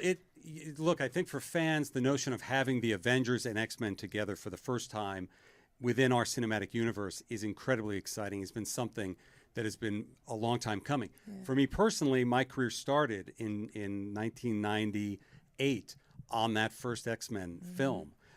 So, you know, no spoilers, but there might be some sets. Or spoilers, some Kevin, sets that free. you recognize. Some sets that you recognize from those original films, and being on those sets 26 years later with my now 12-year-old son. Was pretty emotional. But the issue is, this X-Mansion set seems to be a new design that looks nothing like the X-Mansion interior from any of the X-Men films that Feige would have worked on. So I think there is another set, like Cerebro, that we're going to see in this movie. And I think that's where the Reed Richards Nightcrawler Beast fight will take place. Reed might need to get to Cerebro for some purpose, maybe to locate his mutant son, Franklin Richards. Or maybe there's some power to Cerebro that can stop what Doom is doing to smash these three worlds together. And a new shot that was not in the April CinemaCon trailer, Loki! He's back to wearing his analyst outfit that he wore throughout the Disney Plus series, specifically starting in season 1, episode 2, with the jacket and the neatly brushed back hair. Should we do a Disney Plus rewatch? Variance Authority ID badge? We watched he did all not the have Disney this Plus in the shit? Loki series, but the back of this card shows Catch a up on tree, everything? and I think this is the Idrisil Worlds Thought tree that would that be the cool. Sacred Timeline shifted to become the embodiment of in the final episode of the Loki series. We had assumed that Loki was trapped on that throne as the god of stories holding everything together. Now, it looks like our man can still move around. This could be actually a flashback to some of Loki's earlier days when he was with the TVA. But the thing is, we just didn't really see that many montages throughout that Loki series when this movie could say he made a side quest somewhere else, with the exception of the season 2 thousands of years sequence. But specifically for those thousands of years, Loki was singularly focused on trying to avoid the temporal loom from exploding. And specifically, he didn't have that jacket anymore. Also, the TVA didn't yet have that Yggdrasil tree as part of its iconography. However, there were other posters throughout the TVA that referenced just the basic task of pruning branches. You'll see that his badge number is 414-620-701-401-220. The Loki variant we followed in the Disney Plus series was L1130. This number didn't immediately jump out to me as any kind of numerological reference, but trust me, I'm going to be digging into it. So where is Loki here? What is he doing? Well, the sky outside that curtain is the same color orange, so I'm guessing he's on one of the Earths threatened by an incursion. Notice the person holding this ID badge is wearing a wedding band. Loki doesn't have a wedding band. He ain't married. This perfectly manicured hand must belong to Steve Rogers, which means that Loki has appeared in Steve's house, the house that we saw in the first Doomsday teaser where Steve had the baby, meaning that God of Stories Loki must be grasping a strand of time representing Steve's universe, and within that universe has taken the form of the all-business TVA analyst to explain to Steve that what he did caused an incursion, warning him of the doom to come. And I think he's giving Steve an ID badge to verify that he's not the evil villain that Steve remembers, but rather just a variant who has had a change of heart in the time that he has worked with the TVA. I mean, that'd be a crazy sequence of events for Steve Rogers, right? Going from everything that he went through in Endgame, going back in time, going back to the Battle of New York, fighting his doppelganger self, having a Tesseract stolen from that Loki, and that same Loki who got away with the Tesseract during Endgame is the one who now shows up on his doorstep to say, hey, you really done messed up with the multiverse. Then we see the other group of 616 heroes meeting Shuri and M'Baku in the water-cleared ocean-floored desert. We see Ben Grimm, Sue Storm, John Walker, Bucky, Joaquin Torres, Falcon, and Ava Star Ghost are there. But if half of the heroes we saw in Avengers Tower go to the X-Mansion, I think this other half goes to Talokan, or the part of Talokan that's now in Black Panther Wakanda Forever. Now, what else might be important about Talokan specifically? Well, in Black Panther Wakanda Forever, we saw some kind of glowing energy source coming out of that underwater structure of Talokan that was part of a deleted sequence that they didn't explore more fully in the movie. Since there was no natural sunlight that reached that ocean floor, I think they're drawing that power from the planet's core, the same planet core that Reed Richards has on the screen in the Avengers Tower penthouse. So I think Dr. Doom might be using that same energy source, and they just need to control it maybe to reverse the incursions. Back in the mansion, we see Reed Richards in his white jacket, his arm stretched out to restrain Sam's shield. Shang-Chi stands behind Reed, and the robot Herbie is to the right of Sam. I mean, Herbie even being there with them supports my theory that Reed needs some extra tech support to hack into Cerebro. On the window, you can see the Charles Xavier family crest with the blue X, from which Charles likely derived the X-Men logo, and you can also see the Latin motto of Fiat Lux Fiat Vis, or let there be light, let there be strength, the first word spoken by God in the book of Genesis to breathe existence into the universe, and a prayer that mankind, and perhaps mutant kind, will have the strength to survive. But dipping beneath Reed's outstretched arm, limbo style, is Yelena Belova, gun drawn, and we see her opponent, Mystique. Rebecca Romijn is back playing shapeshifter Raven Darkholme. Jennifer Lawrence took over the character as they explore the younger era of the X-Men in the later films, but the way Days of Future Past left the timeline altered, older Mystique never got depowered in the events of X-Men The Last Stand, and she was still part of Magneto's mutant brotherhood that now seems to be in alliance with the X-Men. Actually, technically, she would still be posing as Senator Kelly. She has an updated appearance, shorter red hair and a white top instead of defaulting to nude, and a lighter blue skin with dark spots. But the way she shapeshifts remains the layered scales effect that always looks so good, far better than any of the granular Skrull shapeshifting that the MCU attempted years later. Mystique catches Yelena's baton and shapeshifts into her. So now we have two Yelenas with their hands around each other's throats. I A hate similar how visual she to what looked. They Yelena should've had to went go with the through in her dark Void of shit, Shame bro. and Thunderbolts. Naked. Charles Xavier emotionally embraces Naked. Ian McKellen's Magneto. There have been Naked. various reports that we will see Magneto destroy New Jersey in this movie from Ian McKellen himself in a few interviews, but Joe Russo and Kevin Feige told Entertainment Weekly that McKellen might have misspoke, saying, I don't think he destroys New Jersey, but there's a New Jersey presence. But if that does happen, it would be a reference to the 2009 Ultimatum story when Magneto reverses Earth's polarity. A lightning storm appears above New York City and a tsunami wipes out Manhattan. Scott Lang kisses the forehead of his daughter Cassie Lang. Catherine Newton confirmed that she will also be joining the cast of the film. And the fact that both of these characters are in this movie suggests to me that they're going to have to at least in part reference the conflict with Kang the Conqueror from Quantumania. I don't think they're going to say the name Kang, but I think they're going to refer to those other events generally. Then we see Johnny Storm hugging his sister Sue. There's a fiery light engulfing them, so maybe we're seeing the end of the movie. The beginnings of the horrific things that Dr. Doom does to Johnny Storm as the Battle World forms. He turns Johnny Storm into the literal son of this world. Then two shots of the ocean-cleared desert region suggest that Sue Storm is nodding to Shuri as she does the Wakandan salute and boards the Royal Wakandan ship. Then Sam Wilson lands on the floor of the X-Mansion during this fight with the X-Men. Gambit flips from the high balcony and strikes his glowing staff on the ground, causing a purple shockwave at the feet of Shang-Chi. On the floor around him are Sam Wilson, Mystique, who's still fighting Yelena, and Reed Richards. Then the shot that ended teaser number 3, Cyclops angrily releases a wide aperture optic blast as Sentinels stomp around him. One severed Sentinel head is to the right here. Why does Cyclops seem so hopeless? Well, there's some thought that Doom might have taken his son or daughter, Nathan Summers, aka Cable, or Rachel Summers. Sue looks drained here as she emits her force field as the wall of seawater churns around her. And then we see Namor flying fast around that wall of the cleared out area. I think they might be trying to extract this jobs. Topocon region from the newly forming Been battle gaming world, and I since think 1 they're o'clock. gonna fail. Only Then the been money for, shot of the trailer. what, 4 hours? Nah, she's free now. It's almost 6 o'clock for her. Thor recreates his epic leap and the attack with the same weapon that he used against Thanos in Infinity War, and even this time smartly aims for the head. Stormbreaker was designed to be a god killer and did surpass the combined power of all 6 Infinity Stones. So for Doctor Doom to simply stop all of that power with just 2 armored fingers, it gives us a sense of the power scale compared to Thanos. Actually, speaking of Thanos, God Emperor Doom memorably does this to Thanos in Secret Wars number 8. In a 2025 Shanghai Disney Expo laser show depicted Doctor Doom doing the same thing to Thanos. So we might see it in this movie. If you're interested like I am in revisiting Thanos in Avengers Infinity War, New Rockstars is like 35 episodes deep in our Road to Doomsday weekly Marvel rewatch podcast series. Specifically this Saturday morning, we're gonna be revisiting Avengers Infinity War. So be sure to watch that episode and all the past episodes, because trust me, we've been having some interesting conversations there. So Doom even blocking Thor's lightning like this might be recreating Billy Tan's artwork for Thor number 605 from 2009. In this storyline, Thor avenges his Asgardian people after Doom experimented on them in Latveria. And notice the rune on Doom's gauntlet. Doom rune! This is the same symbol that was on Doom's throne at the recent Billy World event in Shanghai this year, and the rune that was projected with green lasers at that Shanghai Disney Expo last year. And I think this is the deeper magic that Doom knows that overpowers all types of science and magic from our heroes. And notice how each corner of that rune has 2 antlers or pincers. Doesn't that look like Loki's crown? I think this is a clue that Doom either has or can absorb God of Stories Loki's powers over reality warping. This is the clearest shot of the Doctor Doom mask Expo last year, and I think this is the deeper magic that Doom knows that overpowers all types of science and magic from our heroes. And notice how each corner of that rune has 2 antlers or pincers. Doesn't that look like Loki's crown? I think this is a clue that Doom either has or can absorb God of Stories Loki's powers over reality warping. This is the clearest shot of the Doctor Doom mask and Robert Downey Jr. underneath it. You can see his clear green eyes glaring angrily at Thor. And then the trailer ends with this moment. We're going to need a miracle. Hey, pal. It's not possible.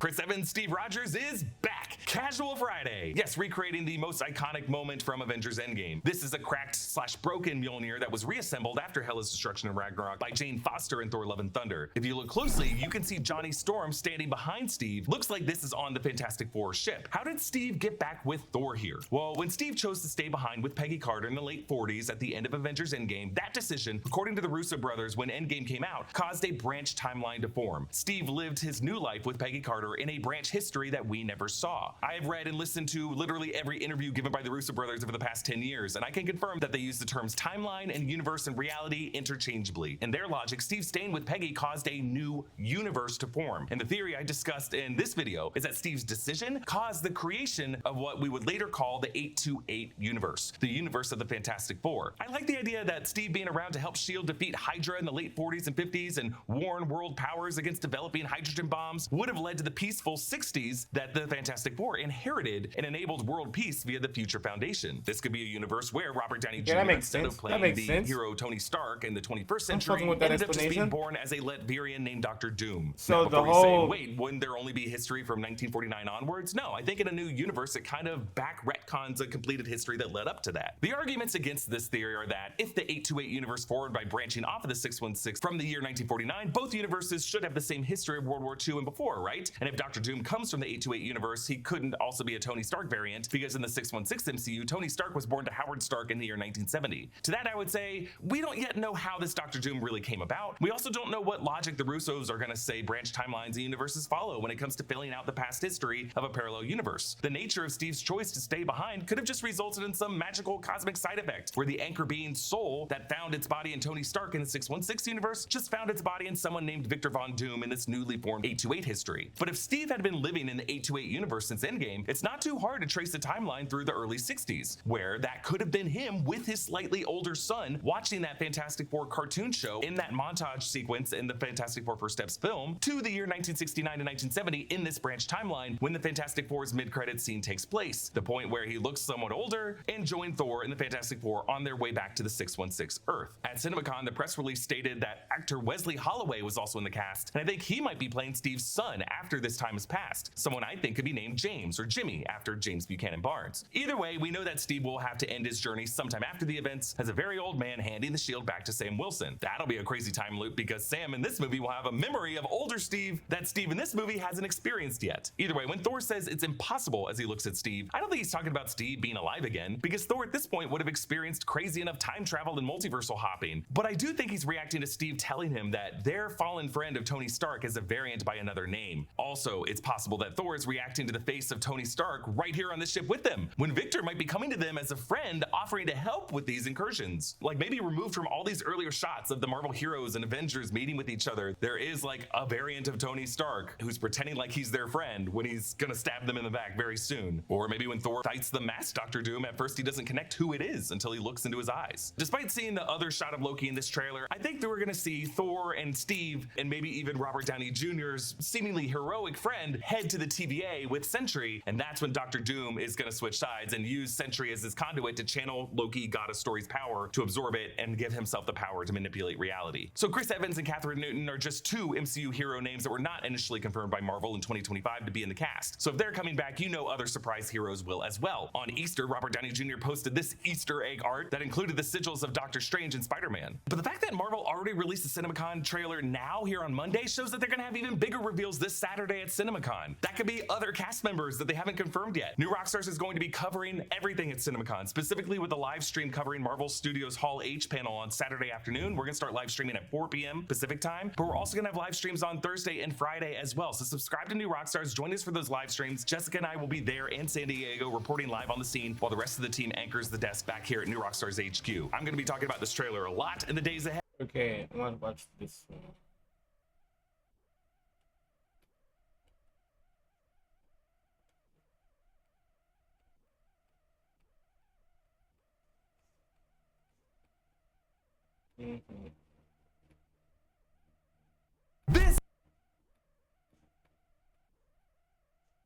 Here's what happened. The new Black. How much more power?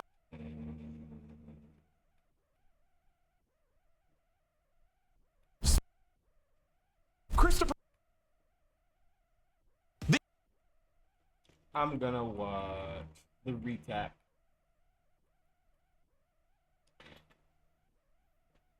We did your homework for Spider-Man Brand New Day. It's not just 3 Tom Holland Spider-Man movies you gotta catch up on. It's 14 Marvel movies, over 60 TV episodes, and 1 Disney Plus special presentation, and we are gonna recap all of it for you in this many minutes. I'm Eric Voss of the New Rockstars channel, and here is a full recap of everything you need to know going into Spider-Man Brand New Day. The full MCU history of Peter Parker, Bruce Banner, Frank Castle, Yelena Belova, the DODC, the City of New York, and any helpful context we think you might need about Marvel Studios' broader plan for Avengers Doomsday and the Mutant Saga. Let's take this character by character, starting with Tom Holland's character and his MCU history leading up to Brand New Day. It's kind of hard to do because literally no one knows who this guy is. Like, who's this rando? He kind of looks familiar. I believe this is a guy who told MJ his name was Peter Parker while getting donuts a few Decembers ago, but now he's claiming his name is Maynard and he lives across the hall and he's always sticky? Weird dude.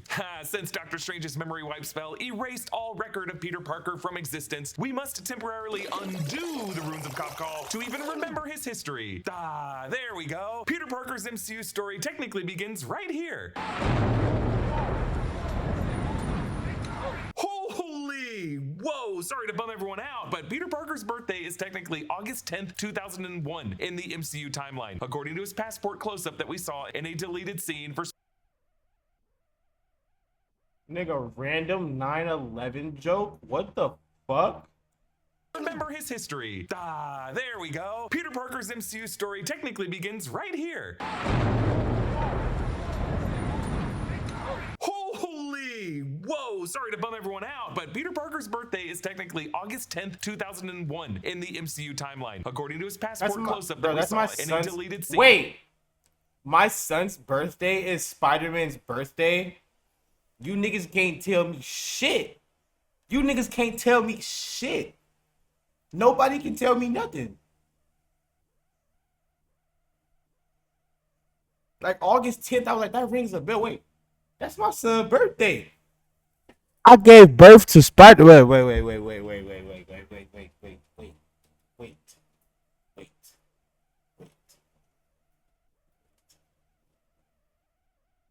August 10th. That's my son's birthday, nigga. I'm finna start calling little bro Pete. Fuck you, time out. Fuck you, time out.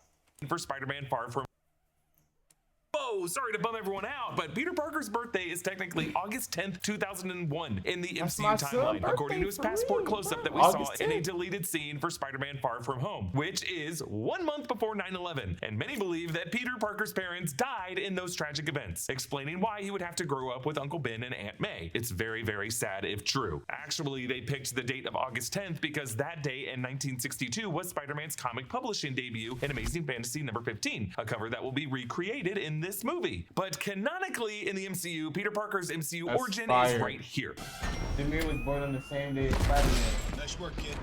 Iron Man 2. The year is 2011 in the MCU timeline, and a 10-year-old Peter Parker attends the Stark Expo during the events of Iron Man 2, when longtime enemy of the Stark family, Ivan Vanko, aka Whiplash, attacks by turning Justin Hammer's armored suits into remote-operated weapons. Iron Man saves this kid wearing an Iron Man mask, who was later retconned to be a 10-year-old Peter Parker, according to Tom Holland and Kevin Feige during the Spider-Man Homecoming press tour in 2017. But at the time, the kid was actually played by Max Favreau, director Jon Favreau's son, and he actually appeared earlier in this movie in a quick point of view shot as Tony Stark was pushing away through the crowd at the expo. But right here is the first time Peter Parker meets Iron Man in MCU history. And Iron Man mask, who was later retconned to be a 10-year-old Peter Parker, according. Wait, what the hell? What I do?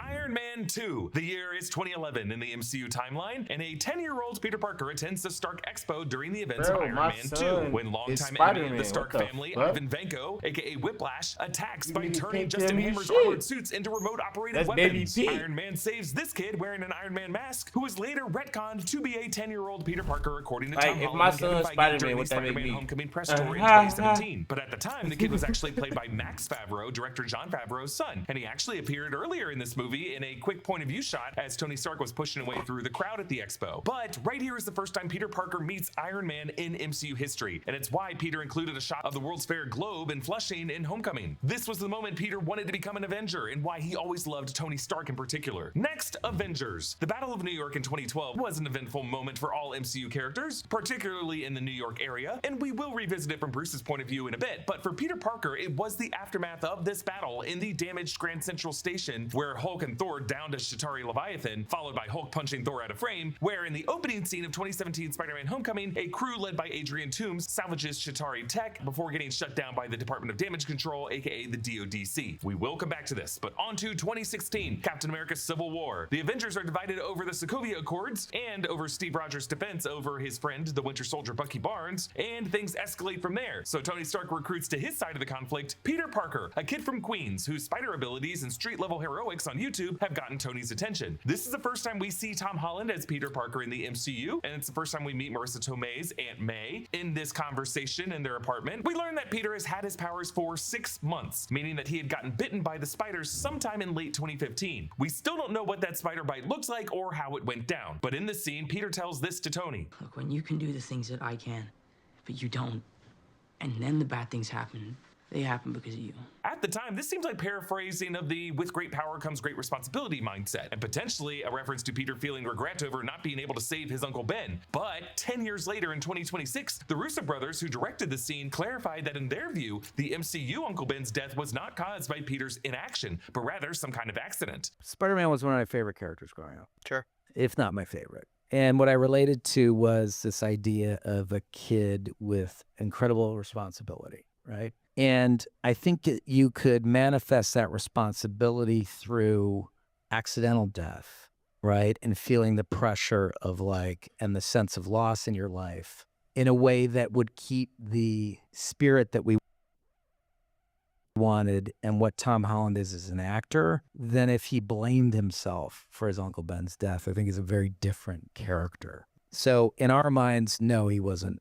responsible for Uncle Ben's death, and that would have been a different interpretation, more a more intense interpretation of the character. Tony and Happy Hogan fly Peter Parker to Berlin and equip him with a new Spider-Man suit armed with Stark tech. Peter snatches Captain America's shield, really pisses off Sam Wilson and Bucky Barnes, and comes up with an Empire Strikes Back inspired solution to bring down giant-sized Scott Lang by tripping him up with webbing. Captain America Steve Rogers ends up pinning Peter Parker but leaves him okay, and at the end of this airport battle, Tony Stark sidelines Peter from there forward. Which brings us on to Spider-Man Homecoming. So after the 2012 prologue scene, we jump ahead to Peter's perspective of the Civil War airport battle and Tony and Happy dropping him back off at home in Queens. Tony allows Peter to keep the Spider-Man suit on the condition that he'll be responsible and check in with them. And then we jump ahead to fall of 2017. Peter is now a sophomore at Midtown High School, building a Lego Death Star set with his buddy Ned Leeds, pining after Liz Allen, and being part of the academic decathlon team with these two and MJ Watson, Eugene Flash Thompson, and various others. Ned finds out that Peter is Spider-Man, and in their various conversations, we learn that it was indeed a spider that bit Peter. Spider's dead, Ned.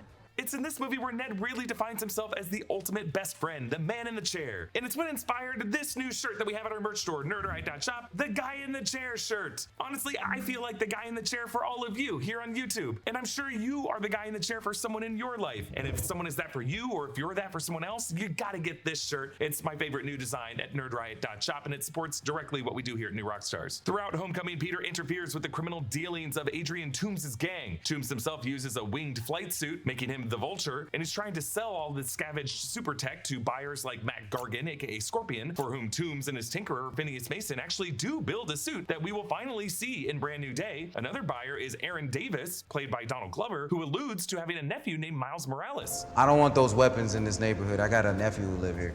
Yeah, sorry, Miles. I'm not gonna make it. So technically, there still is a Miles Morales somewhere in the MCU. Peter interfering with a sale on the Staten Island ferry makes too big of a mess, so Tony Stark confiscates the suit, and Peter ends up taking Liz Allen Homecoming and realizes her father is Adrian Toomes. Toomes figures out who Peter is on the car ride and terrifies the kid. Also throughout this movie, Happy Hogan is being tasked with moving the last of the Avengers gear out of Avengers Tower to their new campus upstate, shown in 2015's Avengers Age of Ultron, introducing for the first time this whole mystery of Avengers Tower's sale to some unknown buyer. Toomes tried to hijack a jet carrying the last of it. Peter stops Toomes in his own homemade suit. Tony shows Peter Avengers Campus and offers him an Iron Spider armored suit, and there was going to be a press conference with Pepper Potts revealing Spider-Man as an Avenger alongside Iron Man, but Peter says no thanks. Aunt May learns that her nephew is Spider-Man, and Toomes ends up in Rikers with Matt Gargan, who promises to one day put Spider-Man's head in a dryer. Later on in the Morbius film, we'll see that Adrian Toomes gets teleported to the Morbius universe. On to Avengers Infinity War. It's now spring of 2018. A Q ship of Thanos' Black Order appears over New York City and sensed by Peter on his way to a field trip. Ebony Maw and Cull Obsidian are trying to get the Time Stone from Doctor Strange, and Strange is joined by Tony, Wong, and Bruce Banner, Bruce struggling to summon his Hulk form after Thanos beat his ass. Peter helps Tony as the battle spills into Central Park, and when Doctor Strange gets taken by Ebony Maw, Peter follows on the Q ship. Tony equips the kid with the Iron Spider armor to help Peter breathe in the high altitude. Tony, Peter, and Strange end up on Titan, joined by Peter Quill, Drax, and Mantis of the Guardians of the Galaxy, and they nearly get the Infinity Gauntlet off of Thanos' hand, but Peter Quill punches Thanos out of Mantis' trance when he learned that the Mad Titan killed Gamora. Thanos gets the Time Stone and the final stone, the Mind Stone, back on Earth. He snaps, and Peter dusts away in the most heartbreaking moment of the film. I don't want to go.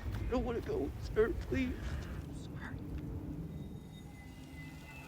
Also among the dusted we later learn are Ned, MJ, and Aunt May. On to Avengers Endgame. This blip period lasts for over 5 years, and we're now in October of 2023. Tony Stark, inspired by a photo of himself with Peter Parker, gives another crack to unlocking time travel and succeeds. He and the other survivors use the time heist to regather Infinity Stones. Black Widow Natasha Romanoff doesn't survive. Smart Hulk, whose gamma-irradiated body can handle the release of gamma radiation from the Infinity Stones, wears Tony Stark's new Stark Gauntlet and snaps everyone back into existence. This includes Peter Parker, Doctor Strange, Drax, Peter Quill, and Mantis back on Titan. They come through a sling ring portal to join the Battle of Earth. During this battle, Peter reunites with Tony as the Marvel heroes work together to rush the Stark Gauntlet on an attempted rugby try to the quantum tunnel in the Ant-Van. Peter takes his turn until he has to hand it off to Carol Danvers. The battle ends with Tony Stark tricking Thanos, absorbing the Infinity Stones off of Thanos' gauntlet into his own armor and snapping Thanos' forces out of existence. Tony does not survive this. Peter mourns his old mentor and attends the funeral. Spider-Man Far From Home. It's now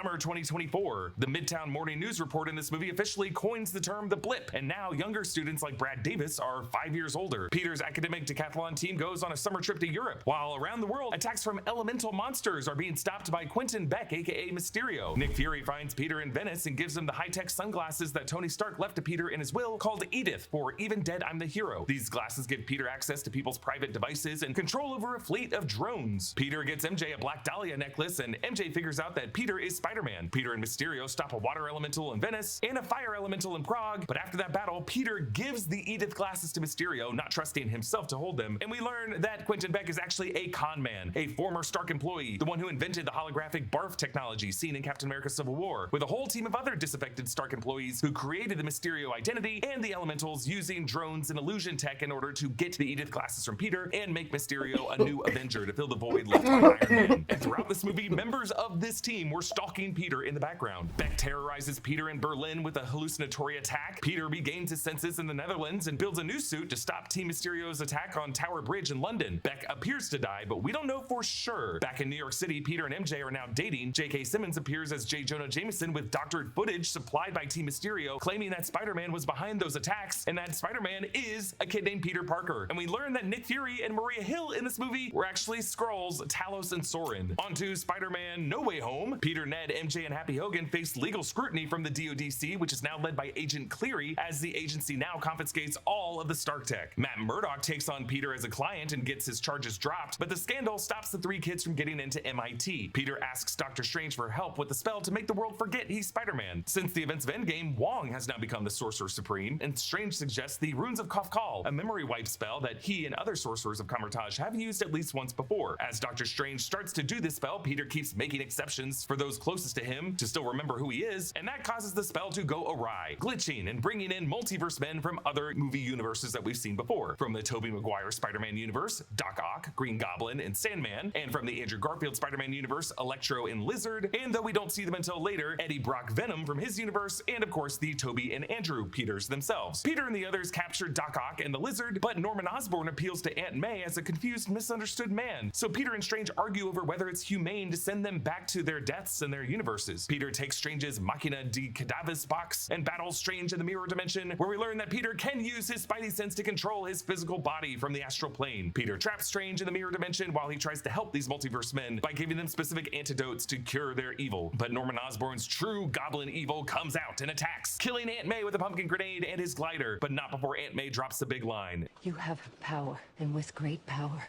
there must also come great responsibility. Ned, who turns out has some natural sorcerer abilities, uses a sling ring to try to find Peter and instead finds the Andrew Garfield Peter Parker and then the Tobey Maguire Peter Parker. These two Peters meet our Peter to help him grieve, and these three Peters plus Ned and MJ come up with a way to undo what ails each of the multiverse men. They all fight at the Statue of Liberty in a battle of callbacks and reunions. Our Peter nearly kills Norman Osborn, but Tobey Maguire Peter talks him down, and with Doctor Strange's spell, they send all of these redeemed multiverse men back to their home Such a great realities. movie. But for the Such a multiverse rifts to close, heart-wrenching Peter movie. must allow Doctor Strange to That fully shit hurt erase my everyone's soul memories of watching him. that Peter shit. says goodbye to Ned Should've and let him MJ, who hang. promises that she will remember him someday We so should that watch he can that complete scene. his I love you back to her. Everyone forgets that Spider-Man is Peter Parker and forgets the name Peter Parker, with physical and digital reality even warping in a specific way to erase any record of Peter's existence. Actually, the movie's digital release bonus post-credit scene gave us various photo examples of Midtown High School memory photos where Peter's After just we conveniently finish, like, you know, obscured, after we racing hit level away. 80 MJ on and power, Ned are we're now gonna just headed run to through all the MIT, bosses, and Peter Kizzy? nearly gives MJ a letter telling her everything, but Beat decides every not boss to. weekend. He lives in the city now, studying for the GED and wearing a new suit And then go to inspired the by World two Tree. other Peter variants he met. So before we move on to other characters, let's recap what this memory wipe spell means for the MCU after it went through. 1. Characters still remember the history and events that Spider-Man was involved with, they just don't remember who is under the mask, and they've never heard of the name Peter Parker. 2. Any physical or digital evidence of Peter's existence has been erased or warped in creative ways to justify his memory alteration. 3. This spell only seems to apply to characters in the 616 universe of the MCU. That includes everything off-world, but not characters in other dimensions, with one exception. 4. Tom Holland has said in interviews that I'll have only that one going after person this. in this universe remembers that Peter Parker is Spider-Man. You could logically deduce that the one piece of Venom goo left behind on the bar top in the post-credit scene could be that one entity, since all Venom variants share hive knowledge across universes, but it could also refer to Sadie Sink's character in this movie, who seems to have telepathic powers that would either resist this kind of magic or just be able to read Peter's thoughts. We should also also fill you in on what the DODC has been up to since No Way Home. The DODC next appeared in the 2022 Ms. Marvel series, where Agent Cleary and the less likable Agent Deaver were specifically seeking enhanced individuals like the clandestines in the Jersey City area, and they even used some of those confiscated Stark drones to try to capture Kamala Khan and her cousin. In the 2022 She-Hulk series, we learn that the DODC has a supermax prison in Yucca Valley, California, where highly powered enhanced persons like Emil Blonsky, aka Abomination, are kept. In the 2026 Wonder Man series, the DODC and Agent Cleary were investigating violations to the Doorman Clause, which is a prohibition of enhanced persons working in Hollywood productions after the portal powers of DeMar Doorman Davis got Josh Gad, yes, the Josh Gad, trapped in the dark dimension. As of now, Josh Gad is still lost. And now in Spider-Man Brand New Day, the DODC is represented by William Metzger, Tremel Tillman, who seems to be hunting Sadie Sink's escaped enhanced person who has the powers of consciousness hopping, among other powers. William Metzger is an anti-mutant character in the Marvel Comics, so we are all assuming that the DODC is now going to be a mutant hunting organization in the MCU. We know that after a big movie like Spider-Man Brand New Day comes out and you want answers, you come to New Rockstars because you know you can trust us. Trusting the sources you get your news from is important, but it's not always so easy. That's why we like Straight Arrow. With Straight Arrow, it's easy to kickstart your weekday mornings with fact-driven news or dive deep into the topics that matter to you. They are the best source I've found for getting past media bias. Register to become a member between now and the launch of Straight Arrow's premium subscription and receive a discount code via email. Download the Straight Arrow app using the link below. From there, you can create a free account today and lock in a full year of premium access for just $79.90, saving you $75 when compared to paying monthly. If you haven't downloaded the Straight Arrow app yet, now's the time. They're about to launch their new premium subscription and members get access to exclusive launch discounts before everyone else. Go to san.com/newrockstars to download the app or become a premium member. You can visit through the link in my description. When you subscribe, you not only support New Rockstars, but you get the unbiased truth on stories that matter to you, free from manipulation, bias, or agenda. Welcome back to trustworthy journalism. All right, moving on to Mark Ruffalo's Bruce Banner. He's also going to be a big part of this movie, and let's quickly track his MCU history. Starting with the Incredible Hulk. Back when Bruce Banner was played by Edward Norton, Bruce worked for Thaddeus Ross in the US military super soldier program and got blasted with gamma radiation that resulted in him hulking out whenever he got too angry. He now works at a bottling plant in Brazil, but then a strike force led by Emil Blonsky flushes him out. Peter reconnects with Betty Ross and tries to connect with his digital pen pal Mr. Blue. At Culver University, he meets a grad student played by Martin Starr, who has actually been confirmed to be the same character as Peter Parker's teacher, Mr. Harrington. Blonsky receives the super soldier serum but gets injured by Hulk on this college campus. Mr. Blue, it turns out, is Samuel Stearns, who experiments on Bruce's blood serum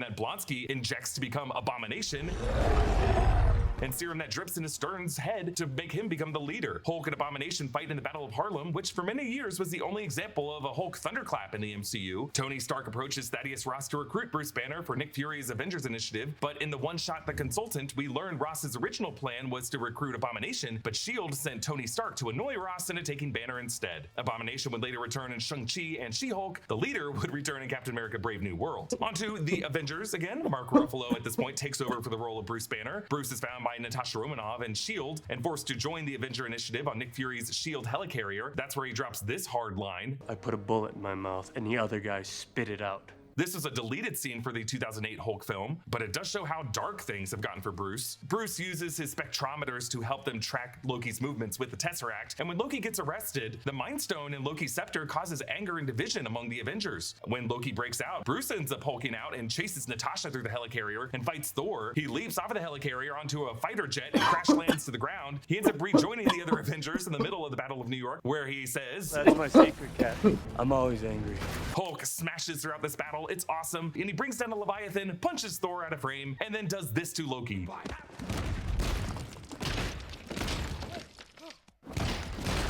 The Avengers end up defeating Loki and all of his Chitauri forces. Onto Avengers Age of Ultron. At this point, Bruce has been working with Natasha on a sun's getting real low maneuver to calm himself down. He joins the other Avengers in finishing off Hydra in the forests of Sokovia. Bruce and Tony use the Mind Stone to power the Ultron AI, which goes rogue and self-aware. The Scarlet Witch, who with her brother Quicksilver are briefly aligned with Ultron, causes Hulk to rage out in Johannesburg, where Hulk gets beaten by Tony's Hulkbuster armor. While Hulk helps them fight Ultron's army of sentries in Sokovia, he ends up leaving the planet on a Quinjet. Bringing us to Thor Ragnarok. We find out Hulk took the Quinjet to planet Sakaar, where he stayed in Hulk form for 2 years as a gladiator champion. Thor finds him here and helps him revert to human Banner form. Banner has no memory of when Hulk was at the wheel. Banner joins Thor's Revengers to fight Hela on Asgard. Hulk beats Hela's wolf Fenris and joins the other Asgardian refugees on the Statesman as they watch Asgard be destroyed. On to Avengers Infinity War. On the Statesman, Thanos beats Hulk in a submission in a raw knuckle fight. Heimdall sends Hulk to Earth with the Bifrost, and Banner crashes into the Sanctum Sanctorum where he warns Strange and Wong that Thanos is coming. Banner throughout this movie struggles to activate his Hulk form, and he never actually crosses paths with Spider-Man in New York before Peter goes off-world, but they do catch Bruce up later. There's an Ant-Man and a Spider-Man? Bruce joins the others in Wakanda to consult on removing Vision's Mind Stone. Bruce suits up with the Hulkbuster armor and successfully defeats Cull Obsidian, but is one of the survivors left after the snap. On to Avengers Endgame. Banner joins the other Avengers to find Thanos in the Garden Planet, where Thanos had already used the stones to destroy those stones. 5 years after this, Banner has become Smart Hulk. 18 months in the Gamma Lab. I put the brains and the brawn together. And now look at me. Best of both worlds. This in-between stage of Hulk is Bruce's same personality and intelligence, but in the body of a Hulk that they actually designed to be 7'5", as opposed to Savage Hulk's normal height of 8'5". Bruce works with the other Avengers to perfect time travel using quantum bands and Pym particles. During this time heist, Bruce goes to the Ancient One in 2012 during the Battle of New York and learns this about displacing Infinity Stones from the timeline. The Infinity Stones create what you experience as the flow of time. Remove one of the stones, and that flow splits. Now, this may benefit your reality, but my new one, not so much. In this new branch reality, without our chief weapon against the forces of darkness, our world would be overrun. A line that could be very important to Avengers Doomsday. Hulk acquires the Time Stone, rejoins the Avengers in the present, mourns Natasha by throwing a bench into the lake, and wears the gauntlet to snap everyone back into existence. And helps defeat Thanos' forces and sends Steve Rogers back through the quantum tunnel to return the 6 stones from where and when they took them. Onto Shang-Chi. Bruce Banner next returns here in this movie's post-credit scene on a holo call with Wong, Carol Danvers, Shang-Chi, and Katie as they try to figure out what ancient technology the 10 rings are. This is the first time we see Bruce use his wrist bracelet Hulk inhibitor device, which allows him to stay in human form. We will actually see this again in She-Hulk. While riding in a car with his cousin, Jennifer Walters, a Sakarian spacecraft causes an accident that damages Bruce's wrist device and causes his gamma-irradiated blood to spill into his cousin's wound. Bruce's gamma blood turns his cousin into She-Hulk. The two of them spend some time in Tony Stark's Mexico beach house and lab, this being the Gamma Lab, where Bruce created the Smart Hulk form, and back in the Smart Hulk form, Bruce tests Jen's abilities and helps train her. We finally get some thunderclaps again. Bruce heads back to the planet Sakaar, and then returns in the final episode of the series to reveal that during his time on Sakaar, he had a son named Scar with a very bad haircut. Now, Bruce Banner is a professor at Empire State University, and I doubt that Scar is going to come up at all. But we're going to see in Spider-Man Brand New Day how we're going to get back to the Savage Hulk form. Like Peter's at first going to see the 7'5" Smart Hulk form, who's just really, really pissed off, and then the even bigger 8'5" form. And I gotta tell you, based on some recent trailers, they really focused on the veiny muscle definition that really just removed any body fat from this version of Hulk. Our man is shredded and terrifying. You do not want to see this guy's Hulk inhibitor device get damaged. Or maybe we kind of do. Spider-Man Brand New Day will also pair up Spider-Man with the Punisher, Frank Castle. John Bernthal's Frank Castle Punisher first appeared in Daredevil Season 2 in the Netflix era in 2016 as a New York vigilante who butted heads with Red over whether or not to use lethal force against the criminals they were apprehending. Matt Murdock defended Frank Castle in court, which is when Frank deduced that Matt was Daredevil during that trial. Frank went away to prison and survived a prison riot started by fellow inmate Wilson Fisk. Fisk broke Frank out of prison so that Frank could kill all of Fisk's crime boss rivals. This version of Punisher was explored further in his own spin-off series. In Punisher Season 1, we learned that Frank was a Marine serving in Afghanistan, working on the Black Ops team, the Cerberus Squad, commanded by CIA officer Rollins, aka Agent Orange. Frank parted ways with this group and then lost his family, his wife Maria and his kids Frank Jr. and Lisa, in a shooting on a merry-go-round in Central Park. Frank thought this was crossfire among criminal gangs like the Kitchen Irish, the Dogs of Hell, and the Mexican Cartel. And we learn later the Nucci's too. A sting operation gone wrong from corrupt DA Samantha Reyes. But in truth, it was a planned hit on Frank and his family by Rollins and Frank's former CEO, Colonel Schoonover, aka Blacksmith. Frank teams up with Micro, a hacker played by the future Thing actor Eben Moss Bachrach, to get his vengeance on both Rollins and Schoonover. In Punisher Season 2, Frank Frank's fellow Marine in the Black Ops team, Billy Russo, comes into the narrative as someone who secretly worked with Rollins during the killing of Frank's family. Frank gets his vengeance on Russo too, giving him the scars that will make him Jigsaw, and eventually kills him. By the end of season 2, Frank embraces his Skull moniker and continues unleashing violent vengeance on the deadly criminals in the New York underworld. Several years later, in Daredevil Born Again season 1, Matt Murdock tracks down the bullet casing of the shot that killed Hector Ayala, the White Tiger, that was marked with the Punisher logo, to Frank Castle in his hideout. Frank denied involvement and blamed it on these lame fanboys of the corrupt cops who ended up becoming the AVTF. In this conversation with Matt, Frank confesses this. Every time I start moving, I still hear my little boy. I see him, and I hear his voice. He says, "Get him, Daddy."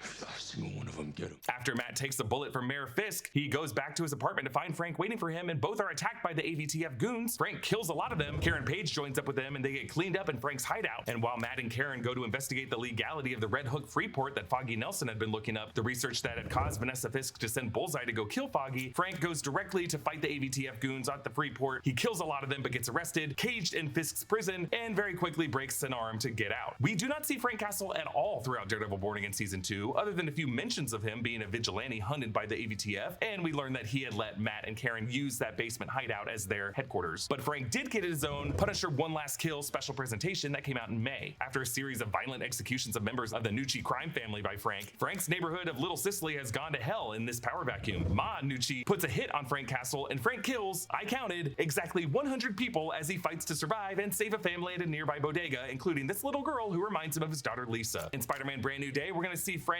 drive his battle van, sleep on his boat the Golden Girl, and be unafraid as he teams up with Peter to fight off the Hulk using a shotgun. It has also been soft confirmed by Kevin Feige that Yelena Belova will appear in Spider-Man Brand New Day, so let's quickly catch up on her. We first met Yelena in Black Widow. Yelena Belova was part of a fake spy family with Natasha, Alexei, and Melina. They flee the United States in 1995 and meet Dreykov in Cuba. Dreykov takes Natasha and Yelena into the Red Room to become Black Widow agents. In 2016, right after the events of Civil War, when Natasha is still a fugitive on the run, Yelena breathes in an antidote that liberates her from the Black Widow mind control. She teams up with Natasha as they're pursued by Taskmaster. They reunite with Alexei and Melina and find the Red Room floating command center, where Taskmaster is revealed to be Antonia Dreykov, Dreykov's daughter, someone Natasha thought she had killed by accident. Natasha antidotes all of the widows in this facility. Yelena kills General Dreykov in a very bad VFX shot. The Red Room crashes, and Yelena goes off with the other liberated widows to try to find and liberate all other widows around the world. In this movie's post-credit scene, at Natasha's grave, Val recruits Yelena to kill Clint Barton, whom they blame for Natasha's death during the events of Endgame. In the Hawkeye series, we learn that Yelena was one of the victims of the snap. She had one of the more traumatic experiences. She meets Kate Bishop and eats sriracha mac and cheese while looking for Clint, and while trying to kill Clint, Clint ends up apologizing for what happened with Natasha, and Yelena forgives him. Onto Thunderbolts. Yelena has been working for Val's Ox Group, a shadowy organization that Val was supposed to have divested from now that she's the CIA director in the MCU. Val's Project Sentry experimented on addicts with super soldier serum and got lucky with Bob Reynolds. So now Val tries to have Yelena, John Walker, Ghost, Taskmaster, and Bob all kill each other off. Val gets her hands on Bob and rebrands him as the Sentry, and we learn that Val is the new owner of Avengers Tower, as she's been redesigning it into the Watchtower. This team of Thunderbolts confronts Val and Sentry and initially lose. Sentry covers New York City in darkness as he sends people into their voids, a kind of shame memory prison that for Yelena forces her to relive her Red Room trauma. The Thunderbolts stop this and save Bob with a group hug. Val introduces the team as the New Avengers, and in this movie's post-credit scene, the New Avengers are in the New Avengers Tower that we are going to see in Doomsday, and they see the Fantastic Four ship arriving in this universe. The recent Doomsday trailer confirmed that on that ship are the Fantastic Four, plus Thor, plus also potentially Steve Rogers and an unmasked Victor, played by Robert Downey Jr. So we'll end here with a cheat sheet for Brand New Day, just kind of round up the other details you need to know going into the film without spoiling anything. This fourth Tom Holland Spider-Man movie is being directed by Destin Daniel Cretton, director of the Shang-Chi film. He's reuniting with his longtime director of photography, Brett Pollack, bringing in Jerome Chen as VFX supervisor after Chen's work on the Amazing Spider-Man movies. I go deep into why this movie looks this good in this video that you should really check out, but basically the crew are emphasizing practical swinging, great stunts, great color grading, and a practical suit that fits loosely the way a suit like this naturally would. Spider-Man Brand New Day is set 4 to 5 years after No Way Home. We think the early scenes of the movie will be set a few months after No Way Home ends, and then a montage will show Peter as a hero in New York City for the 4 years that Ned and MJ are at MIT, and then the rest of the movie will take place after they've graduated from MIT and have returned to New York City, where Peter Parker will attend a housewarming party claiming to be be a guy named Maynard who lives across the hall. Ned has a research wall trying to figure out who Spider-Man is because they still have a memory of a masked Spider-Man saving them, and Ned has a Spidey tracker app. Kevin Feige has confirmed that Brand New Day takes place before Avengers Doomsday, but it may also take place before the post-credit scene of Thunderbolts when Yelena is already talking about a huge space crisis in Earth's orbit, probably referring to the incursion countdown that we see them all talking about in the Doomsday trailer. Peter in this movie is a student at Empire State University, where Bruce Banner teaches. Peter's no longer using any Stark tech, and trailers have shown shots where Peter will fight low-level Spidey villains in recreations of classic comic covers: Scorpion, Tarantula, Boomerang, Ramrod, and the Hand. We also know that Tombstone will appear in this movie. Keith David will also be playing some mystery role. The biggest mystery going into this film is Sadie Sink's character. The film's marketing is leaving it a complete mystery, even leading into the mystery with Sadie Sink in media spots. I can confirm I am not Spider-Man. Second, I can confirm I am not Aunt May. And third, I can definitely confirm that I am in this movie. But we know her character is a kind of telepathic mind control power that can hop from person to person, and that she's being chased by an anti-mutant authority from the comics, and that her character will return in Avengers Secret Wars. That has made us strongly suspect that she is the mutant Jean Grey. But I still think there's a 10% chance that she's a different character, like Madeline Pryor, Jean Grey's clone, Rachel Summers, Cyclops and Jean's daughter, Spider-Queen, Ariana Soria, Firestar, or some new MCU character that's a composite of other characters. Peter will be going through his own kind of mutation in this movie, as he now has organic webbing that comes out of his wrists, like his variant played by Tobey Maguire. There are a lot of theories as to why that's happening and why Marvel would introduce a character like Jean Grey in this movie. I have a lot of videos about that, specifically that it seems like this movie is setting up the mutant saga that comes beyond, and that they might justify these new things happening by gamma radiation released throughout this universe, by the snapping of Infinity Stones and other incursion events, and that causes the X genes in certain individuals to go from being dormant to being active. That would explain why certain other characters that have been identified as mutants, like Namor and Kamala Khan, have just started to arrive during this mutant saga as well. The city of New York in the MCU right now recently went through 2 seasons of Daredevil Born Again, where Mayor Wilson Fisk's anti-vigilante task force have hunted vigilantes like Spider-Man, but now with Fisk replaced by Mayor-elect Sheila Rivera, it seems like Spider-Man is back in the good graces of the public. Tom Holland has not yet been confirmed for Avengers Doomsday, but we suspect this movie's post-credit scene will set up the events of Doomsday somehow. Doomsday is suspected to end with the creation of Battleworld, and one of those 40+ divisions of the continent in the comics is a Spider Island, where all of our Spider-Man variants could return in that movie. Okay, that is everything you need to know going into Spider-Man Brand New Day. Comment down below with your thoughts and what you're most looking forward to, and a special thanks to one of our In Our Underground subscribers, Ricardo Martinez, for supporting us at the executive producer level. You can get all of our exclusive bonus content by clicking the link in the description below or going to nrunderground.supercast.com. Big thanks to Studio Tech Brian Kim, New Rockstars editors Joshua Stephen Hurd and Abby Friel, and all of the supporting editors who worked on this video. Follow me at EABoss, hit the subscribe button. Thanks for watching. I figured out the really cool secret location Hulk is thunderclapping out of in this new Spider-Man Brand New Day trailer, and the gamma radioactive way that Peter is able to track Jean Grey's movement. You have come to the right place for a Spider-Man trailer breakdown. I'm Eric Voss of the New Rockstars channel, and this is a frame-by-frame analysis of the new trailer for Spider-Man Brand New Day. All of the details and Easter eggs you missed, what new things we learned about this film, and what to expect from this 4th Tom Holland Spider-Man movie, and the way that it sets up the future of the MCU in Avengers Doomsday and Secret Wars and beyond. And an announcement before we begin: in the weeks leading up to Brand New Day on July 31st, New Rockstars will be revisiting Spider-Man Homecoming, Spider-Man Far From Home, and Spider-Man No Way Home in an MCU Spider-Man rewatch series with all new in-depth Easter egg breakdowns for each film to uncover even newer details that we never spotted before and connections that we're pretty sure will come full circle in Brand New Day and beyond it. These 3 massive videos will be coming to the channel weekly in July, so be sure to subscribe. The trailer opens with Peter fighting Matt Gargan's Scorpion, Michael Mando returning from Spider-Man Homecoming, in that post-credit scene when he promised Adrian Toomes, Vulture in Riker's prison, that he was going to put Spider-Man's head in a dryer. Now Mac has somehow broken out of that prison and has this awesome looking tech-based Scorpion suit. I specifically love this shot where the stinger of it is right up in Peter's face. Where did Mac get this suit? Some very well-funded backer must be supplying him. Could that be Oscorp? More Oscorp speculation to follow. Really, the craziest detail about this opening shot that you might have missed: Peter crashes overhead, passing 2 frozen DODC soldiers. Yes, they are not moving. They are frozen in place. They've clearly been affected by Sadie Sink Jean Grey's powers that we see affecting other people in New York in this trailer. Under his mask, Peter's eyeball is all black, suggesting we're already seeing his new physical spider puberty activating. We're gonna see this under the mask eyeball close-up a lot in this movie. In the screenplay pages released by the director, you can see some notes between him and the director of photography joking about making a giant practical prop eyeball to get this impossible angle. Next, we see Peter lying on his couch while watching Ned's Instagram post. Final semester MIT. Ned, who do you think is actually watching these? Maybe someone. Okay, well, bye, someone. Now remember, the first trailer opened with Peter watching Ned's first Instagram post when they were starting their first semester at MIT. I can't believe our first day at MIT.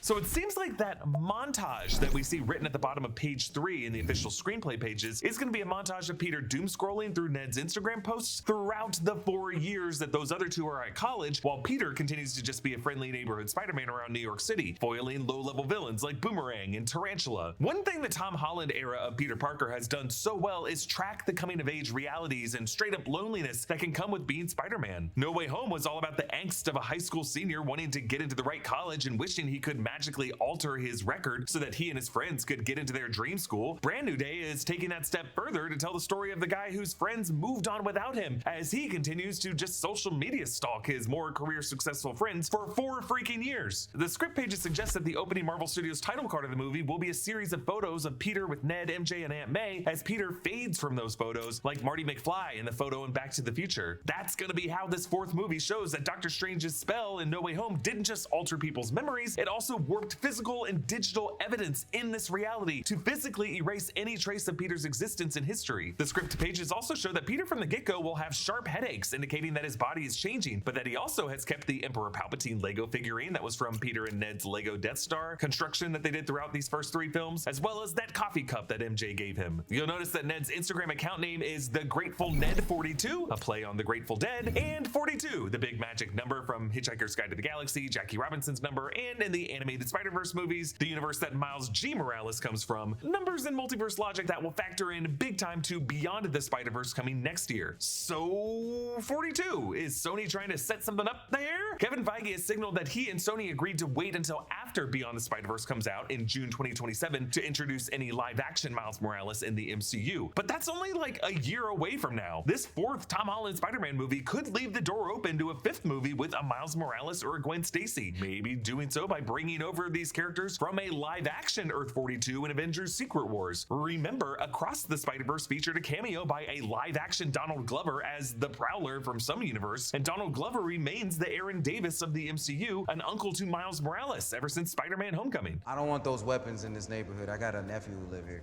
Yeah, sorry, Miles. I'm not gonna make it. Yeah, I'm just stuck.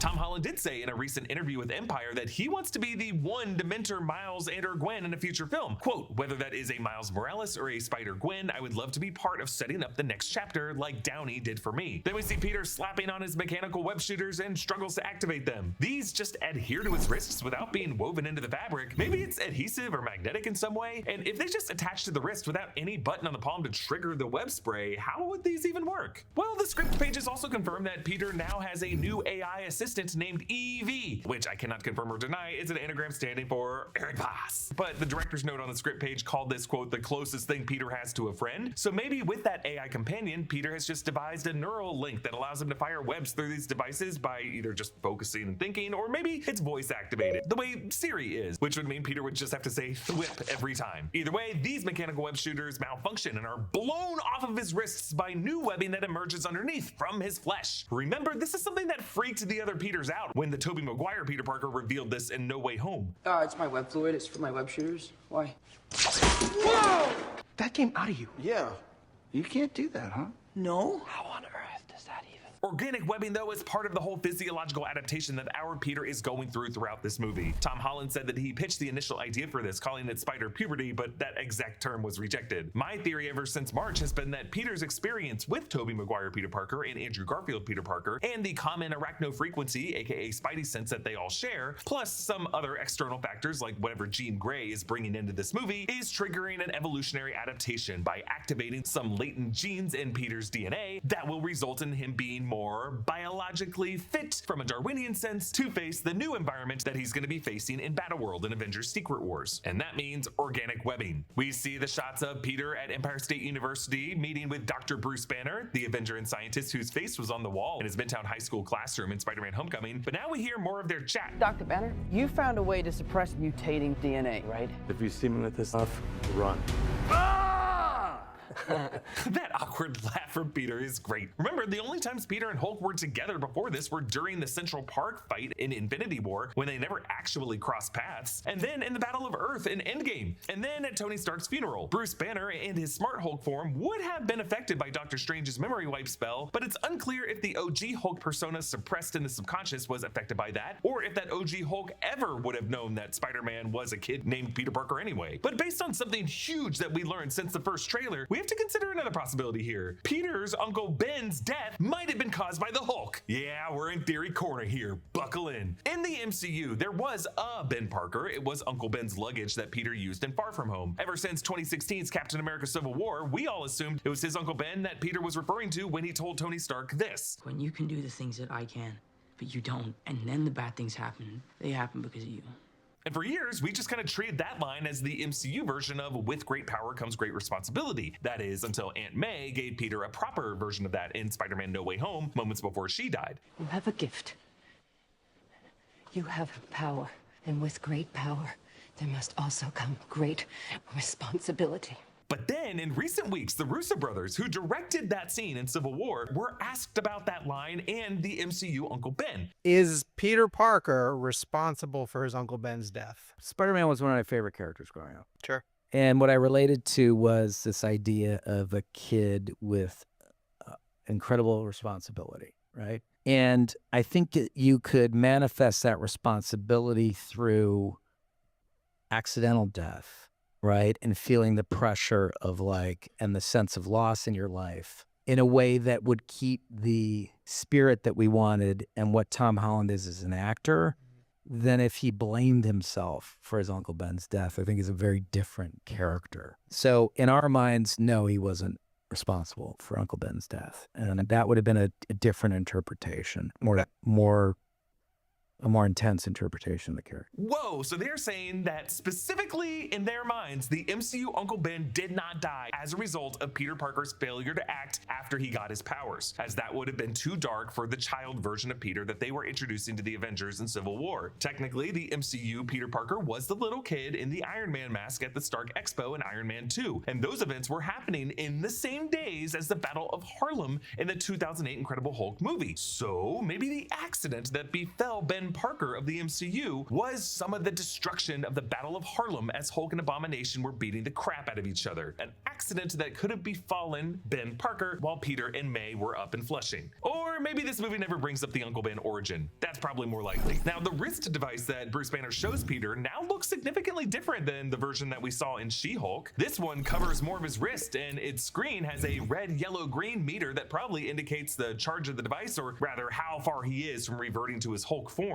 Also, rotating the screen on the device to see it from Bruce's perspective, it reads Gamma Suppressor Active. So that's exactly what this device does. It suppresses the gamma radiation in Hulk's blood, and I think that gamma radiation is going to be the key to a lot in this movie. I'm guessing that Peter wants his own wrist device to curve the mutations he's currently going through. Based on some new Empire magazine photos showing Peter's new web shooters with glowing green parts and some figurine packaging we saw, it looks like Peter in this movie will develop anti-gamma webbing as a way he's going to restrain the Hulk. But the fact that this movie is using the term mutation at all is again a very big deal, because in the past Marvel Studios was legally prohibited from using the word mutant and any of its variants like mutate, mutation, mutating, following a deal between Disney and Fox for Avengers Age of Ultron in 2015 pertaining to the use of mutant characters like Scarlet Witch and Quicksilver. Now since then Disney has acquired Fox and those legal distinctions have changed, but now that we're seeing an MCU title using the term so freely here, even for characters like Hulk and Spider-Man who have never been categorized as mutants, we know Marvel Studios is cooking up some world logic for how mutants are going to be emerging in the MCU. Now in this classroom on the green background screen behind Banner, you can see Banner was lecturing about lattice quantum chronodynamics, or lattice QCD, which is a branch of theoretical physics that describes the charges of subatomic particles like quarks and the gluons that hold them together and the whole universe together. So maybe Hulk is exploring a way to invert the gamma radiation in his blood on just a subatomic level. Then outside in the quad of the Empire State University, Peter asks Banner if they can use his wrist tech to get rid of the bad aspects but keep the good. Basically, he's making the same naive request that he made to Doctor Strange in No Way Home when he asked Doctor Strange, can you do a spell to make the whole world forget I'm Spider-Man? Oh, except this one person person, and then these few other people too. Now, we should note that somewhere in the background of this campus, not visible in these shots, at least I don't think, is a character we still have not seen, Keith David. As a character, we're pretty sure he's playing Dr. Miles Warren, aka the Jackal. He's the one we heard lecturing about the life cycles of spiders in the March trailer. It amounts to a kind of rebirth. Keith David even soft confirmed that that was his voice, and people spotted a fictional green Jackal beer at the party scene that we think is a reference to the Jackal being in this movie. And Miles Warren is another Empire State University professor, so he's probably going to be wandering this quad somewhere playing hacky sack and trying to pick up co-eds. Then we see the first part of a great shot from the March trailer. Peter, while web swinging, smacks into a bird, which then just sticks to his chest, causing him to smash into this water tank. I'm guessing either his organic webbing is just more adhesive than he expected, or just other parts of him that he wasn't expecting to be sticky or now sticky. Peter crash lands into a fancy wedding where he just completely takes out the 4-tiered cake. It's just some great comedic blocking here, but I love the way the topmost tier of the cake just falls directly downward and then just seems to kind of plop on the table below. So hey, that whole tradition of keeping the top tier of the wedding cake for the bride and groom to eat on their anniversary, still doable. Some are saying this is the same set as the wedding scene in the 2026 film The Drama, starring Zendaya and Robert Pattinson. If they actually shot it in that same location, that would be great. Now we see a new angle of the armored car chase. Peter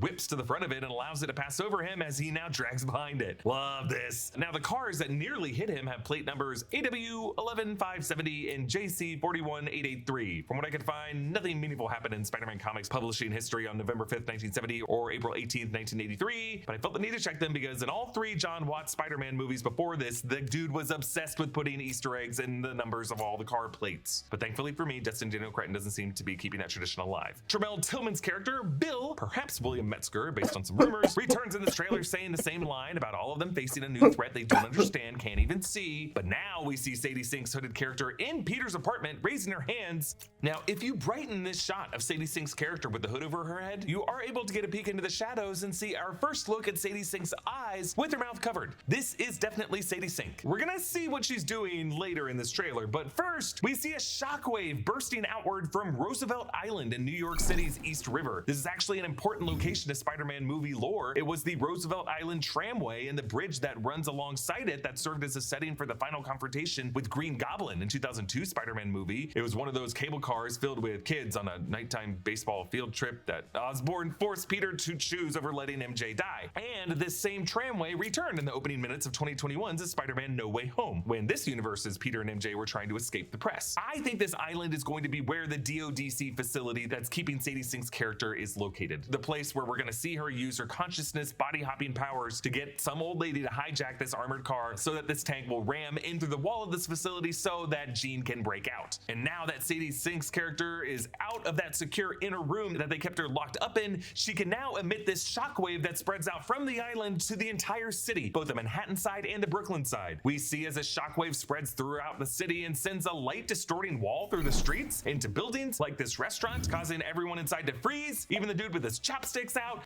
and in various other awkward positions and spilling the tea that they were pouring. Now the wall itself looks rather like Sue Storm's light bending force field wall that we saw in Fantastic Four First Steps. I don't know, is this what Marvel Studios is saying it just looks like in the MCU when certain Omega level cosmic mutant powers are blasted outward? You'll notice people also freeze outside in the middle of the street where John Bernthal's Frank Castle is standing, though it's hard to tell if he's frozen too, or about to be frozen, or if he's somehow immune to it. Go check out our breakdown of Punisher One Last Kill. Our man seems immune to everything, and in that breakdown we do account of how he killed exactly 100 people in it. Over this, we hear Tremel Tillman's character tell Spider-Man that he's the only one they know of who's immune to this power. So freezing a large group of people like this with a kind of psychic blast is very similar to the abilities shown by Charles Xavier in the X-Men movies, specifically in X2 when Charles froze the museum full of people in the first part of the movie and in the Oval Office at the end of the movie. It's a kind of mutant ability only a highly powered telepath can muster, and it's another big reason we're all pretty sure Sadie Sink is playing Jean Grey. Now, for those of you still somehow unconvinced that Marvel would use this joint production with Sony to introduce a character this important to the mutant saga, or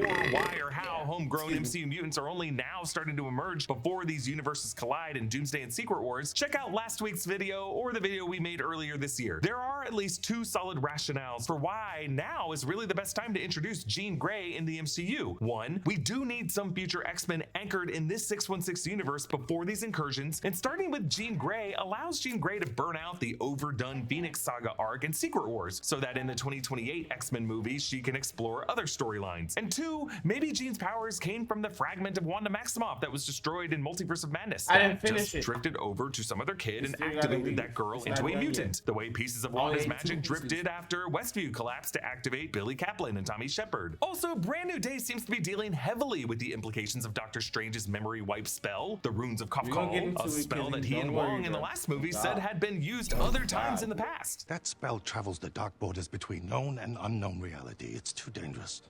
We've used it for a lot less. Do you remember the full moon party at Comertage? No. Exactly. So that would make it possible for the 616 universe to have altered reality to erase the mutants from it in the past. And maybe now Jean Grey is among the first mutants to emerge after that, along with the likes of Kamala Khan. Look, Sadie Sink's character is returning in Secret Wars. She's got to be an A-lister Marvel name, and we're all pretty sure it's Jean Grey. Now we see Peter on the terrace of the wedding that he crashed. Why is Peter immune to Sadie Sink's powers? Does his spidey sense allow a kind of protection from psychic attacks like this? I think this is kind of like the moment in Spider-Man No Way Home when Doctor Strange pushed Peter's astral form out of his body. Remember, Peter was able to use his spidey sense to continue to puppet his own body beyond that paralysis. Maybe that's why these psychic powers don't affect Peter. But then one of the most telling shots of the trailer, we see from Peter's point of view as some kind of AR technology in his eyepieces allow him to track Jean Grey's consciousness hopping from body to body with corresponding numbers. This is pretty sophisticated tech considering Peter built this suit himself with no Stark tech. Maybe his AI assistant Evie figured out a way to track the gamma radiation signature of Jean's mutant consciousness as it moves. Those numbers could refer to traces of gamma radiation. Maybe they're gonna say gamma radiation is just the type of cosmic radiation that all mutants emit. Bruce Banner has had access to gamma radiation seeking technology ever since the 2012 Avengers when they were looking for the Tesseract, and we saw Peter Parker going through a similar scanning device in the first trailer. It's gonna be really scary if the DODC or any government forces get their hands on any type of radiation seeking technology that can be used to track mutants. June is Men's Mental Health Awareness Month. Father's Day is coming up, and that can invite a lot of overwhelming feelings. Positive ones like pride, love, and gratitude, but also negative ones like guilt or feeling like you're not doing enough.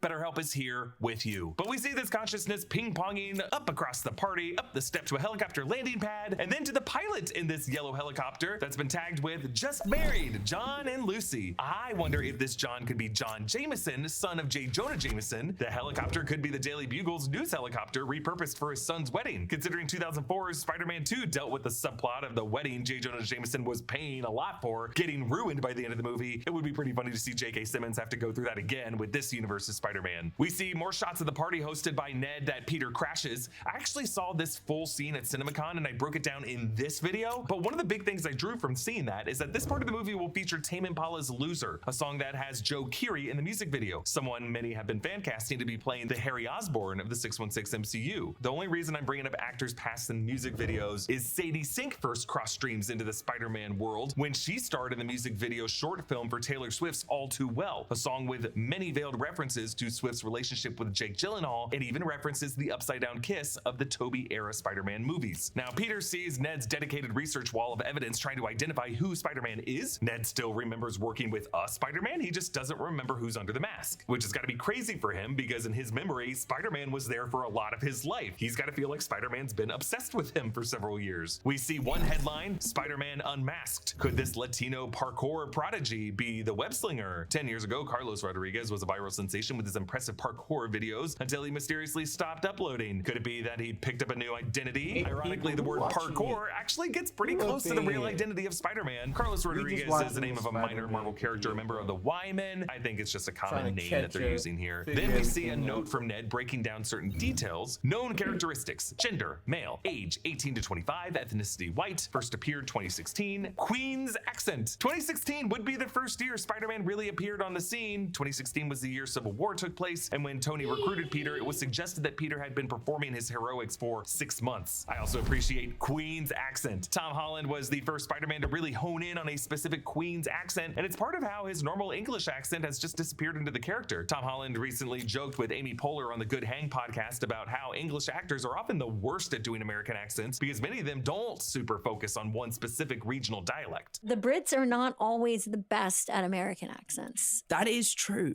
I think conversely, like with Brits, when they do American accents, the one thing that they do is they kind of always turn into this kind of talking. Right.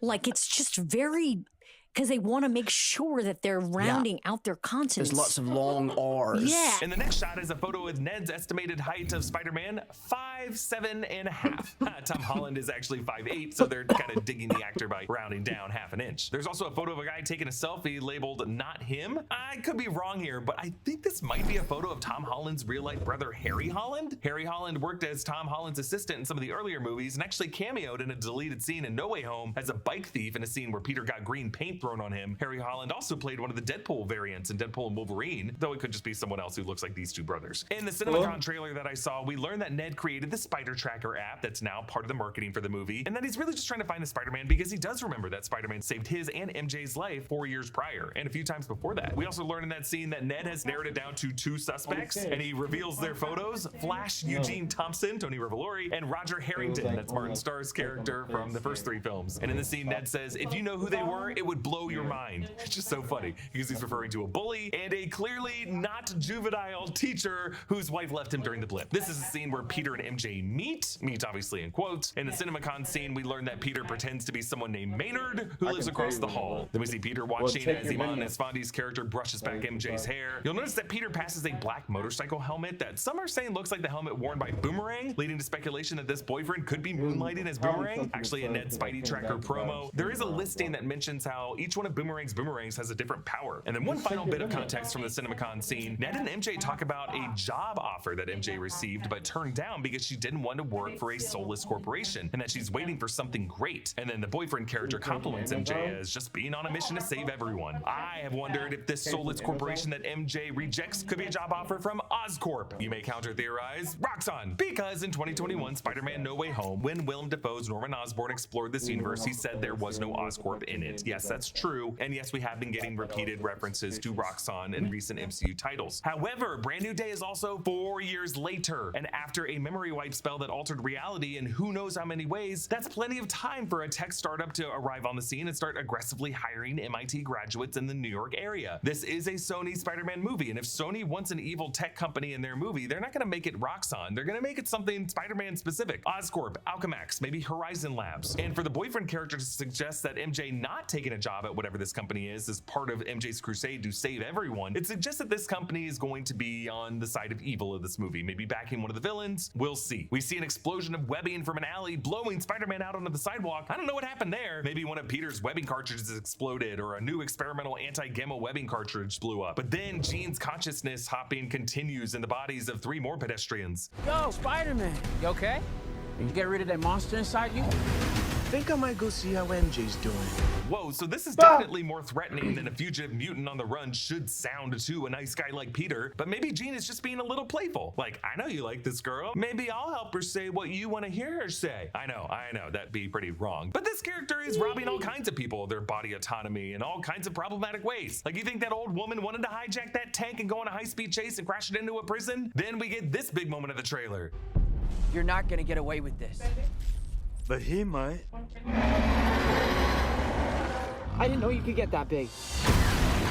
Hell yeah! A thunderclap! A move that we saw in the 2008 Incredible Hulk film, and then in the She-Hulk series, a really cool badass Hulk range attack that the MCU neglected because Joss Whedon thought it was lame and the Russo brothers didn't know what to do with it. Now we get to see Destin Daniel Cretton bring the clap back. And yes, maybe this was the thunderclap that blasted the flesh off of Uncle Ben's bones. A theory that I like less and less the longer this video goes. But this shot of Peter reflected in the puddle, I think this might be after the other shots, maybe after Hulk has already come out. Maybe this is water from a damaged pipe formed by Hulk smashing. We see Peter holding up Banner's wrist device, which is damaged and glitching and definitely not on Banner's wrist. Well, now we see Sadie Sink raising her arms from the first trailer, and now it looks like she's causing Bruce Banner to Hulk out back to his Savage Hulk form. We have not seen the Hulk like this since Avengers Infinity War. That's how hard Thanos beat his ass. I mean, yes, we did see Savage Hulk in the flashback scenes of Avengers Endgame, but that didn't count. Now, what's interesting is Sadie Sink is raising her arms in Peter Parker's apartment. Peter Parker seeing Hulk here is not in Peter's apartment. It's somewhere else. And I have a theory about where it is. But the fact that Jean seems to be causing this suggests that in addition to invading people's bodies with their subconscious, Jean can also drag out buried subconscious personae and manifest physical changes in those bodies. Again, I think this could come from her powers having a gamma radiation signature, and that just screwed with Bruce's gamma irradiated blood in a specific way. But in addition to seeing Savage Hulk again, I like that we see a proper classic shirt-ripping Hulk out transition. We haven't seen one of those on Bruce Banner Hulk since 2012's Avengers. Remember, in 2015's Age of Ultron, Bruce already began his scenes in Hulk form whenever he was the Hulk. Thor Ragnarok also tended to cut around it, and in Infinity War, we never saw the full body transition. And in Endgame, he was just Smart Hulk the whole time. So it's crazy that it has taken us 14 years to get back to Hulk just being Hulk. Peter is shocked that Hulk can get that big. I like this detail because Banner's Smart Hulk form was designated to be 7 feet 5 inches, but the original Savage Hulk form was taller than that, 8 feet 5 inches. I like how the light through the slated shutter doors causes these lines of light to cross Hulk's pectorals. Now, the lighting on the Hulk here reminds me of Steven Spielberg's iconic shot of the Velociraptor in Jurassic Park. Remember with the DNA base pair letters projected on the creature? Was this light projecting some kind of gamma radiation based solution to Hulk's problems? Actually, in today's Fandango interview with the cast, Zendaya hinted that we're also going to see Grey Hulk in this movie. Grey Hulk is a form of the Hulk that has a bit more control and a bit more willingness to do morally corrupt behavior than the chaotic neutral Green Hulk form is. I'm going to dig more into what that means in tomorrow's video.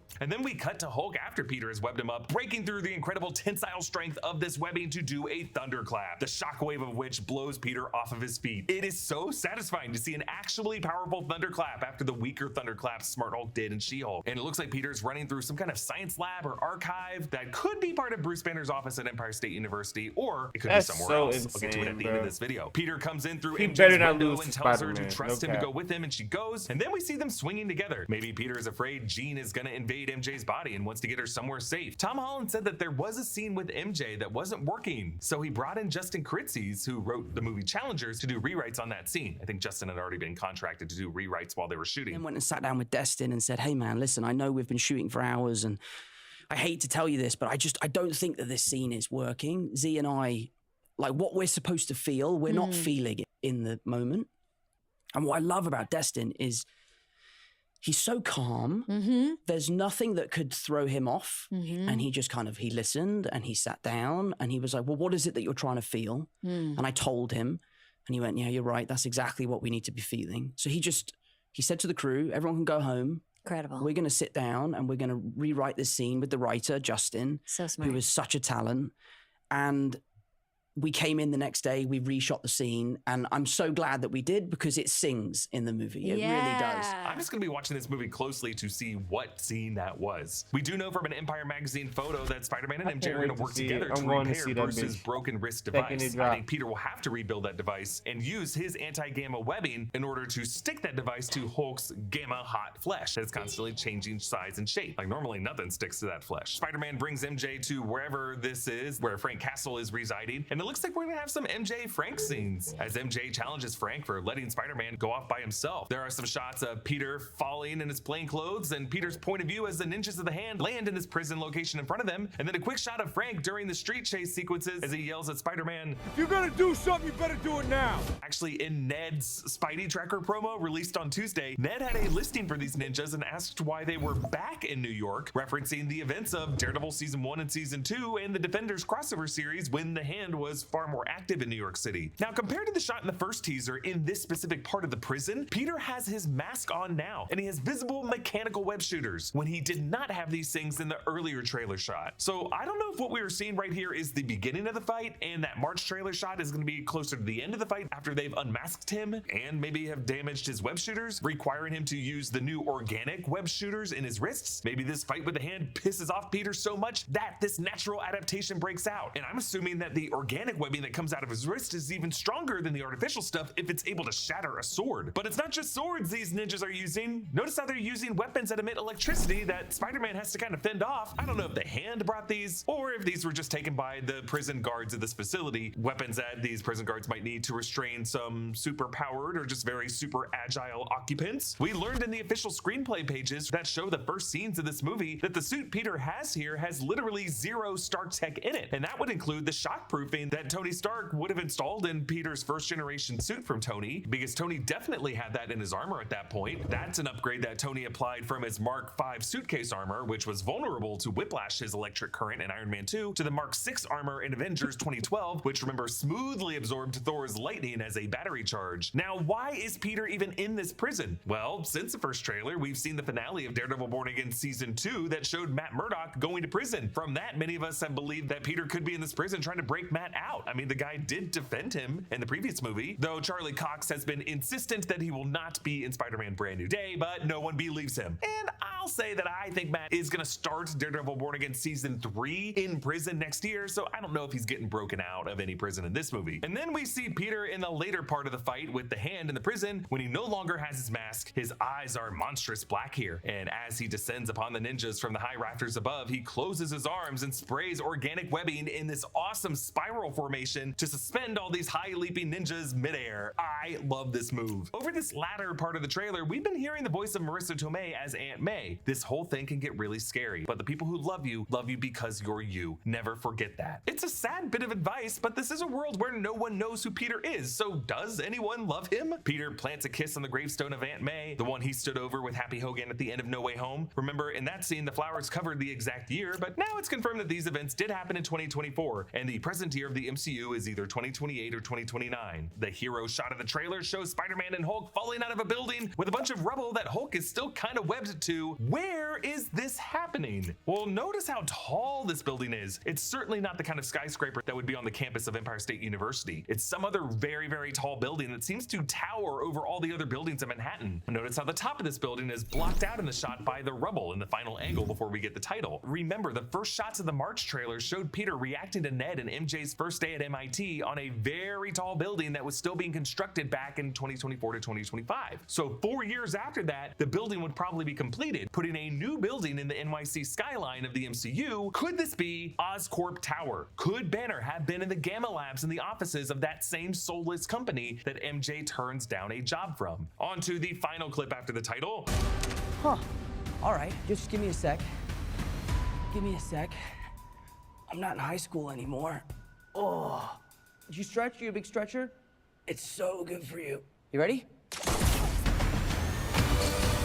The prison guard that he tussles with here is part of a squad that's carrying those same electrified rods that we saw in the hands of the Hand, so this must be some supermax prison that Peter's trying to break into for some reason. If you're as excited as I am to see Peter, Hulk, and Frank coming together in this movie, grab one of these Who's Who shirts available at our merch store, nerdriot.shop. A special thanks to one of our In Our Underground subscribers, Justin Show and Rock, for supporting us at the executive producer level. You can get all of our exclusive bonus content by clicking the link in the description below or going to nrunderground.supercast.com. Big thanks to I think Drewski drops today.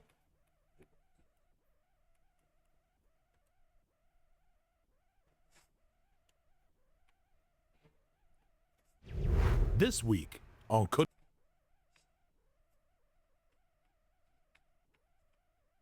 Maybe. Okay.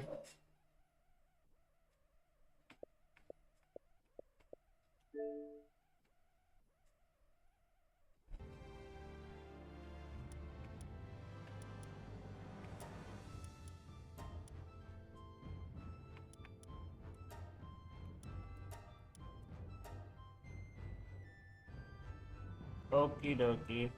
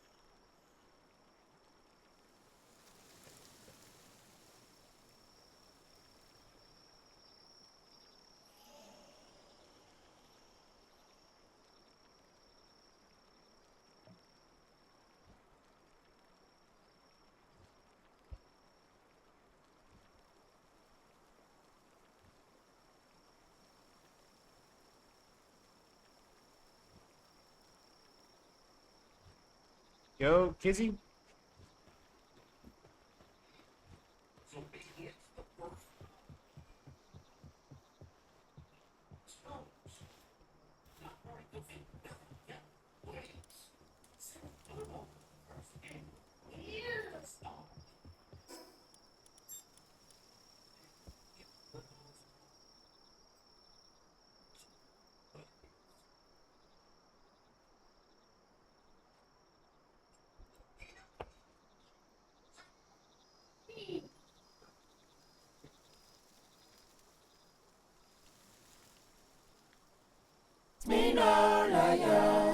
Yo.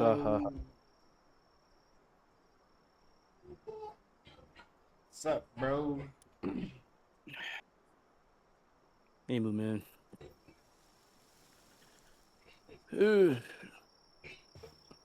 like, damn, 6 hours? There's no peeps.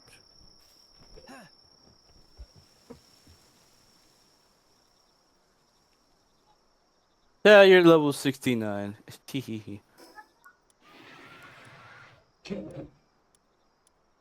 But what's it called? I upgrade all the assembly lines. Probably gonna have to move this one a little back because it looks unorganized. No, it's good. It's fine. And then I replaced the one thing I had to get pallet oil with him because he's good in mining.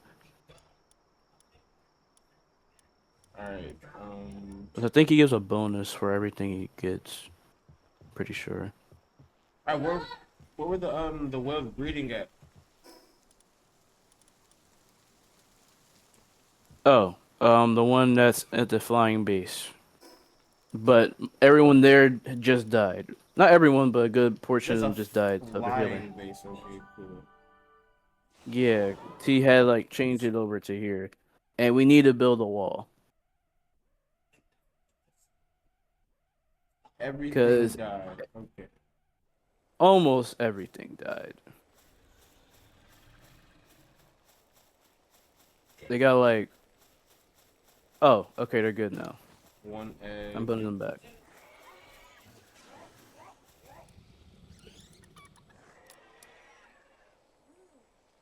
I hatched them already. So we just need what's it called? I hatched them already so I can make the other shits. That's why it's probably not that many ingots.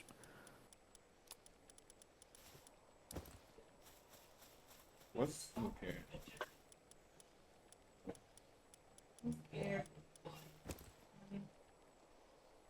Huh?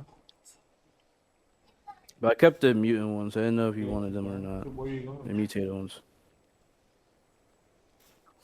It's weird when they back up. Besides that, the best is very That's the only time I noticed something. It was like the break sound was weird, but yeah, but when it was back.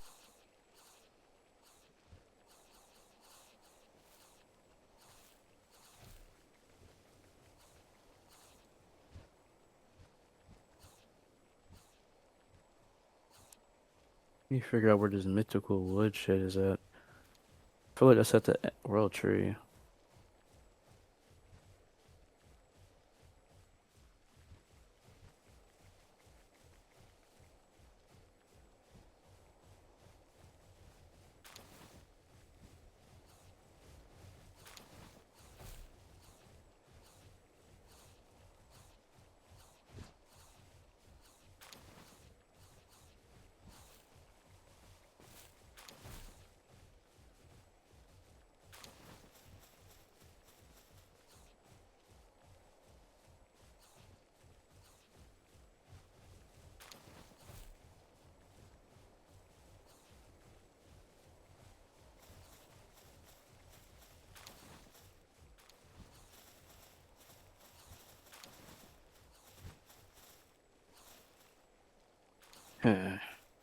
I just gotta wait for them to do that to make more of those.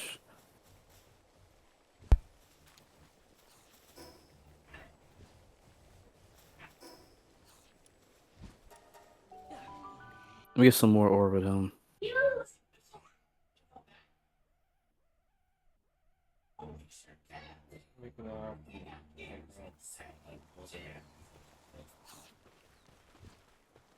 Never mind, there goes the bird that killed me the last time. Or killed them.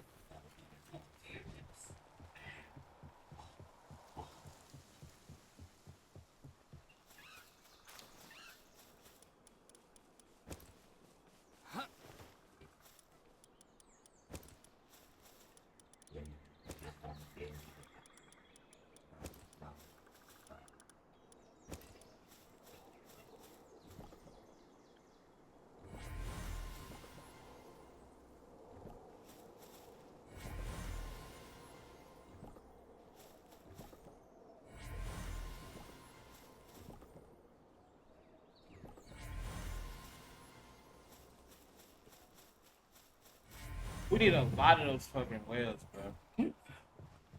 A lot, bro.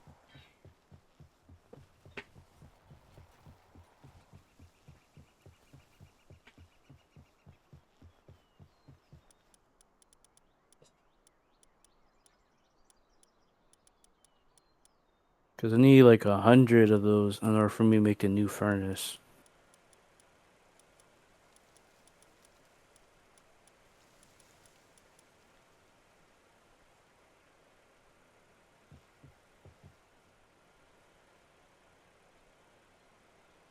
Butchering these niggas.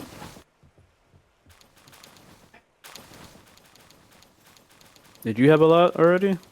I put like 10 of them in there. It wasn't too many. Money, my car. Oh. My car.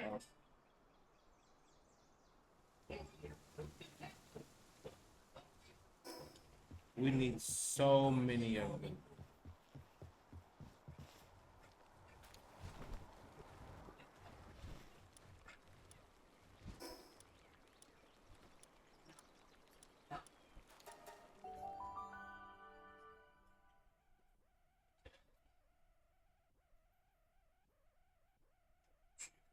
And you're on dig.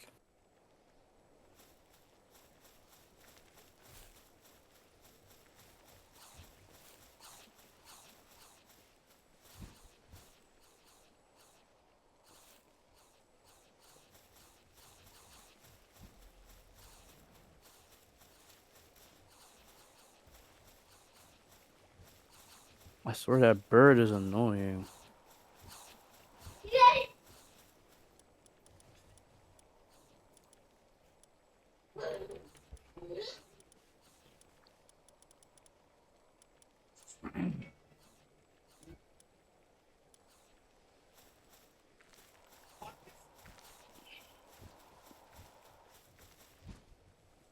And basically where that is where I was trying to go to the last time and where I was getting jumped. I'm trying to think of what weapon I want to make. I'm about to make an upgraded version of this sword I got. I think I want the energy shotgun.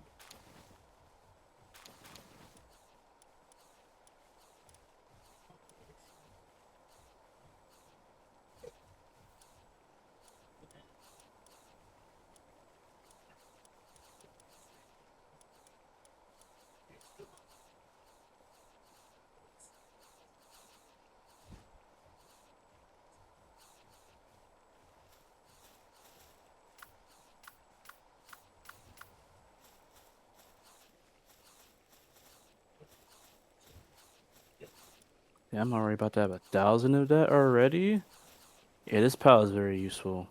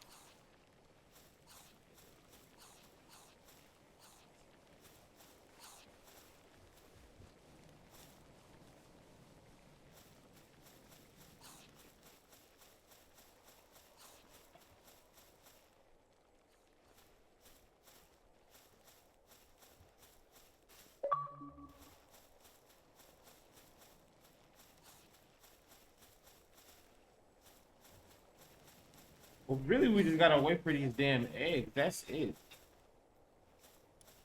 It is. So I'm like doing this tower shit right now.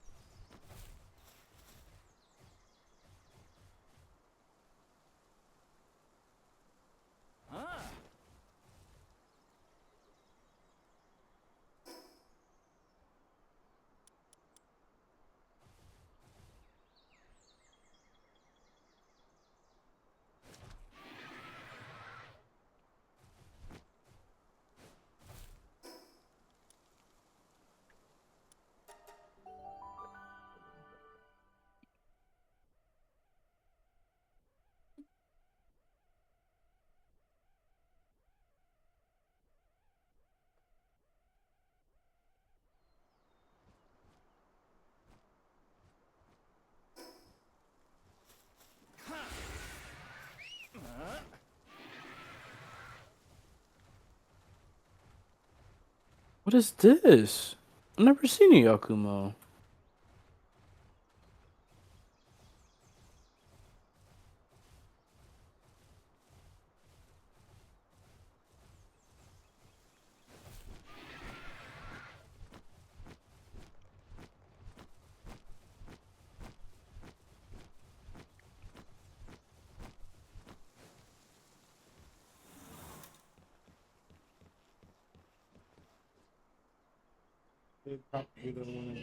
Oh shit! I knew that was one of these people's wait. Hey, stop. Thank you. Be careful, okay?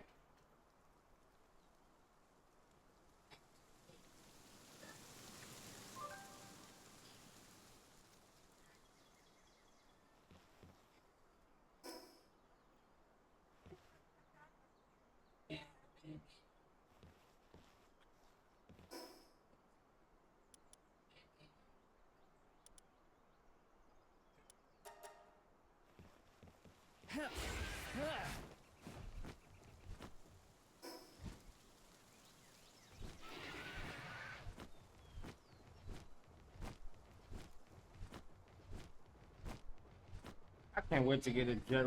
Wait, can you make me a jet Ragon saddle? No, I'm not that level yet. Someone caught one. Did you catch it? We both did. I gotta be level 79 for that. Oh, what level are you? 72? Yeah. Plus, we need more materials, and I can't make those materials yet.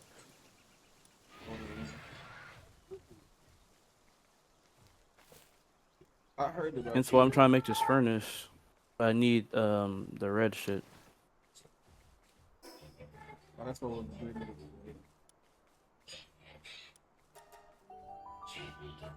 I mean, we can get it from like fishing and shit, but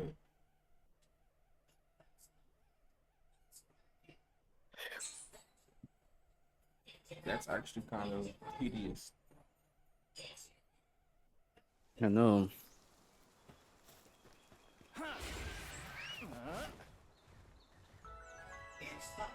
Well, I'll be able to change the breeding times, but I'll wait. Gotta grind out a little. I grinded out a good bit this entire time, I ain't gonna hold you. The fact I got 101 hours to say that, and I just started playing this game.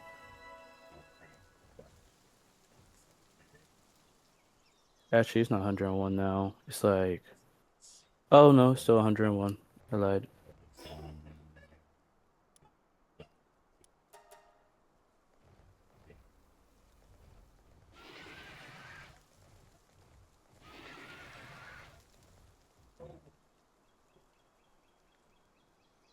Alright, so what do I have to fight in this tower?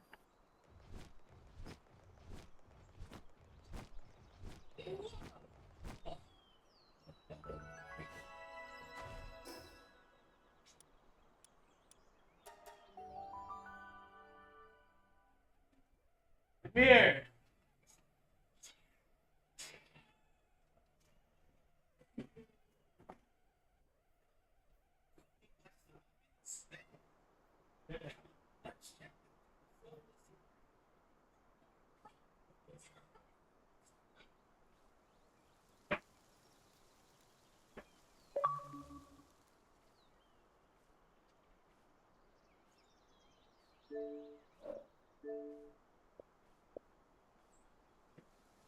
Demir!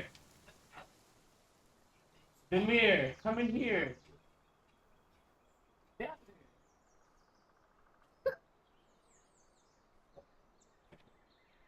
No.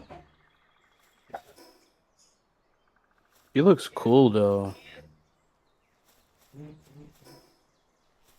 What type is he? Okay. Let me run back. Holy.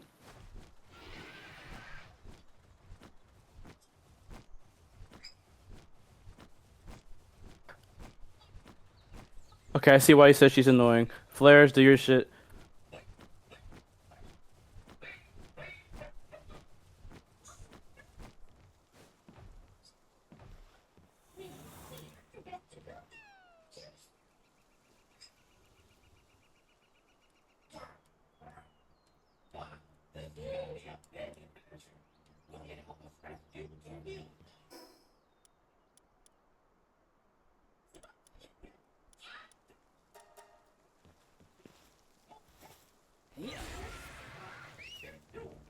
I need to find this pal. Where the hell is she at?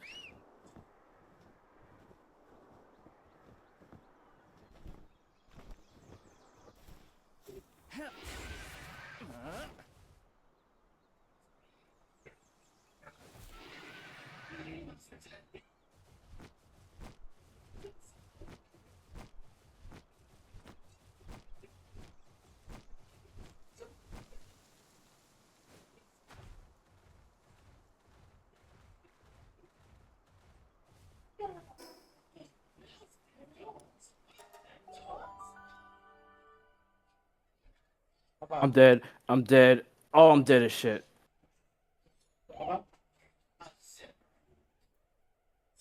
I'm gonna let flares beat the fuck out of her though. I have faith.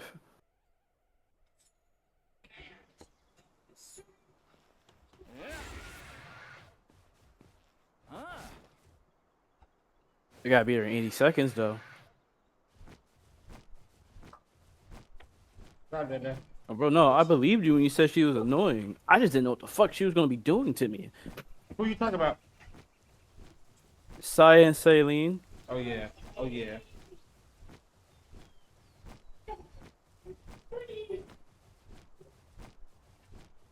From the dodge her attacks is hella annoying. But my flare code should be good. Hopefully. Oh.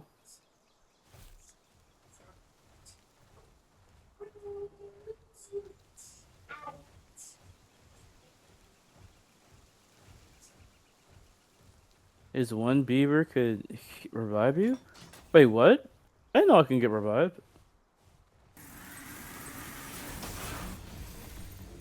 I'm not gonna lie, I think Flare's about to die. I don't think she got this. Yeah, she just died. Oh no, she's alive still. Good shit.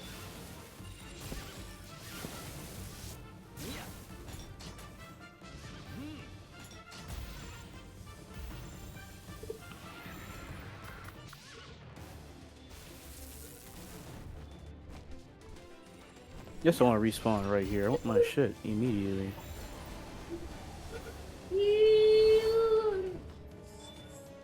I got an idea of how I can beat her. I see something that's strong against normal types, and that should be dragon, I think.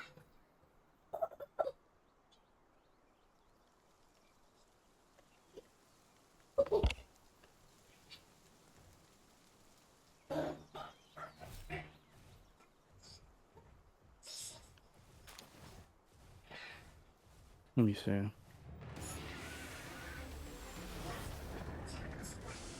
No, dart. Oh, I should use him. He's a dark type. Alright, I can get my get back. I want flares to heal though.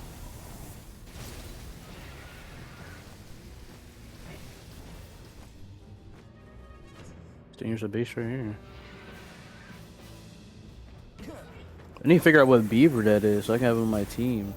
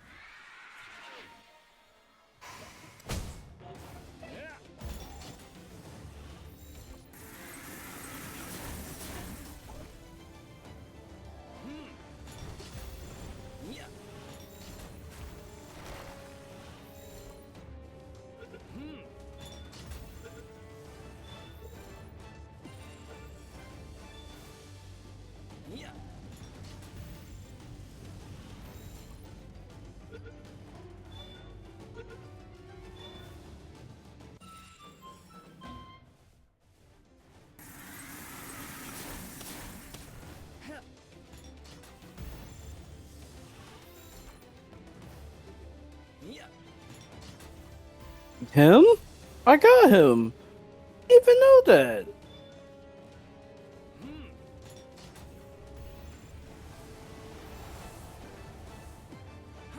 Okay, bet. I got him too. I got a good couple of them actually. He's like right. Where is he?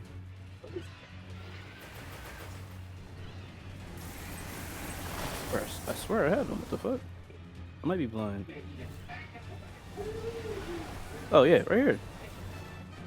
Why? Oh, he does do that. Or just find effigies. His name is Herbo. There's a pal that will revive.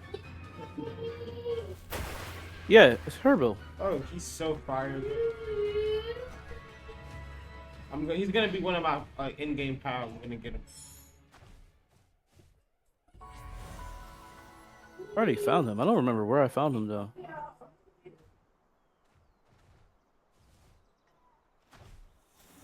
But I'm getting my lick back for Polaris. I don't like how she got killed like that. She almost beat her too by herself.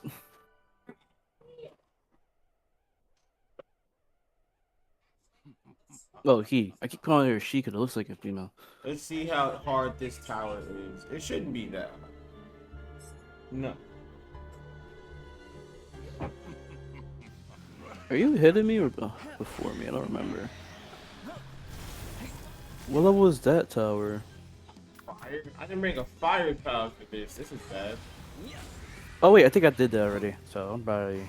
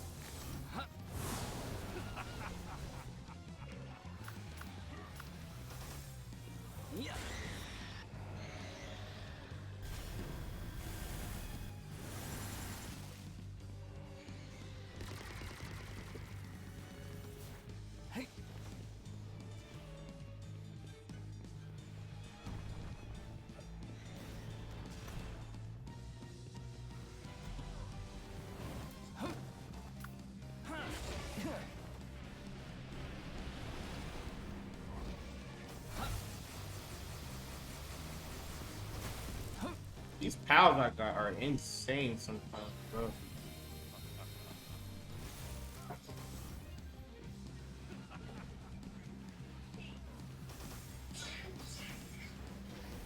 Wait, Jeffrey gun is weak to ice. What am I doing?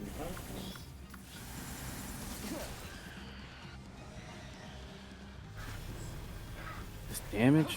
Fuck.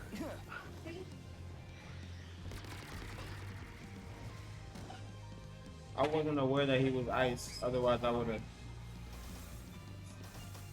brought a fire pal.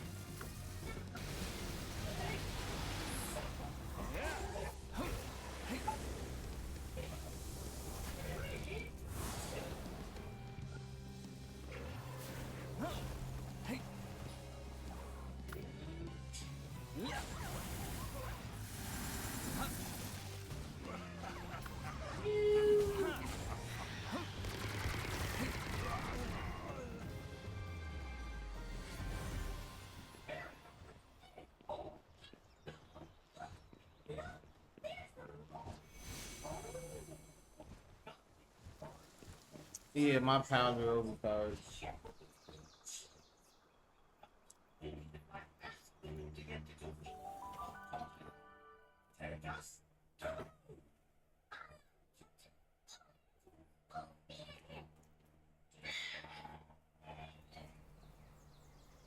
No! Dark Shadow! Fuck!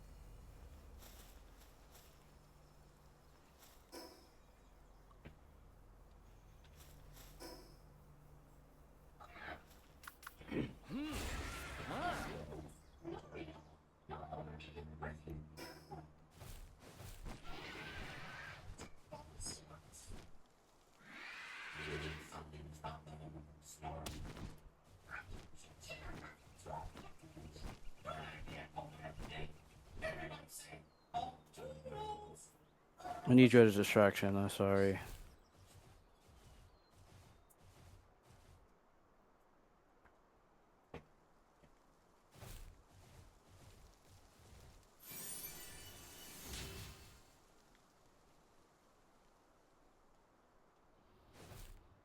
My wifey.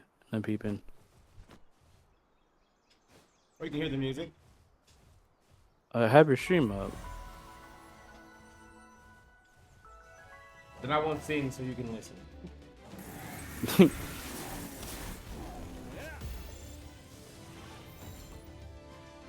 That annoying ass trick, bro.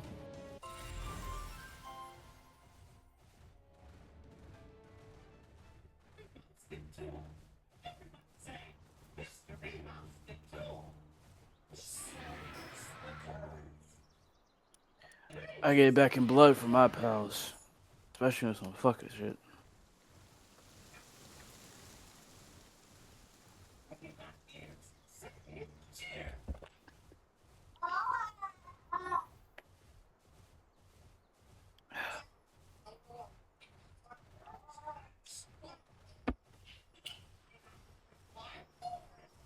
But now I need that pal that she has. That shit is OD.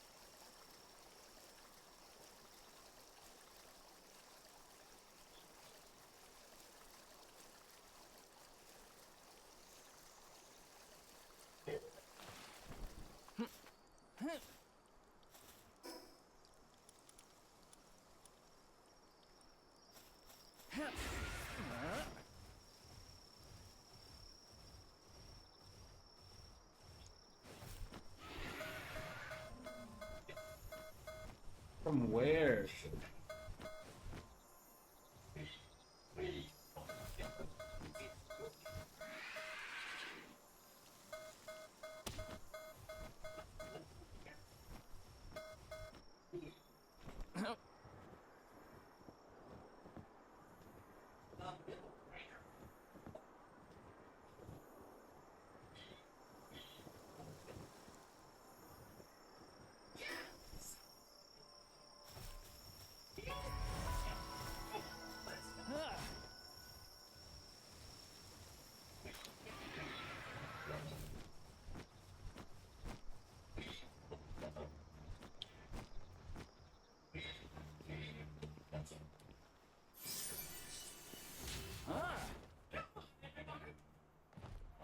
Oh.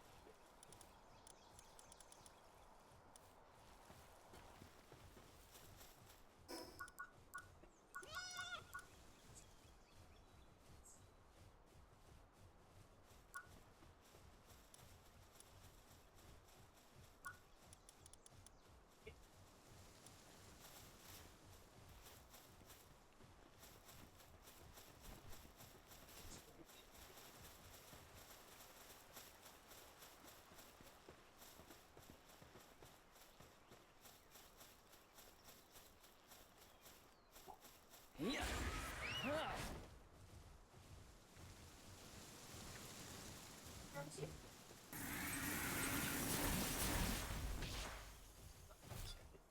the fuck is this?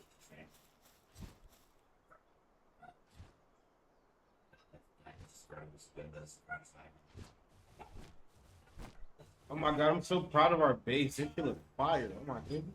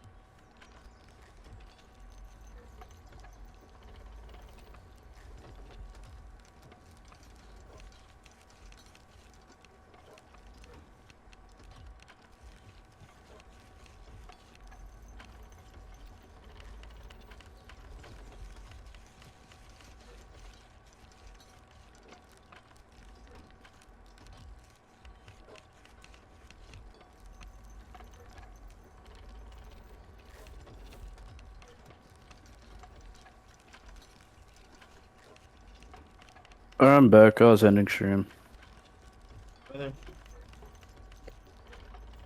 Been 7 hours, and I don't feel like having a camera on me. Especially because now I got a mod for like 3 people. I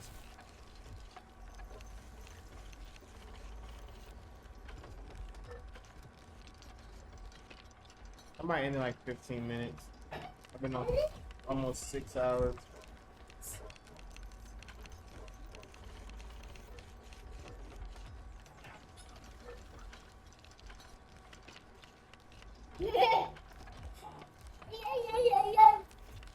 What's up?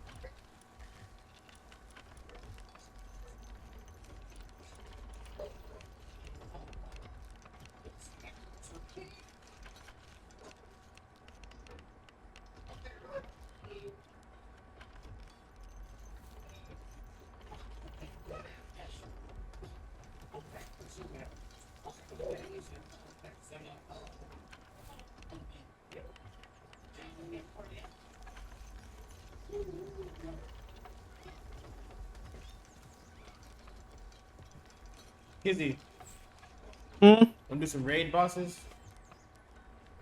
Yeah, sure. Let me like erratic. What is it Well, called? take your time. Eradicate Not right these. away, What's but it called? The whales. I just took the eggs. how many did you get? It's like I don't know. Kind of forgot the number. But it's a good little bit. Not a lot, but a little bit. I'm about to end stream.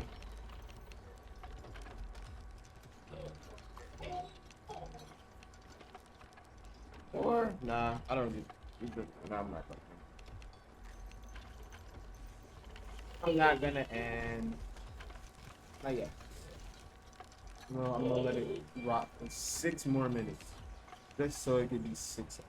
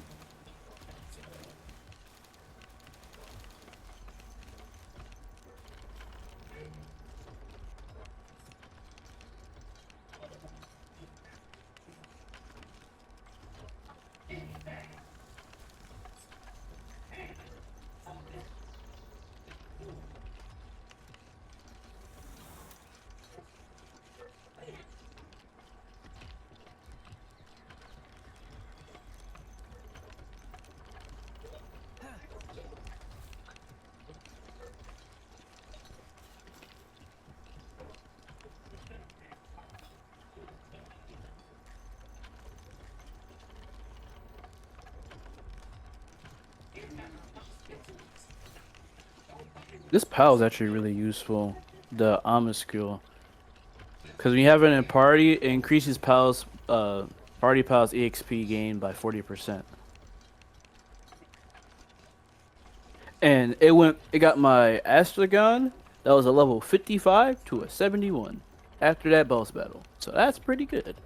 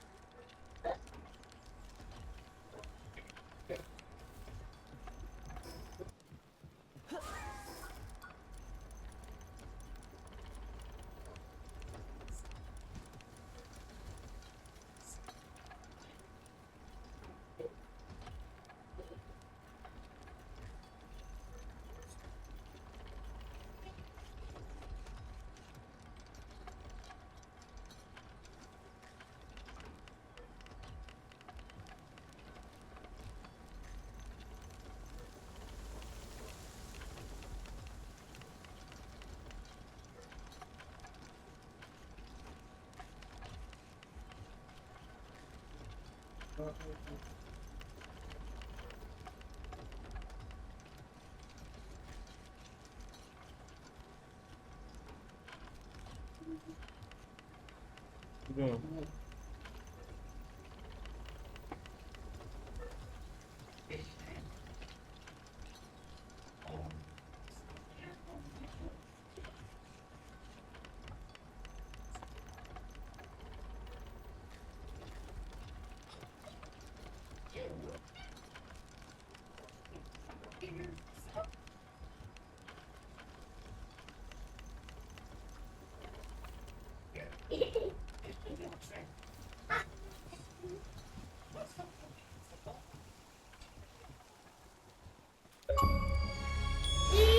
Spear crafting. 2,000 spears. Damn. Oh, you're crafting spears right now.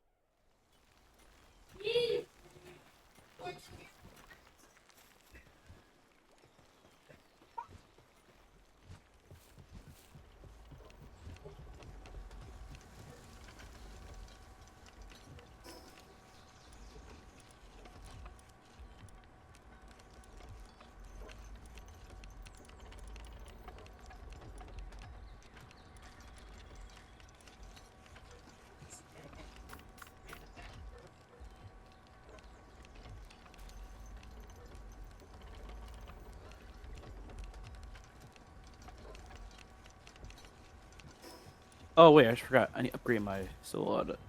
Actually, I'm about to make a new one. Fuck it.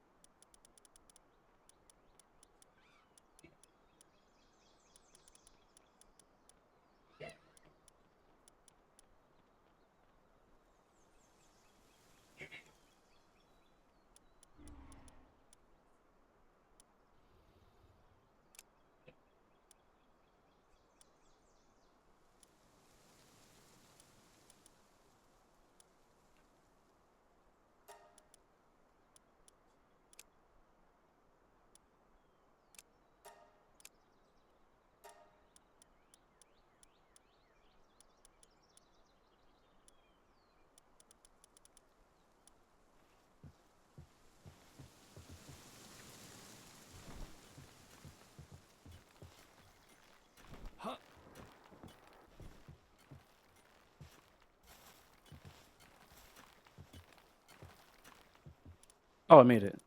I didn't peep. Would you like one of these actually, or nah? Yeah, sure. I would take. All right, let me make another one. Plus, we got a whole bunch of it anyway. It's from the Terraria shit. I want to get the armor, but I don't know where the fuck to get the armor from. Go beat some bosses, bro. There you go.